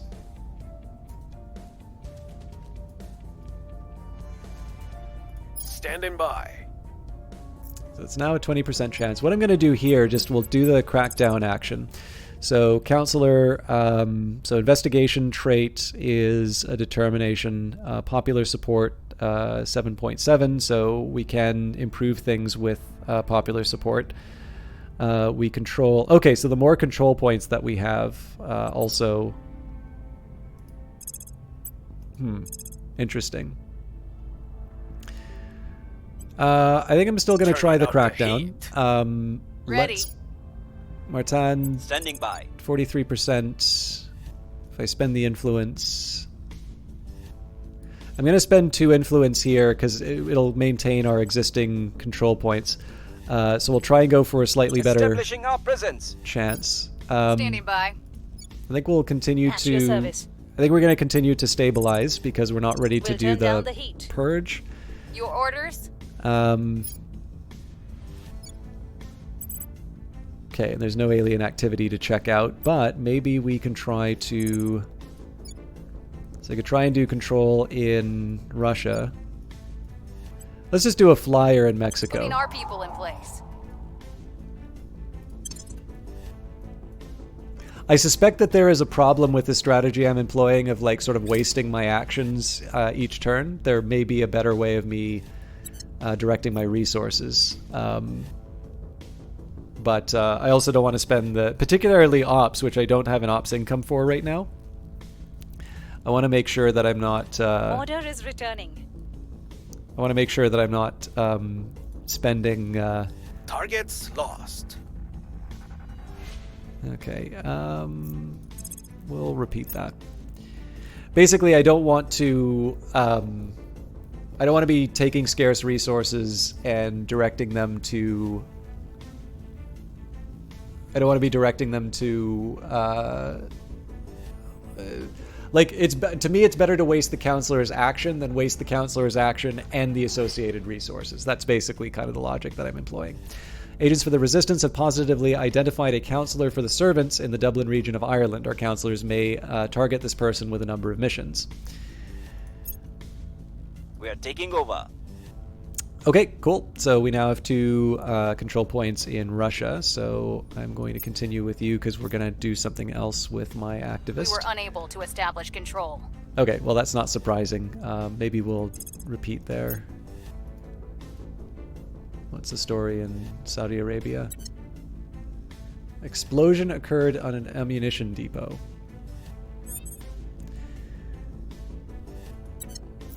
Okay. Acknowledged.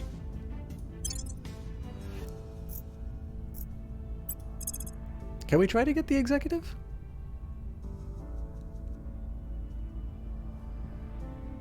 I didn't think we'd be able to do that. Bringing them on board. Ready for my mission.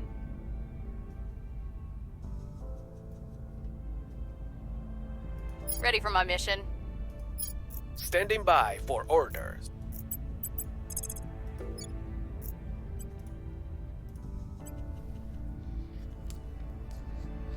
So even though we now control the party, that's still not sufficient to...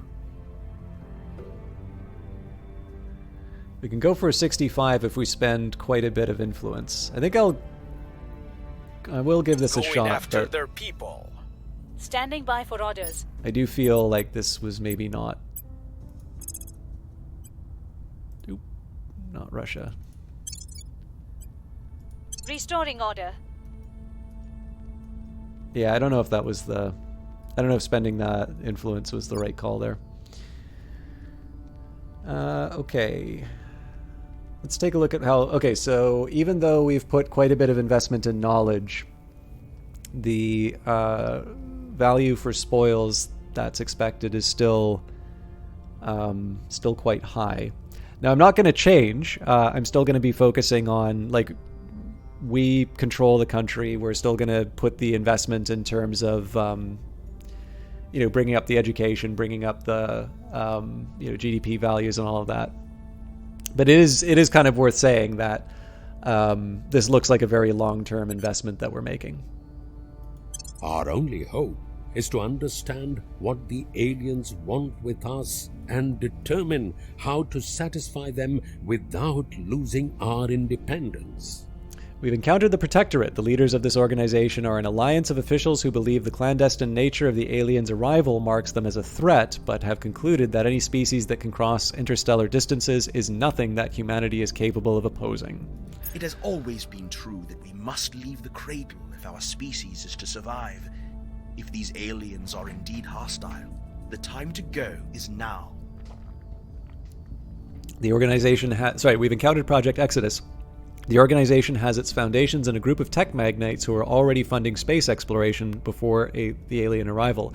Now, with proof of interstellar travel in front of all humanity, they are focusing their efforts on leading an expedition beyond Earth's solar system.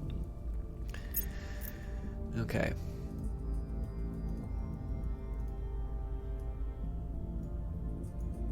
So, there is a question as to... I don't see any benefit in continuing this Our effort conflict. didn't have any effect. Wow, okay. The efforts to reduce unrest in Indonesia have been a disaster, and the nation is increasingly divided, a -25 cohesion. So we'll repeat that mission, although that is an important We've lesson. neutralized their key people. Excellent. Okay, we have conducted a successful crackdown on the servants in Russia. Their national industries control point will be disabled until the 8th of February 2023. Great news. We're going to move on. I definitely want to move them out. We're now able to undertake the Social Science Lab project. Allows the construction of the following HAB module Social Science Lab. We failed to take control. Okay, control. Let's continue to... We still lack support.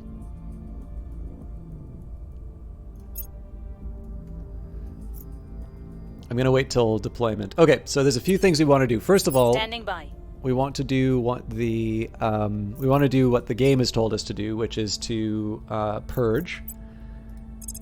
So 40% success for national industries. I think we'll have multiple attempts. Targeting the opposition. Where to? Where to? Okay, we'll get more time to continue to work on getting that Russian control point. Now, can Reporting in. Raven... The question for me is, can Raven defend... Yes, we can defend interests. Securing so our we're going to do that. control. Ready for my mission. Now, Alberto, we're going to work on improving our reputation in... If we try to get control, 36% is not bad, but let's do a public campaign for I will tell Mexico. our story. Okay, so the 8th Guards... Okay, good. Get them out of there.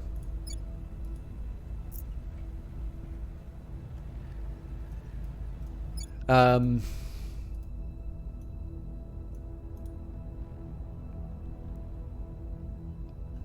how's our research going? Yeah, we're working on clandestine cells. There's not a whole lot for me to do. We just basically wait until April 6th. This is actually a little scary. So the Academy is basically dominating on research. They're going to be choosing the agenda for 2/3 of the research projects, and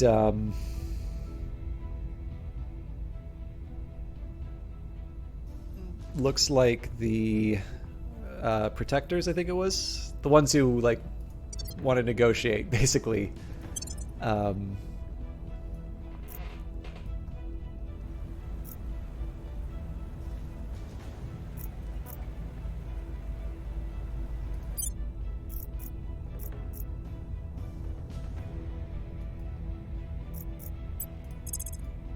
Actually, it looks like we're doing a good job of occupying, so maybe this will help. I don't know. I'm not 100% sure how war works in this, so... Making things safe for our people. Good.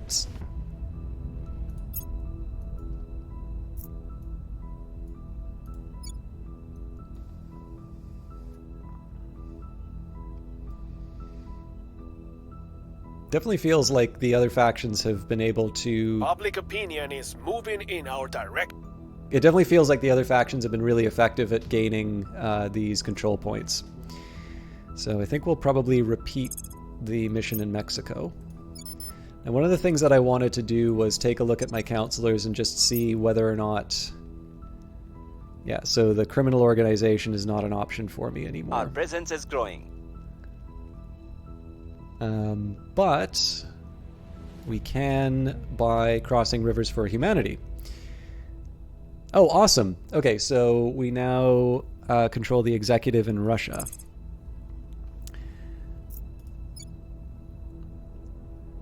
So national industries are currently in control of the servants, but we now have the security apparatus, the party, and the executive. So we will convert to Asimovian. Now, this is definitely going to be a... This is going to be a long road to move from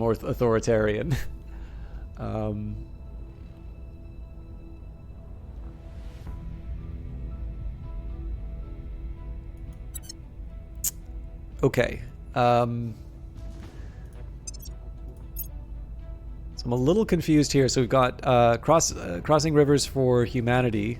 So if we could purchase this organization, has insufficient administration to take. Okay, so we just need to find somebody with high administration. Admin 4, 5. Okay.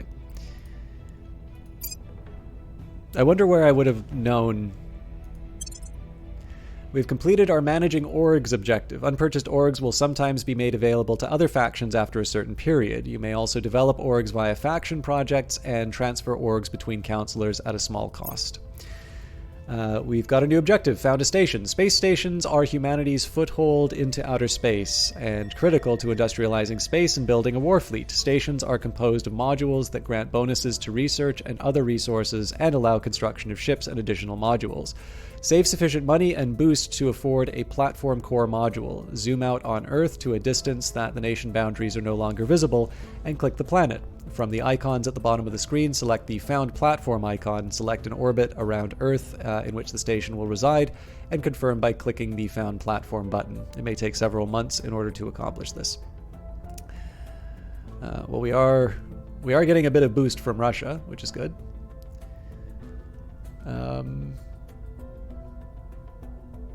I'll probably work on that relatively soon. Were unable to take control. Okay, we will repeat that mission. Maybe slow things down a little bit. So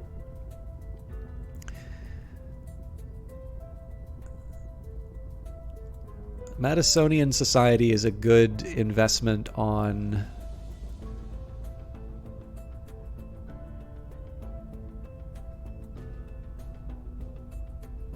influence. This is a good one to have in general, actually. The Quds is also helpful, but we would need a control point in Iran.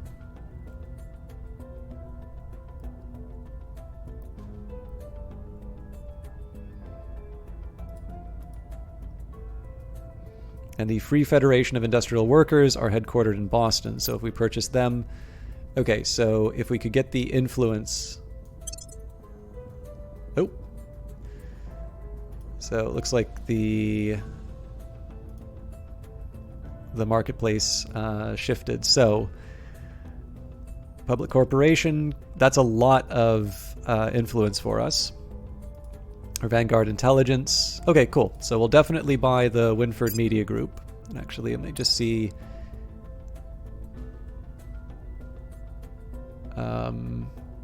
I'm gonna pause things because if I can get somebody with a lower administration to handle it.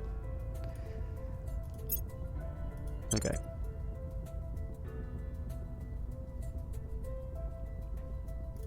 But Intrepid Consulting,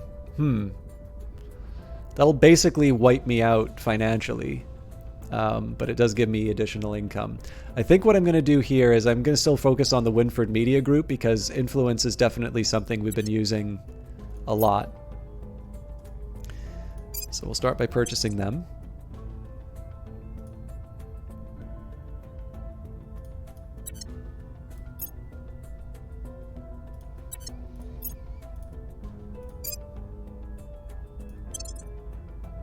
And then if we can get Intrepid Consulting, so much the better, but obviously that's going to take a while.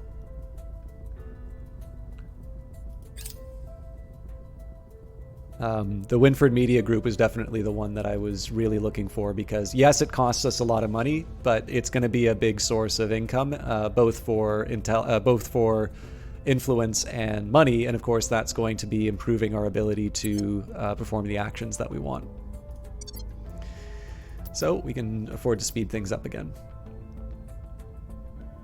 First Guard's tank army is now under the control of the Resistance. Cool. It appears we have some supporters in Malaysia, making it a good target for us to control. Not a bad choice, but let's just make sure that we can do what we need. So, acknowledged. First things first, let's try and purge. Now, it's also worth remembering that we're making a certain amount. So monthly income is 90 now. I can't remember how often the mission turnover is. I'm sure the Codex will explain that.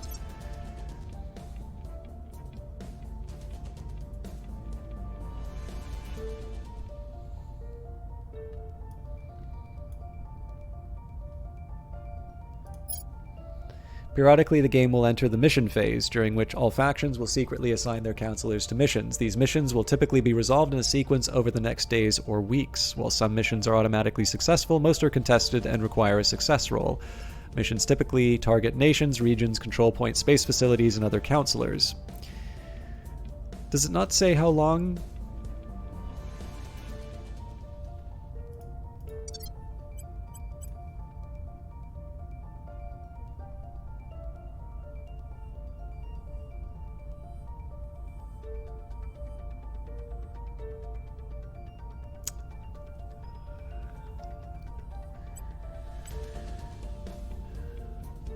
Our monthly income is 90, so we can sort of afford to throw everything into that purge. Yeah, like 32 is a lot at the front, but like that's... Yeah, let's go for it. We are taking power. Standing by for orders. In this case, let's continue to defend our interests. Securing our interests. Ready to go. Martin's already succeeded in his efforts to bring people on side. Now, he was recommending Malaysia, so I'm really not good with my geography. That's Myanmar. Okay, you know what? It's easier if I just... I don't know why I went to India for for Malaysia.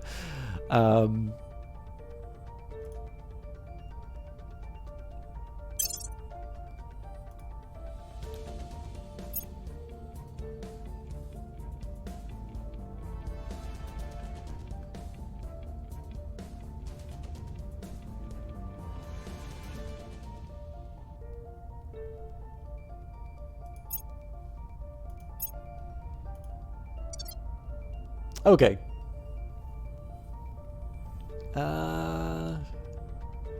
Yeah, we do actually have a decent presence there. Oh my god. Why is that so high? Oh, hang on. Control points and neighbors? Oh god, so this game really is like Twilight Struggle. Taking control. Okay, this is making so much more sense now. Cool. I'm not going to reset the tutorial when I play this like next time on stream, but I have a feeling I'm going to get a much better grip on this game second time around. Okay, I had a slightly different set of priorities that I wanted.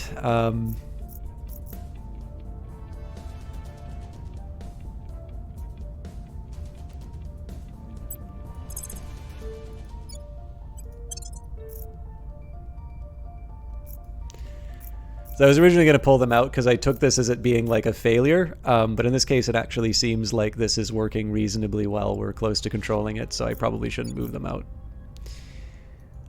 So yes, we'll confirm the assignments. They are not life forms or xenosapiens. They are demons incarnate. They and the traitors who support them will face our judgment. We've encountered humanity first. This faction has gathered all of Earth's xenophobia into its ranks. Its followers have railed against the alien arrival without nuance and have even threatened humans who support finding a way to communicate with the aliens. So Securing our control. more of a hardliner than I necessarily want, but they do seem like natural allies.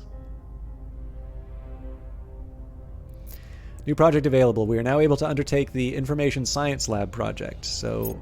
Oh yes, I was going to do one of those space missions. Kharkiv region occupied. The first Guard's tanks has completed the occupation of Kharkiv. Now, what benefit is that for us?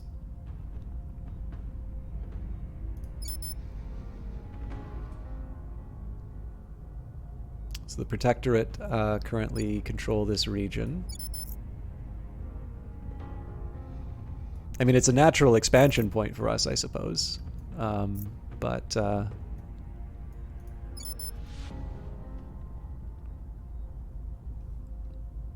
let's try that building star bases.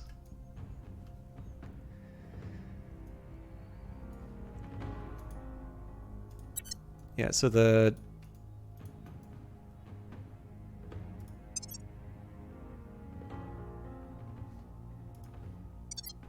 okay, maybe we can get it in the tutorials. Money and boost to zoom out to the Earth to a distance. Click the planet. Okay.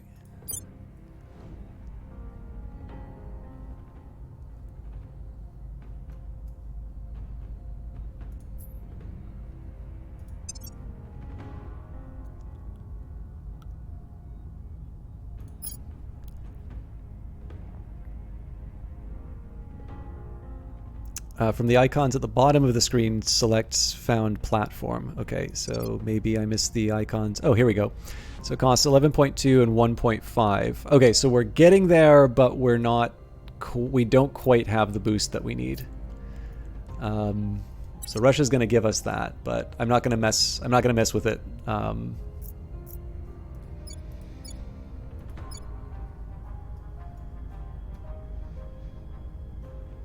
Yeah, I think we'll just let time go by naturally. I am curious, though. So right now I'm interested in the organizations that will get me... Actually, something that will get me ops is decent. So CSIS is a relatively inexpensive way to gain ops, but maybe I want to go a little...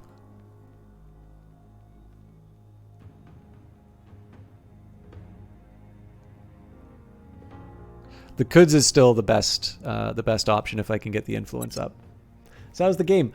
It's really interesting, Sujaba. It's one I definitely feel like now that I know a few things from. I mean, it much like you would imagine a tutorial would be.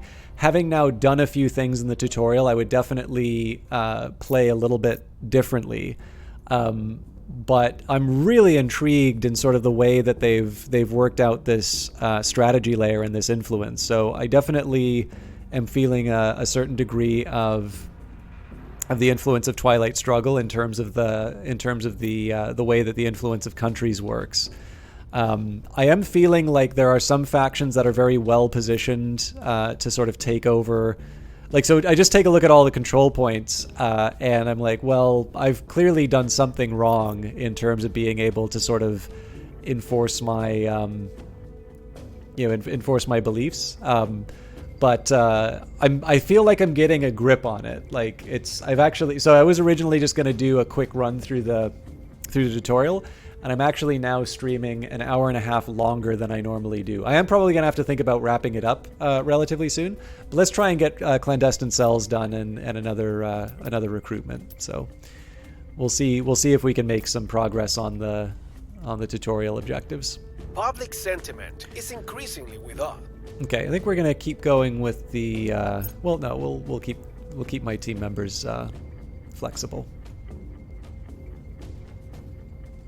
Our supporters are in place.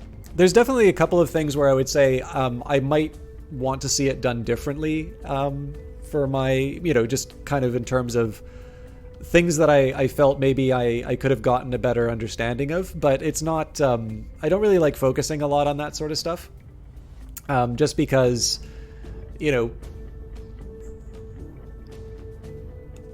the purpose of this was to learn, and I did something a little bit different, which is to stream me doing the tutorial where normally I would sort of play it on my own. And so I feel like if I'm going in with no knowledge of a given game, and then, I turn around and I'm like, well, they should have done it this way. They should have done it that way. I'm like, well, maybe I could just relax and learn. So I think maybe if I go through it a second time and I'm still unclear on something, I'd probably say, well, maybe I can, here's a way that I would have communicated it differently. Oh, wow. So we put a lot into that and came up short. All right.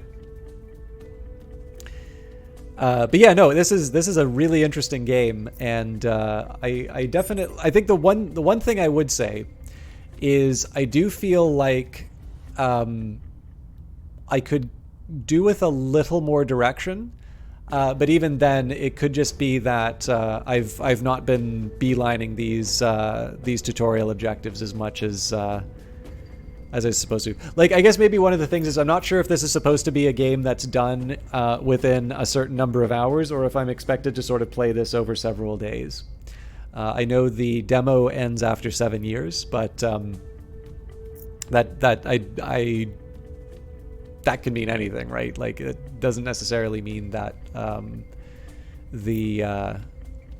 that doesn't necessarily mean that that doesn't give me an indicator in terms of when the game should be, how do I put it, like how long a playthrough would last. Okay, we've protected what we can. Let's get Raven working on protecting Myanmar. Not Myanmar, Malaysia. Protecting our interests. Ready. I think we'll put Martin back onto control, because Putting our obviously people in place. there's a really high chance of that succeeding. Ready. Now, we were slowly working on Mexico. The logic behind it isn't quite there, but we'll still keep doing the public campaign. We'll make our appeal. Ready for orders. Oh, did I? No. Ready to go. Wrong country.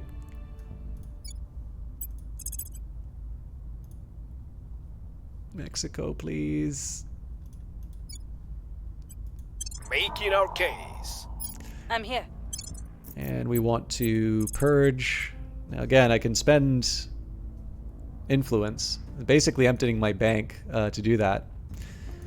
Removing our enemies. I'll try it, but I don't feel good about it. Because I'm going to need that influence to recruit as well. Making things safe for our people. Okay, that's good. Mind you, we're waiting a while before we can get clandestine cells, so... How's Indonesia looking in terms of, so... I mean, the things that we need are moving in the right direction. We're winning their hearts and minds.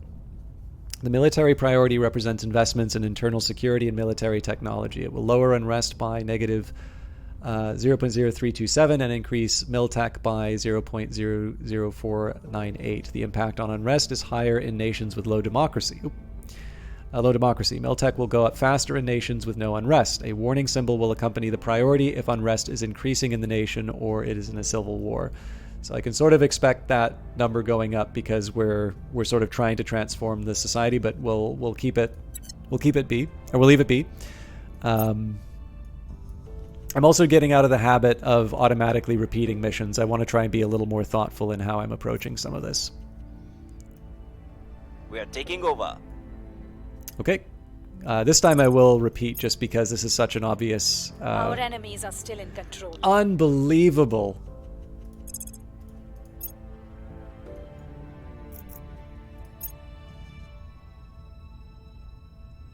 So right now, clandestine cells is a priority, but I also...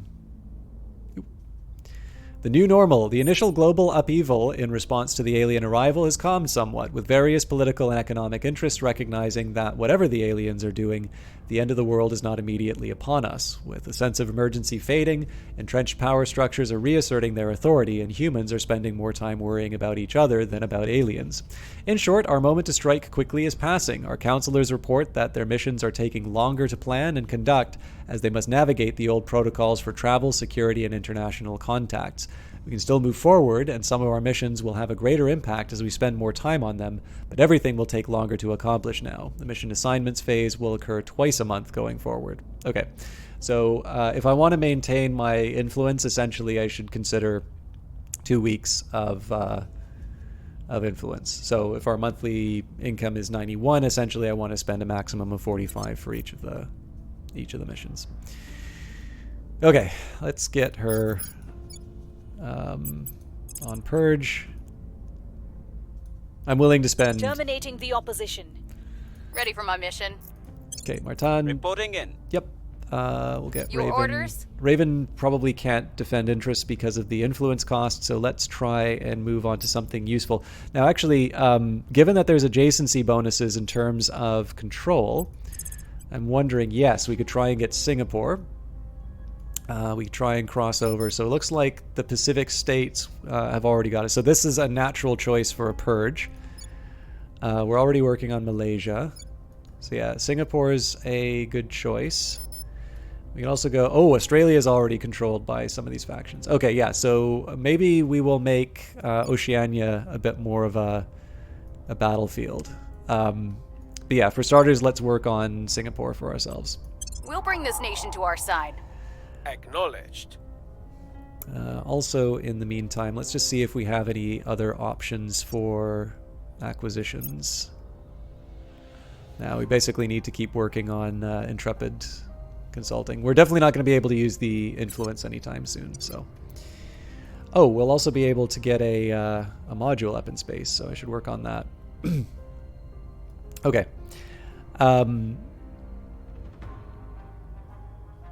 So Alberto... Let's actually start working on the...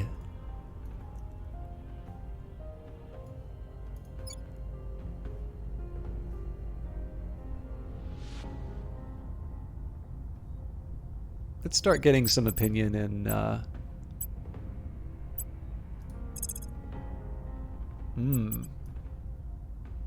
Cracking down.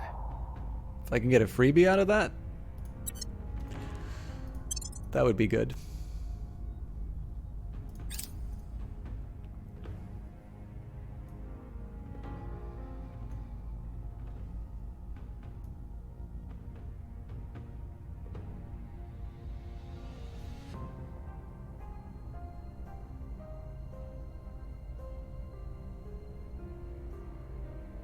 So the next time I play this, I think one of the things I'm going to try... Oh! The economy in Ukraine is in crisis. So I don't really control that much. Although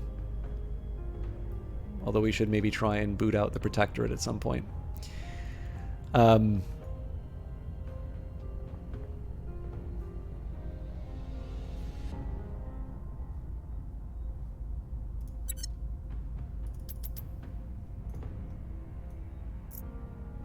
Yeah, so one of the things I'm going to do differently the next time that I play this is I'm going to focus a little bit. I'm going to focus a little bit more on sort of building a strong base and moving out from that. And I think that will probably... I don't think that explains all of the difference in terms of how the AI was able to expand a bit faster than I was, but it's definitely going to be something that I think can give me a little bit of an edge in terms of building up my resources. So we succeeded in the crackdown. That's going to mean I'm really hoping that Prabha is able to deliver on the purge in Russia. I'm going to take Alberto. Oh, wartime atrocity. The soldiers of Russia under our command have been implicated in war crimes against the against Ukraine. The damage is already done, but we can still try to limit the fallout. So, a regrettable and entirely preventable tragedy.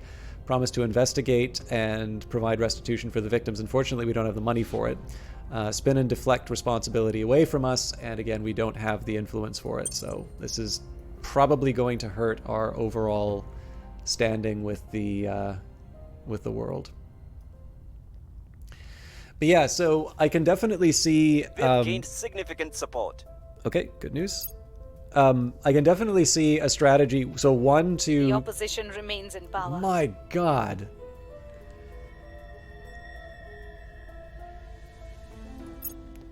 We've got our people in place.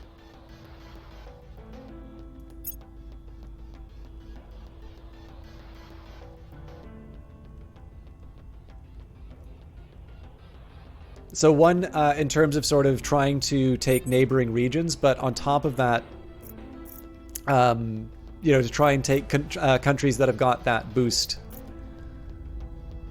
So it looks like the crackdown isn't available anymore. So we're going to take Prabha and we're going to send her to the Pacific States to do the purge.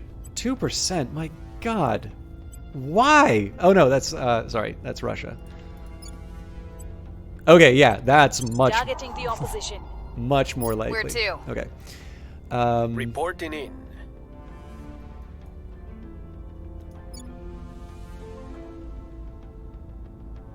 So I'm gonna start with a public campaign.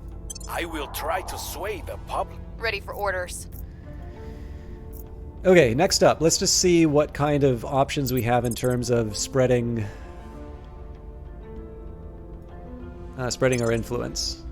Okay, so first of all, there's something Bring extra them in Singapore that we What's can the do. op? And it looks like we can move up into Thailand if we choose. There's also a chance for the Philippines. Yeah, so we control all of Malaysia. So I guess now what we would want to do is take a look at the allocation of investment resources.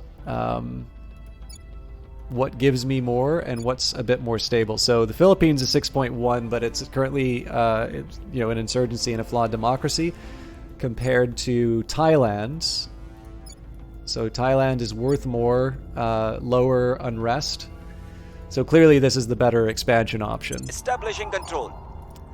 In the meantime, let's switch to Asimovian priorities.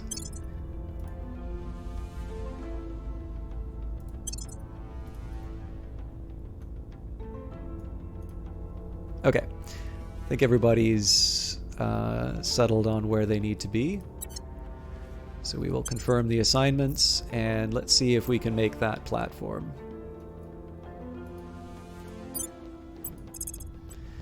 Okay, select a destination around Earth. So low Earth orbit 1, 2, medium Earth orbit, intermediate Earth orbit.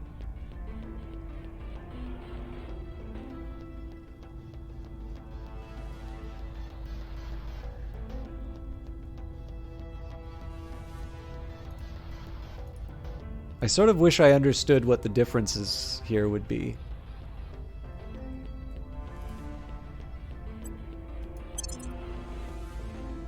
The Resistance has begun construction of a new platform, Bainbridge Station in low Earth orbit 2. We've completed the Found a Station objective. Platforms may have up to 4 additional modules, which you may order in the HABs screen. Developing larger HABs requires purchasing improved habitat types. Completing the Mission 2 public research projects will allow humanity to build stations further away from Earth. New objective, launch a probe. The first step in to constructing bases on other planets, moons, and asteroids is to launch probes to assess various sites on these bodies. Probes may be launched from Earth or from habitats with a space dock or larger spacecraft construction module. Once a probe arrives in the space body, each site's mining will be visible to you. Select a space body within range, select the probe operation to target it, and confirm the launch. Okay. Let's take a second here and see if there are any more businesses I can pick up. So yeah, we don't even have the ones we can purchase with money anymore.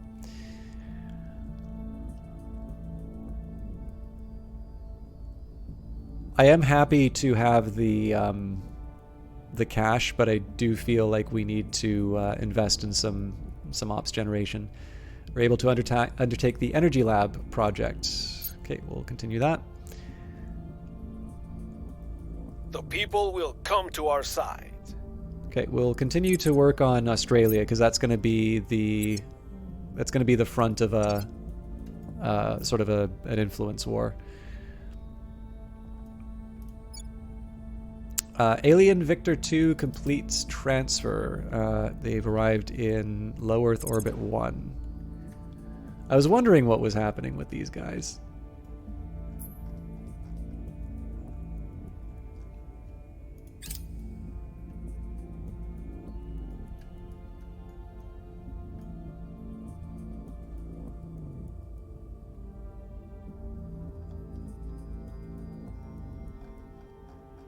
Suppose just as well we didn't put put our base in orbit 2. Rouge Light Girl. Apparently you've got 6 months of gifts. Oh yes, I believe that was Olaf T. Harry being remarkably kind and distributing subs to the channel. Well, I think it is anyway. It may tell you who the yeah, no, sorry, it was Olaf's. So thank you again, Olaf, for the support to the channel, particularly Rouge Light Girl, who I know has been with the channel for a while, and I'm hoping is able to make the most of the emotes and yeah, I don't know. I'm hoping it's hoping it's something that lets you use the use the emotes and just generally continue Our your associates goodwill are now in with charge. the channel. All right, sorry, I'm kind of hitting the limits of my my stream because again, like I have to completely redo my my evening's plans now. Purge mission a critical success. We've taken a control point for the resistance in the Pacific States from the servants and gained some public support for doing so. Executive power over this nation now belongs to the resistance. So that worked very well for us. It's a critical success, 0%. So anything that this this character would have done would have succeeded. How's the research going? UFO crashes on Earth. An alien vessel has crashed down in the Wuhan region in China. While the wreckage is unrecoverable, we suspect an alien life form escaped into the surrounding countryside. Our supporters are in place. Oh, excellent. I've gained a control point for the resistance in Singapore, and public opinion has shifted 3% in our favor. We now have 2 of 2 control points there. Executive power over this region now belongs to the resistance. We still lack support. Okay. That's fine. We'll still work. I mean, Thailand was just a chance. We had some really good missions happen, so the fact that Thailand didn't turn out is I can't be too mad about that. So next month we will get our 5th. United States of America has an open control point with a good boost in income. Let's target it to support our space program. Hard to argue with that, frankly. So maybe what we'll do. What's Martin's chances of getting us a control point? 87%. Yeah, let's get Taking them control. moving on that. Raven Where do can you now need me? work on Thailand. Where do you need me? Oh, interesting. That's a considerably lower chance than I thought it would be.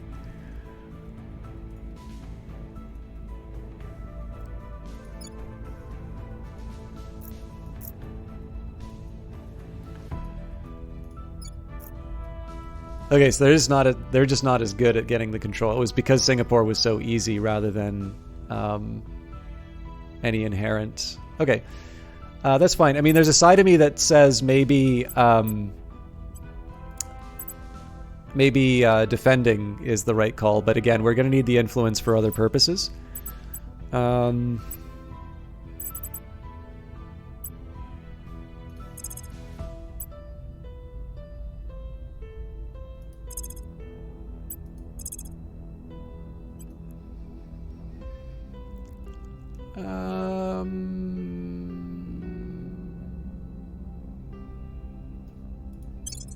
Let's do public campaigns We must persuade the in people. the regions that we've What's the op? recently gained. Now, I'm here. Alberto should be working on cracking. Yeah, so mass media.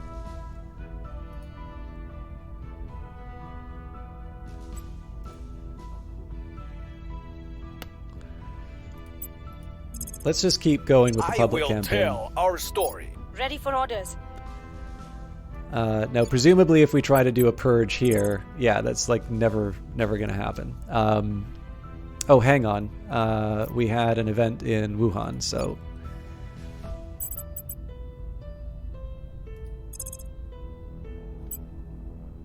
At your service. Yeah, so we need somebody to do I'm here. surveillance, so Prava can work on that. Surveilling target area.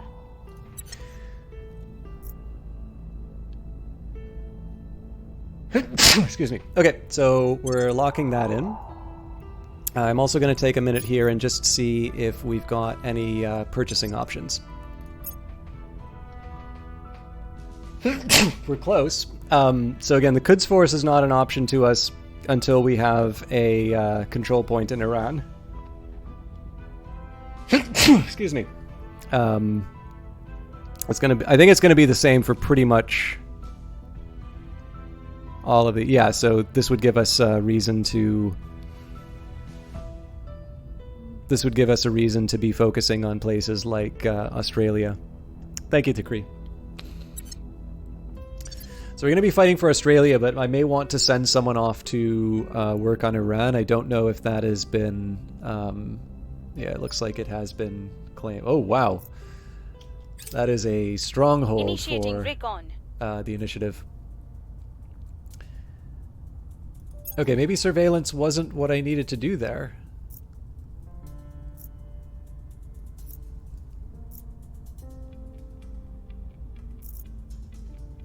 It's funny because I didn't feel like it gave me the chance to investigate the alien activity. With each passing day, humanity shatters the boundaries of the possible. It is our certain destiny to move mountains at the touch of a button. We need only the will to do so. And your generous investment, of course. Chairman Soren van Wyk, opening remarks during Western Armory's annual earnings call. Scientists around the world have gained a full understanding of advanced magnetics. The Academy contributed the most to the effort and has selected orbital shipbuilding as a new direction for global research. To meet the alien arrival in kind, we will require a paradigm shift for our own technology.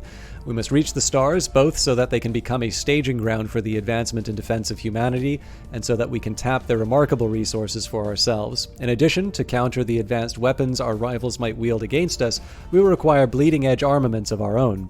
Our scientists believe that the best way forward is via magnetics on a hitherto unprecedented scale. Their tests have successfully demonstrated... Coswell, thank you very much for the bits. And good evening to you. Their tests have successfully demonstrated that precise sequential firing of a row of powerful magnets can grant incredible acceleration to a moving object. In time, they believe we will be able to apply this to a handheld weapons projectile to rapidly catapult resources from deep space to our facilities, or to build spacecraft capable of boosting their propulsion to reach once impossible speeds and destinations. Furthermore, they theorize that powerful magnetic fields may be used to contain new and unstable forms of energy. These latest advancements are but a gateway to a brighter future. We cannot yet wholly dispense with the old ways of propulsion, transport, and containment, but certainly a reality where we can dramatically augment them with magnetic force is within reach. The doorway to tomorrow yawns open before us. Yes, Sujaba commented on your gifted sub earlier, Coswell, so thank you again for the... Public opinion is moving in our direction. Okay, good. I'll just hit continue on that for now. Our cause is unjustified to that. This is one I will do a repeat on.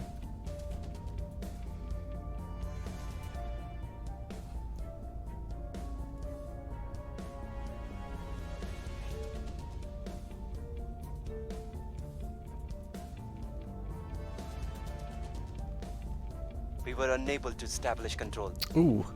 I encountered a major setback in my Control Nation mission in Thailand, causing public opinion of the resistance to drop by a small amount.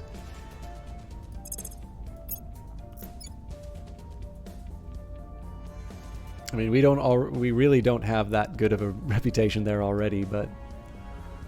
Project complete. We have completed the Clandestine Cells project. Great. So... let's continue. So I will select a new project, but let's first of all pick our extra counselors. So we have a bit of an idea of what some of these missions will do.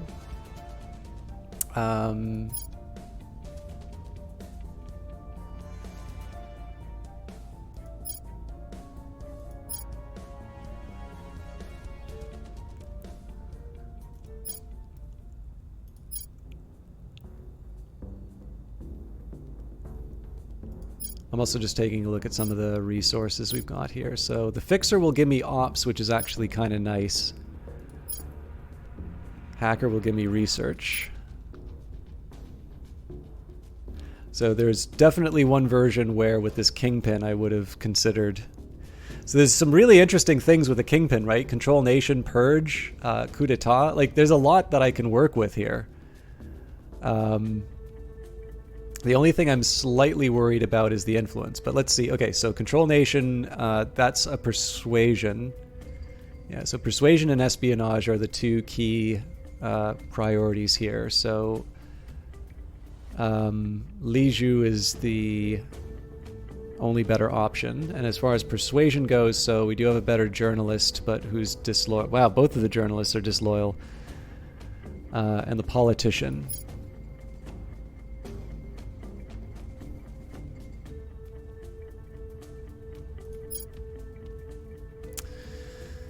Um...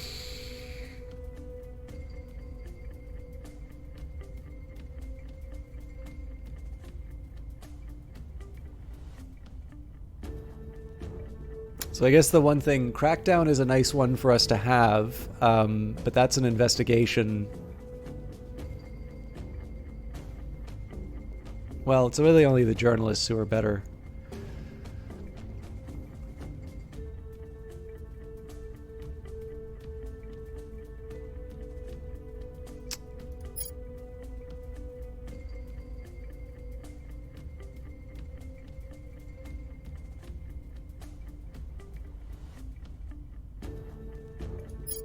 So this fixer will get me ops.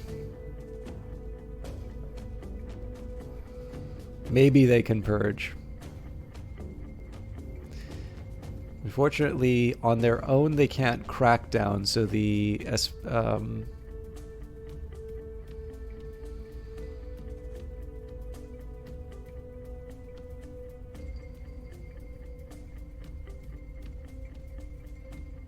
but I mean, maybe it's enough that they just give me ops, right?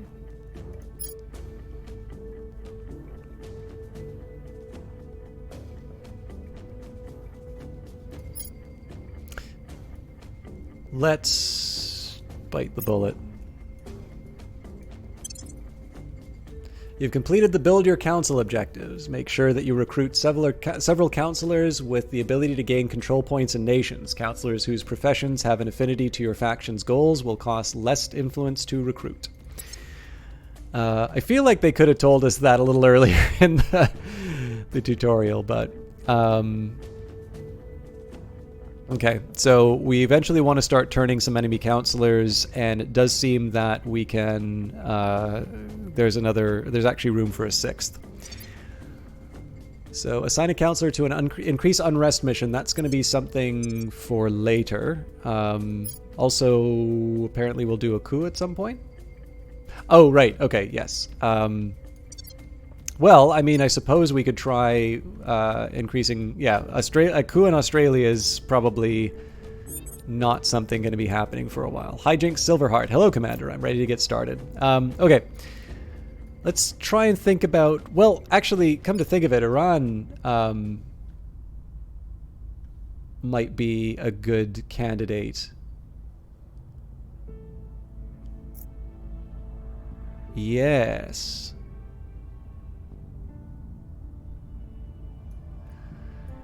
And given the fact that we have a fairly good foothold in Russia...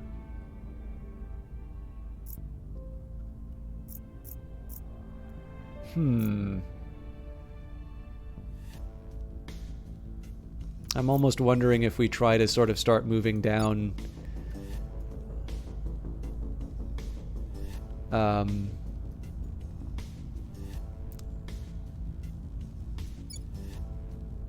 like move down through... So actually we take Azerbaijan because, again, I'd prefer humanity first to be something of an ally.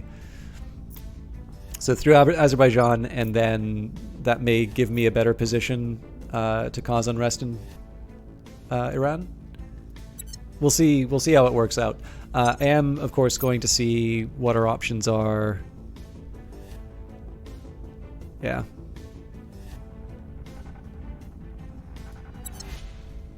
Also, it's occurred to me that we should be able to... Yeah, so we should be able to spend points to help... Okay, we'll worry about this later. The big question to me right now is, do I want to try... Like, I am going to have to wrap up at some point. I'm clearly not going to be able to get through all the tutorial stuff. Maybe what I can try is... Let's get that orbital platform built, and then maybe we'll see where the playthrough stands, and we'll talk about future plans. If I can catch up the stuff that I wanted to do, if I can catch up on the stuff that I wanted to do in today, I'll maybe try streaming this tomorrow, and then of course Monday you'll all be able to try this and not make the mistakes that I did. But yeah, let's unpause for... Oh, sorry, I gotta research. So the tutorial wants me to search origin, methods, and technology. So we've got methods.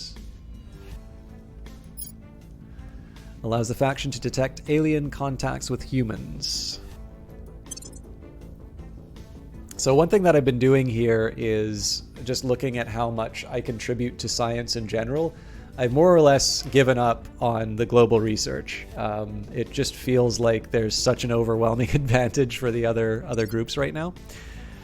Maybe that's not the right way to think about it, but I definitely feel like I'm at a disadvantage. The other thing I'm trying to do here is I should get back on track with setting priorities.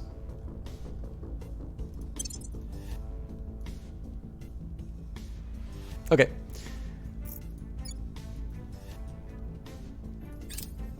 Let's see the new starbase.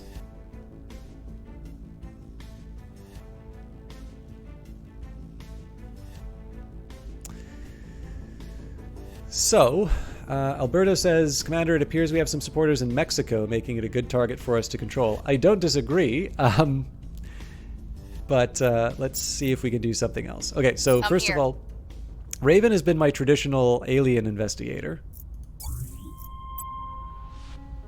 Oh, I see why. It's probably not that there's no investigation to be done. It's that we don't have ops. Yeah, we definitely need to get that ops number up. Okay. Fair. So I was kind of wasting my counselors. Ready for orders. So we will continue. Again, I'd love to do a crackdown, but that's just not happening in Australia right now. I mean, we could maybe try spend some influence, but that's still kind of a remote chance. So let's keep doing a public. We must persuade the people. Ready to go. What's the op? Raven, I think we're going to try to start making some moves in Azerbaijan.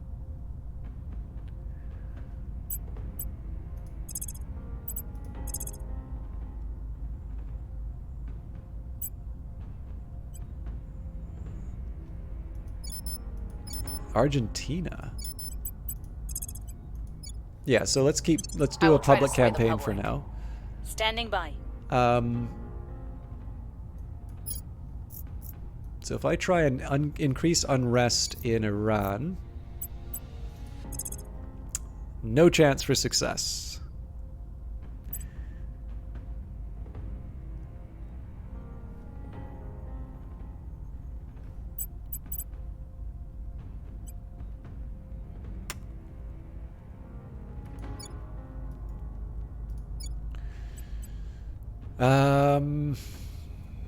Okay, what are some options for...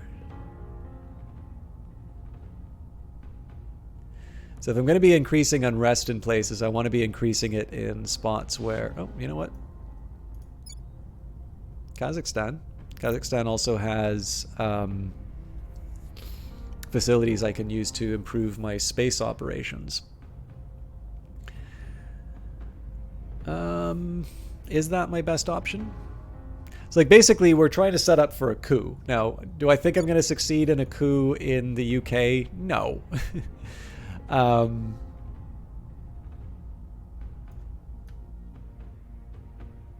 So my priorities for coups are basically to try and find regions that are held by sort of rival factions.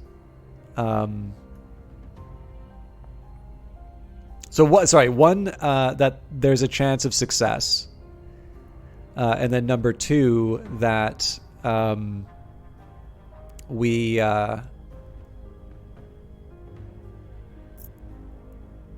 we have something to gain from it.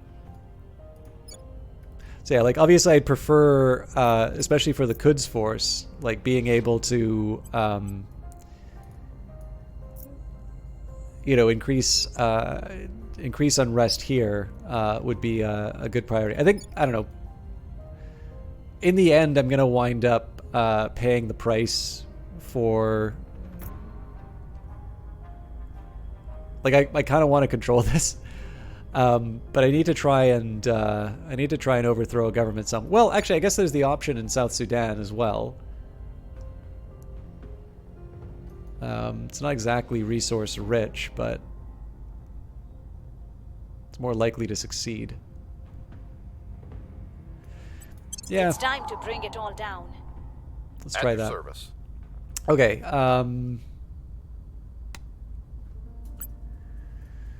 Trying to purge.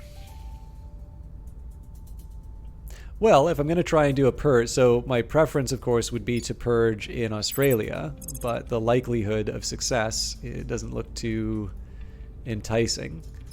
Yeah, well, that same could be said for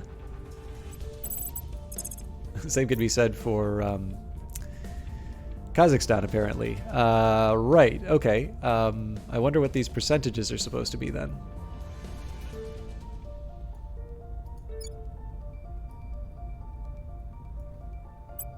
Oh, right, sorry, I was, yeah. Had a different thought of what this character could be used for. Okay, let me just review what they can...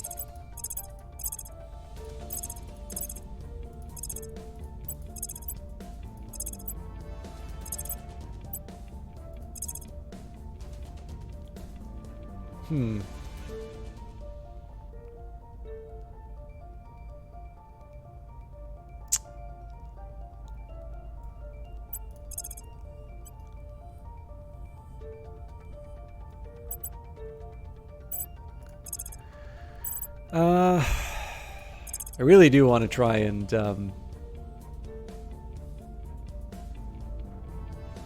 purge, but I don't really think there's a lot of... I think there's a lot of good options in these regions for me, to be honest. And I do know that critical failures can produce some pretty nasty results. But unfortunately, I didn't really think through what... Like, I was thinking is like, okay, yeah, defending sites is maybe not a bad idea, but it's like, well, do I really feel like I'm under attack? Like, could I name one of these spots that I like really don't want to lose? And the honest answer is not really. So I mean, I guess the other option is try and increase unrest in Iran, but that's not going to accomplish anything. So yeah, why did I think this guy could make my side more popular? Well, okay, it's like a 1 in a million, but Terminating the opposition.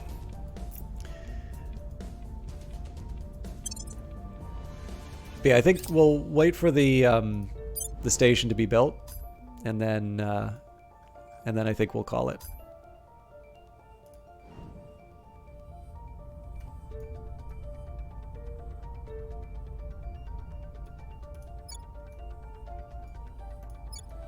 I think these are left over from the increased unrest percentages.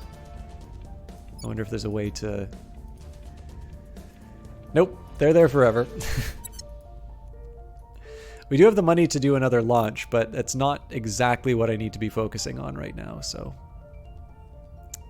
Also, I seem to remember I had people working on gaining a foothold in the US, and we abandoned that?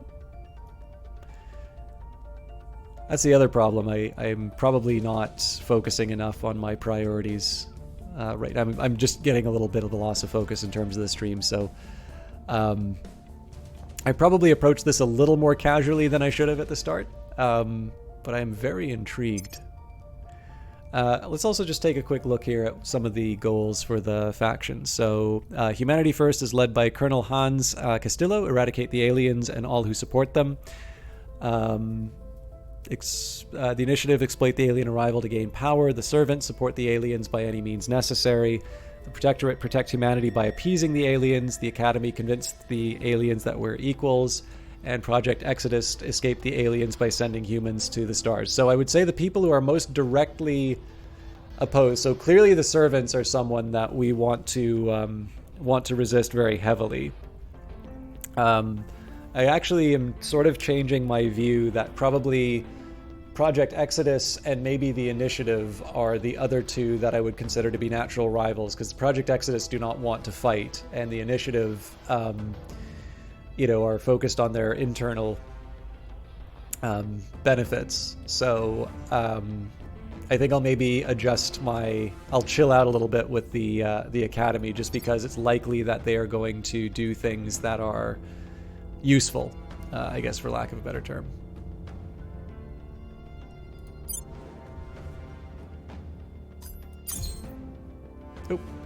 This section lists space stations for you to select and view. You can filter to see only your stations or all known stations. Or all known stations in the solar system. This section lists any HABs that you control on planets, moons, and asteroids. After clicking on a HAB, you will see all current production and other data on the HAB in this column here. This button will allow you to make changes to any HAB you control, such as including adding or replacing modules. Toggling this checkbox will enable you to view HABs controlled by aliens or other factions. Okay. This section shows you an overview, shows the overview data on the HAB. Click any module on the HAB in the large window to the right to display the data here. This list contains a list of available modules for this HAB. Left-click to view more details, drag and drop, or right-click on a module to add it to the HAB to begin construction. Left-clicking this module will allow you to view more details about it. So I guess the question is, as always, what does it cost and what are we going to get for it? So life research, small research module devoted to the investigation of biology and survival in space, which is probably not a bad idea. Materials designed to study strong new materials in low and zero G. Solar collector to power the HAB, much more effective close to the sun.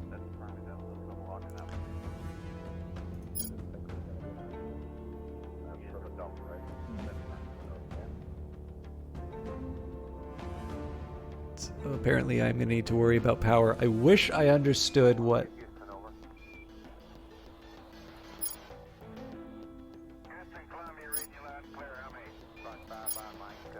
So yeah, it seems like there's a bunch of support. So I can see the monetary support, and in this case I've got like the water and the volatiles. So I suppose the question here is that how do I cover these monthly costs? Like there doesn't seem to be a way to generate those. It may be that I just need to build other modules. Oh yeah, it's not even done yet. It's done tomorrow. Okay. Maybe I suspect the tutorial will probably give us a little more info on how we build there.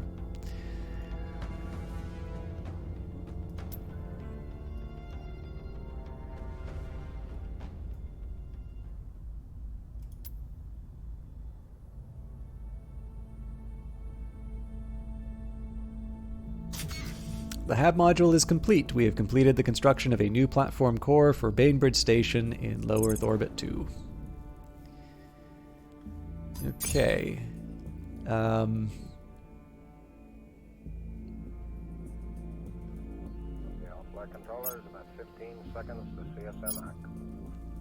So I mean, it would seem to make sense to me to add a solar collector. Like it's gotta get power somehow.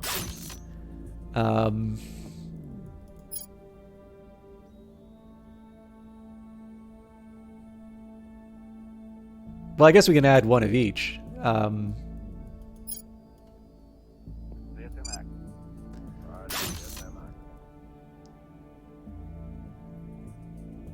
We'll worry about building those. Presumably these take a while. Or no, they launch instantly? Cool. Okay, now we've got a mission assignment phase, so let's see... Or seem to, at least.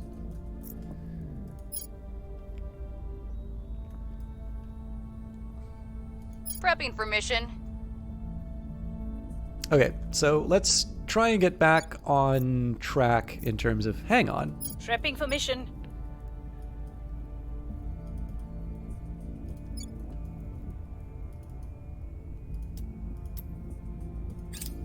Okay.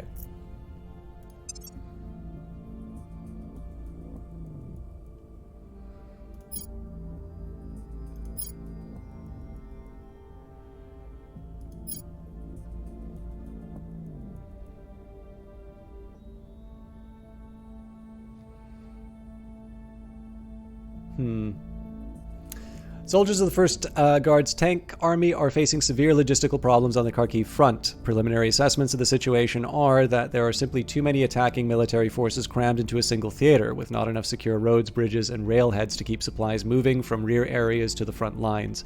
Images of truck convoys backed up for many kilometers are already circulating, presenting both a tempting target for Ukrainian air power and a great embarrassment for Russian military planners.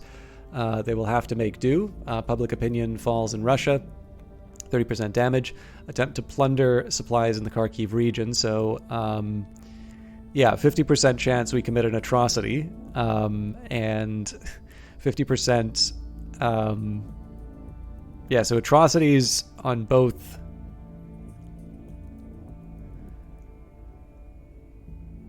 Now we don't have the ops. Okay. Yeah, so these are all bad options. I definitely do not like the idea of using military means to support my ends.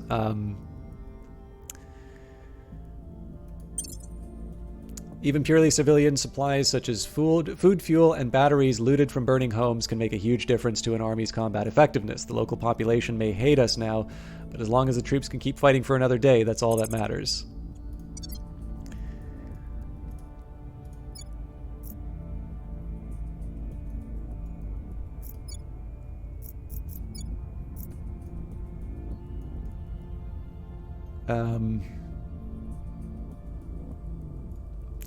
Yeah, so I'm trying to think, like, it does say 100% occupation, but it does seem that there's still events that are being produced out of this, so perhaps what we need to do is actually claim the rest of the region. I'm not sure. Because if anything, I do want the thing to... I just want it to be done.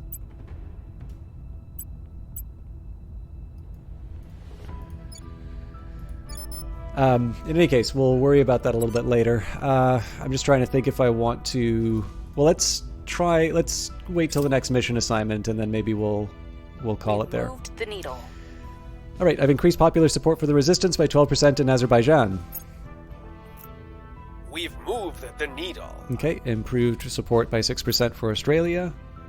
Their leaders remain in power. That's maybe not so surprising that it failed in Sudan. We may be able to do better things with our people.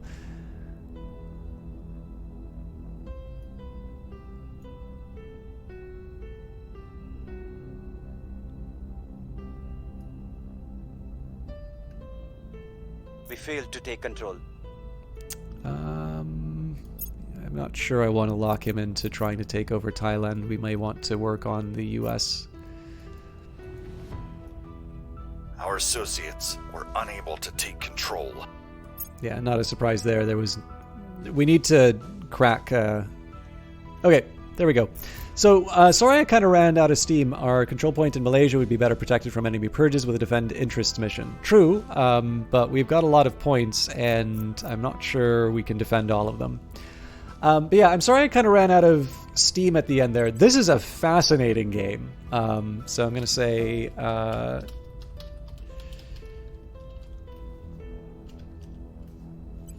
I'm going to save it here. Would it be fair to say... Oh, actually, sorry, we also have quotes. Looking at the Earth from afar, you realize it is too small for conflict and just big enough for cooperation. Yuri Gagarin. So, I'm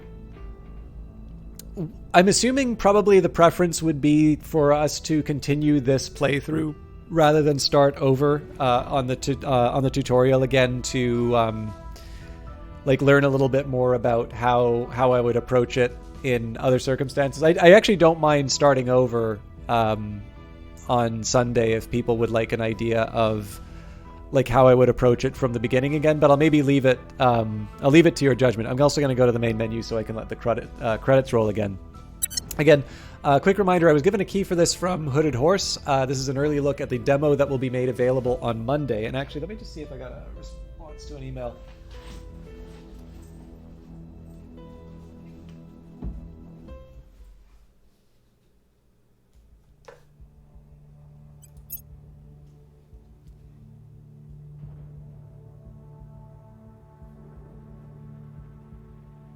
Sorry, just taking a quick second here to see if any...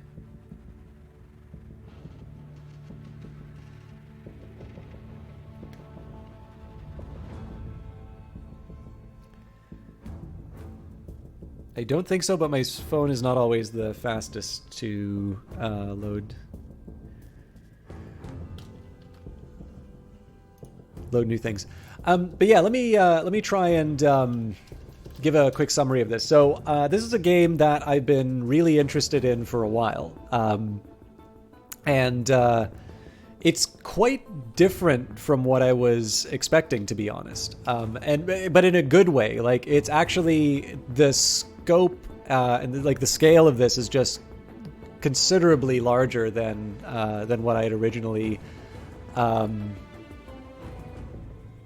of what I had originally imagined it would be. Now, one of the drawbacks is I think going in with those expectations, I did find the game quite a bit more complicated than what I was originally sort of planning on, like what I was originally sort of planning on working with. Sorry, I'm stumbling over myself. This is kind of like my off day sort of a broadcast. So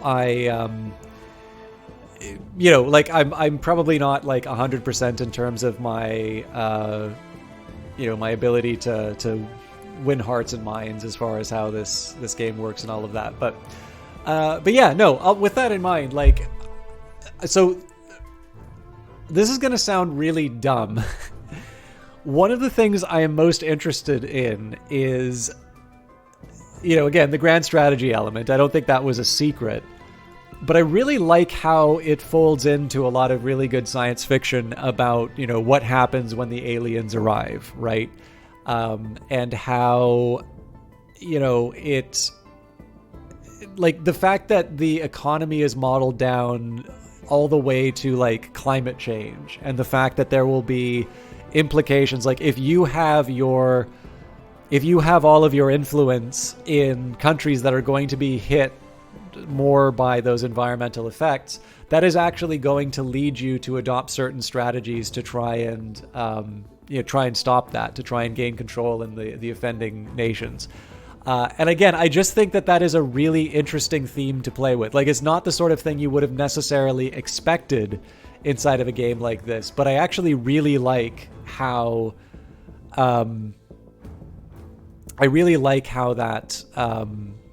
that works out. So I know there's a few of you who are like really looking forward to this game, and you got a chance to, this was a chance for you to get an early look. I noticed there's a couple of really big streamers doing this right now, so I suspect that a few maybe got a chance to kind of go over and see a bit more of a seasoned hand play it. But I do appreciate those of you who did stick around, because I definitely I like sharing stuff that I'm interested in. I'm definitely gonna put some more into this, but I definitely feel like I need to get a better grip on what's going on inside of the game, and I think I actually think I learned a lot more than I was expecting. But what I will say, for those of you interested in it, again, I think on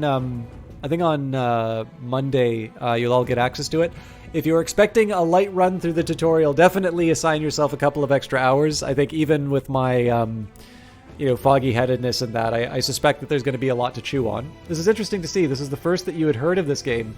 Yeah, Tikri, it's a Kickstarter that I was actually a backer on some time ago, so it's one I've been really looking forward to, and I've been delighted to be able to, share this. Again, I'm not the sort of person who normally gets early looks at things. I may get keys for things. I may, I really do like it when developers are willing to, give a smaller broadcaster a chance, because obviously, like, it's not just a viewership that you can benefit from, right? Like, if the same 100 people are viewing, the 5 people with 100 concurrent viewers, you've technically wasted 4 keys. Now, you're never going to know that, but,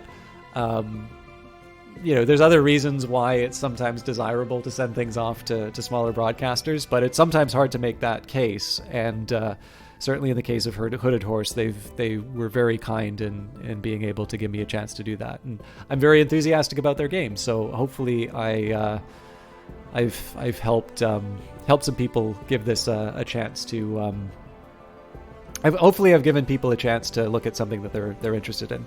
But with that in mind, I'm going to do my best to be back tomorrow. I do have some videos to record for YouTube, and I'm not sure when that's going to happen now because it's like 1:30 in the morning. But if I can find some time on Sunday, I will try and do some more of this game. Monday, I will probably do Old World, but we'll see. If Terra Invicta's got its hooks in me, we'll maybe bump Old World for a little bit. But I don't know, I would like to really play more of it. But one way or the other, thank you very much for watching. I'm going to host Kane SG, who is also playing Terra Invicta. I don't know how far they are in it, but it seems good to keep it on the same game. I'd appreciate it if some of you would hang out and see if it works through. As for the rest of you, I'll see, at the very least, I'll hopefully see some of you Monday. Wednesday we'll be back with Industries of Titan, and Friday, who knows, maybe more Terra Invicta, maybe more other things. I know we had Godlike interested in out there, and I have been meaning to catch up on that as well. But anyways, please enjoy KNSG's channel. We'll see you next time.